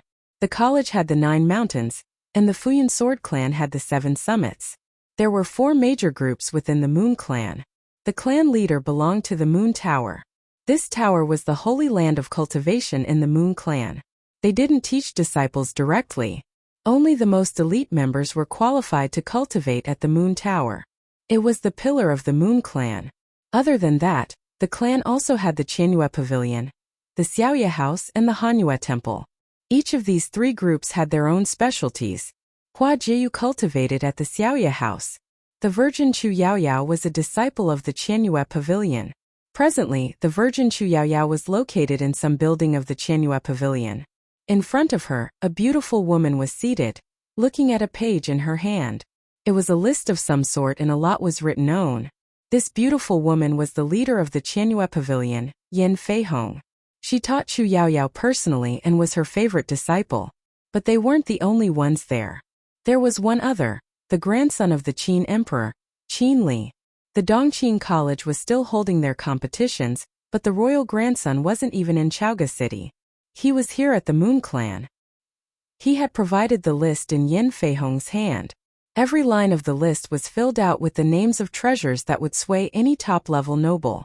However, Yin Feihong looked unmoved. Her expression remained calm. A while later, she folded the page and looked up at Qin Li. Yaoyao has been cultivating under my care for quite some years now. I see her as my own flesh and blood. Furthermore, I am prepared to have her take over my spot in the future. Thus, I do not wish for her to head to the Qin dynasty and become the crown princess. Qin Yu was the crown prince now, and when he became the emperor, Qin Li would be on a shortlist to becoming the new crown prince of the Qin dynasty. Then, Qin Li's wife would naturally be the crown princess. Of course, I understand, senior. Qin Li nodded at Yin Feihong. Extremely modestly, he bowed. I have been attracted by her and have fallen deeply in love. I would never dare allow this goddess to be treated as inferior to me. If I marry Yaoyao, I would not force her to do anything. She can continue to cultivate at the Moon Clan and inherit your seat. I will only stand behind her and support her. The sparkle reached the eyes of Yin Feihong. Qin Li continued, the list you have right now is just a fraction of the bride price. If senior is willing to agree to this marriage, it would be my greatest honor and make me the luckiest man. At that time, my father is willing to multiply whatever is on that list now and send it here to the Qianyue Pavilion. Seeing the modest royal grandson in front of her right now, Yin Feihong was swayed. Nothing on the list was fit for Chu Yaoyao's use. Instead, it was for the use of someone at the level of Yin Feihong. It was obvious that these gifts weren't meant for Chu Yaoyao but for her. She was the leader of the Qianyue Pavilion, and they were going to send these gifts to the pavilion. Was there more that needed to be said? The Qin dynasty was being seriously generous. However, she was also clear of the Qin dynasty's goal. It wasn't as simple as Qin Li's infatuation with Chu Yao. If the two of them really got together, it would be obvious. It was going to be a marriage alliance. Naturally, the royal grandson represented the Qin dynasty, and Chu Yaoyao was the virgin of the Moon Clan. There was no explanation needed for their relationship. Yaoyao, what do you think? Yin Feihong turned to question Chu Yaoyao. It is only natural that you decide on the matters on marriage, teacher, Chu Yaoyao said softly. Yin Feihong nodded lightly. She already knew in her heart that Chu Yaoyao also liked Qin Li and had agreed to his courtship. With Qin Li's gifts and his status, he was definitely a fitting candidate. Furthermore, he was not going to interfere with Chu Yaoyao's cultivation at the Moon Clan. This way, Chu Yaoyao wouldn't need to worry about her future. I don't dare to be rash when it comes to your marriage. I will discuss this with your uncle masters. Go bring Qin Li for a look around, said Yin Feihong. Chu Yaoyao nodded and led Qin Li away. At the same time, in the ancient barren world on top of the Moon Clan's ancient peak, Yi Futian was having a standoff with Chu Lian. Hearing his words, her expression darkened. Yi Futian of the cottage. There wasn't anyone who didn't know of this name. Although she had not gone to Chaoga City, she had heard the stories of his glorious victories. Forget about his battle with Qian Shanmu. The mere fact that he defeated Qin Mang of the Qin dynasty was the greatest proof that he would be undefeatable by anyone in the same plane as him. And since Chu Lian was still in the lower ancient barren world, it was obvious that she was also still in the Dharma plane.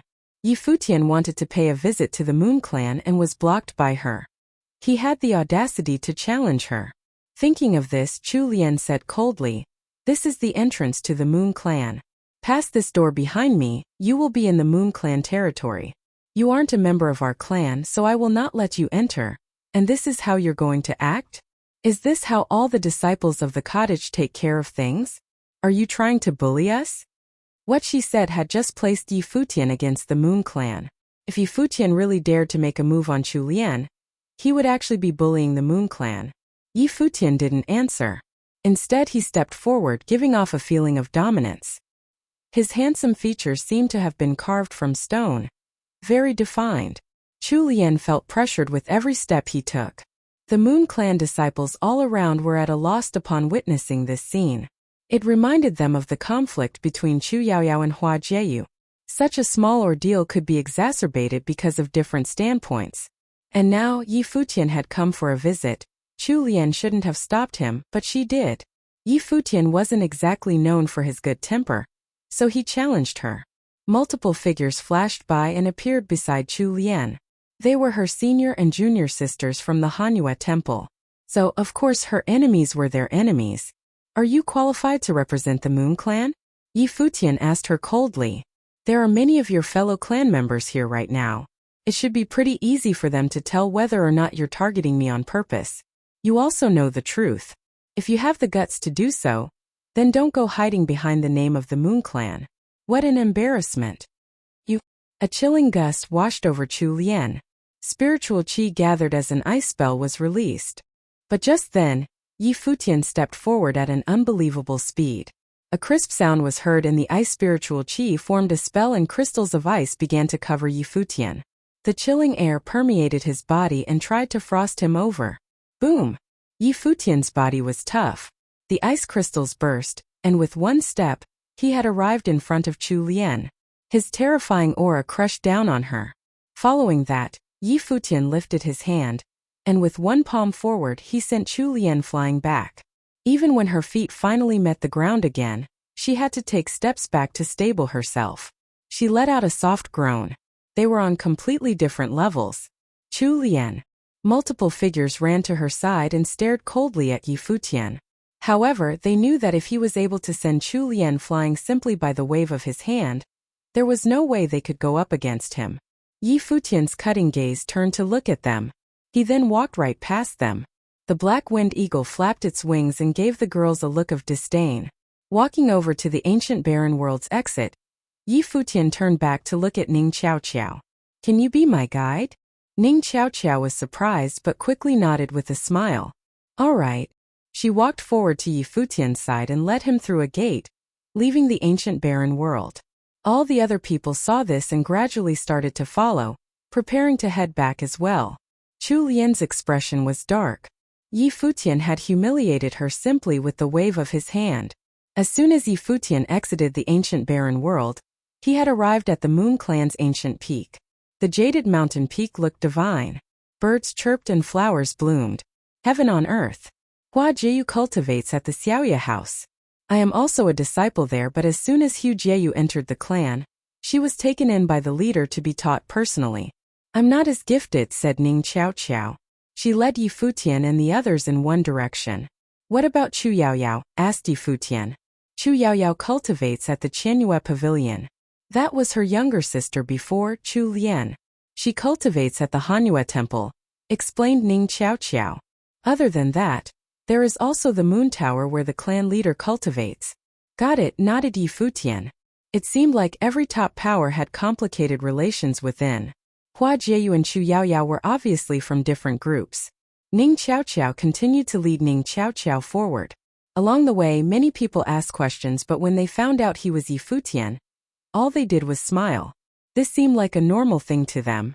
Yi Futian of the cottage was here to visit his girlfriend. It was nothing out of the ordinary and no questions needed to be asked. Stepping into the Xiaoya house territory, Yi Futian could see many beautiful girls. After finding out about his identity, they all gathered around in curiosity. He was a serious big shot nowadays. He had actually come to the Moon Clan to see his girlfriend. Just then Yi Futian stopped moving and smiled at a girl in front of him.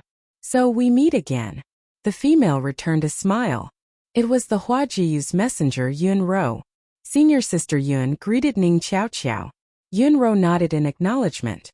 Looking at Yi Futian with a smile, she asked, "Here to see Jieyu?" "Yeah." He smiled. "I'll take you there," she said. "Thank you." Yi Futian nodded and the two of them headed off in some direction. However, on the road there, a group of people approached from ahead. A group of women. A picturesque sight. The laughter was music to the ears.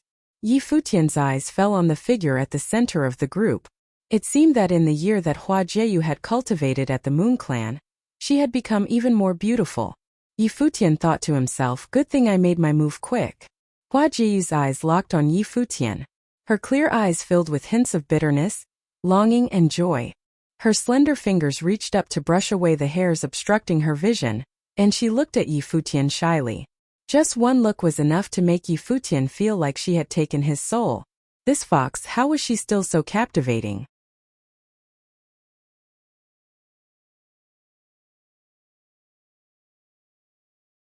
Chapter 291. Not modest at all. Chapter 291.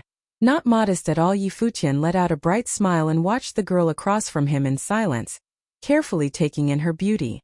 And Hua Jieyu did the same to him. The two of them looked at each other with smiles that met their eyes. The shyness in her eyes became more evident, but the gentle smile never left her face. "Why are you looking at me like that?" Her voice was soft. In Yi Futian's ears, her words were flirtatious. She turned her head away from him slightly but was still captivating as ever. "My wife has gotten even more beautiful." Yi Futian smiled. As soon as he spoke, all the girls around began to giggle. "Who's your wife?" Hua Jieyu lowered her head at his words. A timid expression was on her face. Many of her senior sisters were watching. How could this guy be so brazen? Yi Futian smiled brightly and walked up to her. He put his hands on her hand and ruffled her soft hair. Hua Jiyu's face grew even redder. Lifting her head slightly, her beautiful, timid eyes stared at Yi Futian. "You." Yi Futian said softly. Another wave of giggles and laughter ensued. They were all teasing Hua Jieyu. Feeling the countless eyes on her, Hua Jieyu's face burned. "I haven't agreed yet." Hua Jieyu stared at Yi Futian with a pouting face. She then turned around and jogged off. She was too embarrassed with so many people looking on. This jerk really knew how to pick the worst settings. Smiling big, Yi Futian began to follow her. "Is it really necessary for you guys to show off just how in love you guys are?" Yunro chuckled from the sidelines. "Exactly. We're all single here," said another member of the Moon Clan. They were being too shameless. The Moon Clan was a place for females to cultivate, and a majority of them were single. It was too hateful for the two of them to show off like this. "Thanks everyone." Yi Futian left the crowd with a smile. The black winged eagle waddled behind him, wings flapping and then moving up to cover its eyes. Even it couldn't bear to watch the couple. Seeing the black winged eagle like this, the crowd was first surprised but recovered quickly and started laughing hysterically. This demon beast was something else. The couple arrived in the courtyard where Hua Jieyu lived. She slowed her pace and Yi Futian asked her with a smile, "So, are you going to agree to be my wife?" Hua Jieyu stopped walking and turned around to stare at him. With small steps, she was now standing directly in front of him. She lifted her head to him. Her beautiful eyes were bright and clear, her gaze gentle. She stared at the handsome face in front of her. Getting on her tiptoes, Hua Jieyu placed her hands on Yi Futian's shoulders and said softly, "I agree." With these words, her enchanting red lips met his for a soft peck. Yi Futian felt like his heart had melted. His gaze was still on her when he said, "Fox, you're so captivating. I just want to eat you up." "You wouldn't dare." Hua Jieyu answered with a flushed face. "Why wouldn't I?" Yi Futian said this while his arms wrapped around her slim waist and held her tightly. He then kissed her fiercely. Hua Jieyu's small hands curled into a fist and hit him lightly. Shortly after, she stopped fighting it and let Yi Futian continue. A while later, Yi Futian finally let her go. Seeing how flushed and shy she looked made him smile. Can we take care of this here and now? Go to hell. Hua Jieyu lifted her long leg and kicked Yi Futian lightly. This guy kept pushing his luck. What went on in that head of his? The sight of Hua Jieyu acting like a teenage girl made Yi Futian feel as if they were back in the past. The days of beautiful youth. Jieyu, I'm prepared to take a trip back to the Nandu nation. Are you coming with me? Yi Futian asked softly. Yeah. She nodded. Naturally, she knew of what happened in Chaoga City. The battle between Yi Futian and Luo Junlin in the Nandu nation would be the end of his rivalry with the country. Of course she had to go with him. Plus, she had wanted to head back for a visit herself. Let's go see my teacher. Hua Jieyu took Yi Futian by the hand and led him away. Not long after, they arrived at a building in a serene area.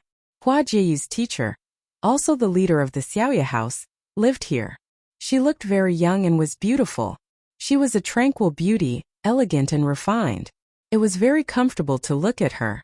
Teacher, Hua Jieyu called out. Yi Futian bowed and greeted her as well. Greetings, senior. Goddess Xiaoya gave him a once-over.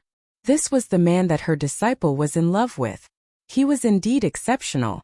She had heard all about his gifts and abilities early on. His looks and aura were the best of the best. He was very well matched for Hua Jieyu. Jieyu is always talking about you. She can't even focus on cultivating by my side. Tell me, what should I do about that? Goddess Xiaoya smiled. It was evident from her tone that she was joking. Hua Jieyu glanced at her teacher. When had she talked about Yi Futian? Her teacher was doing this on purpose. If so, then if senior doesn't mind, I am willing to stay and cultivate in the Moon Clan. If I'm always with her, then she won't miss me. Yi Futian smiled in response. Goddess Xiaoya blinked a couple of times, then turned to smile at Hua Jieyu. Her little boyfriend was quite dreamy. Hua Jieyu glared at Yi Futian. This guy definitely does not have pure intentions. Forget about it. You even took the demon clans which as your servant. I don't want more of your servants to show up in the Xiaoya house. Hua Jieyu chuckled at Yi Futian. Yi Futian gave her an awkward look. Hua Jieyu smirked and said, I heard the witch even took care of you in Chaoga City. Yi Futian was speechless. Someone had tattled. It was a misunderstanding. That was only a joke. You should know me by now, Jieyu. Don't you know how I feel about you? Am I that type of guy? Yi Futian asked straightforwardly. Yes. Hua Jieyu nodded with a smile on her face. From his expression, it was obvious that he felt wronged. Stop being all lovey-dovey in front of me, you two, smiled Goddess Xiaoya. Hua Jieyu blushed immediately. Returning a glance, she said, What are you talking about, teacher? Goddess Xiaoya stared at her for a moment and smiled. Do you want to leave the mountain? Yes. Hua Jieyu nodded. Of course, her teacher knew about the happenings in Chaoga City. Your heart hasn't been here for a while, right? Joked Goddess Xiaoya. Remember to come back. Don't get carried away by a certain someone. Yi Futian could feel the sweat running down his face. It seemed like Goddess Xiaoya had a deep misunderstanding of him. Just then, footsteps from the outside were heard. Yunro and others had come. She looked at Goddess Xiaoya and said, Teacher, the people of the Qianyue Pavilion and Hanyue Temple claim that Yi Futian trespassed into the Moon Clan. They're asking if he's here.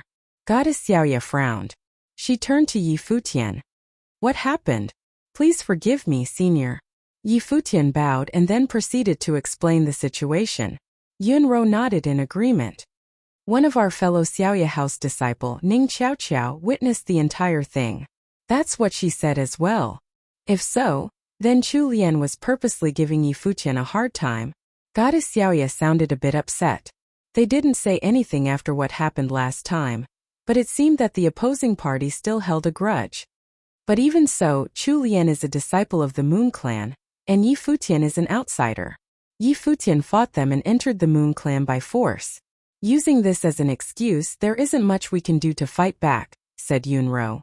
Qinli should be at the Qianyue Pavilion, correct? Goddess Xiaoya asked suddenly. Correct, nodded Yunro. If so, then you go tell her if they want to start something with Yi Futian they are welcome to. If they're gutsy enough to pick a fight with a disciple of the cottage, then I'm obviously not going to stop them. If they try to bring up the Moon Clan's reputation, ask them if Chu Lian is allowed to block Yi Futian from coming into the Moon Clan to look for a disciple of my Xiaoya house. Did they ask for our permission before Qin Li entered? Yunro nodded at every word Goddess Xiaoya said. I understand. I will go tell them now. I should go with her, Yi Futian said. Okay. Yunro, on your way, guide Yi Futian and Jieyu off the mountain, said Goddess Xiaoya. Yes, teacher, nodded Yunro. Thank you, senior. Yi Futian lifted his hands and bowed to her before they left. At the entrance to the Xiaoya house, there were many people waiting. Powerful cultivators of the Qianyue Pavilion and the Hanyue Temple were present. Chu Yaoyao and Qin Li were also among the crowd. When Yi Futian's group approached them, everyone's attention turned to him. Chu Yaoyao took one look at Yi Futian and Hua Jieyu, who were standing side by side, and then thought of Qin Li beside her. Yunro stepped forward and said to the crowd, the situation has been made clear. Yi Futian came to see my junior sister, and the Xiaoya house had agreed to it. He did not trespass into the Moon Clan. As for the accusation that he hurt junior sister Chu Lian, Yi Futian has stated that she was deliberately trying to give him a hard time and not allowing him to enter clan territory. This was why he made a move, and that was personal between the two of them. If Chu Lian or anyone else has something to say about that, they can go directly to Yi Futian. The Xiaoya house is part of the Moon Clan, so obviously, we won't be interfering in their personal business. Those from the Hanyue Temple and the Qianyue Pavilion frowned. Based on her attitude, it was obvious that Yunro was not happy about this. Take things on directly with Yi Futian? What about the cottage? Yunro took the Moon Clan out of the equation and claimed that it was personal business. This was pushing everything onto Chu Lian. Chu Lian is a disciple of the Moon Clan. What's the problem with her stopping an outsider from entering? Someone from the Hanyue Temple asked coldly. If Yi Futian was here for someone in the Hanyue Temple, then it wouldn't have been a problem.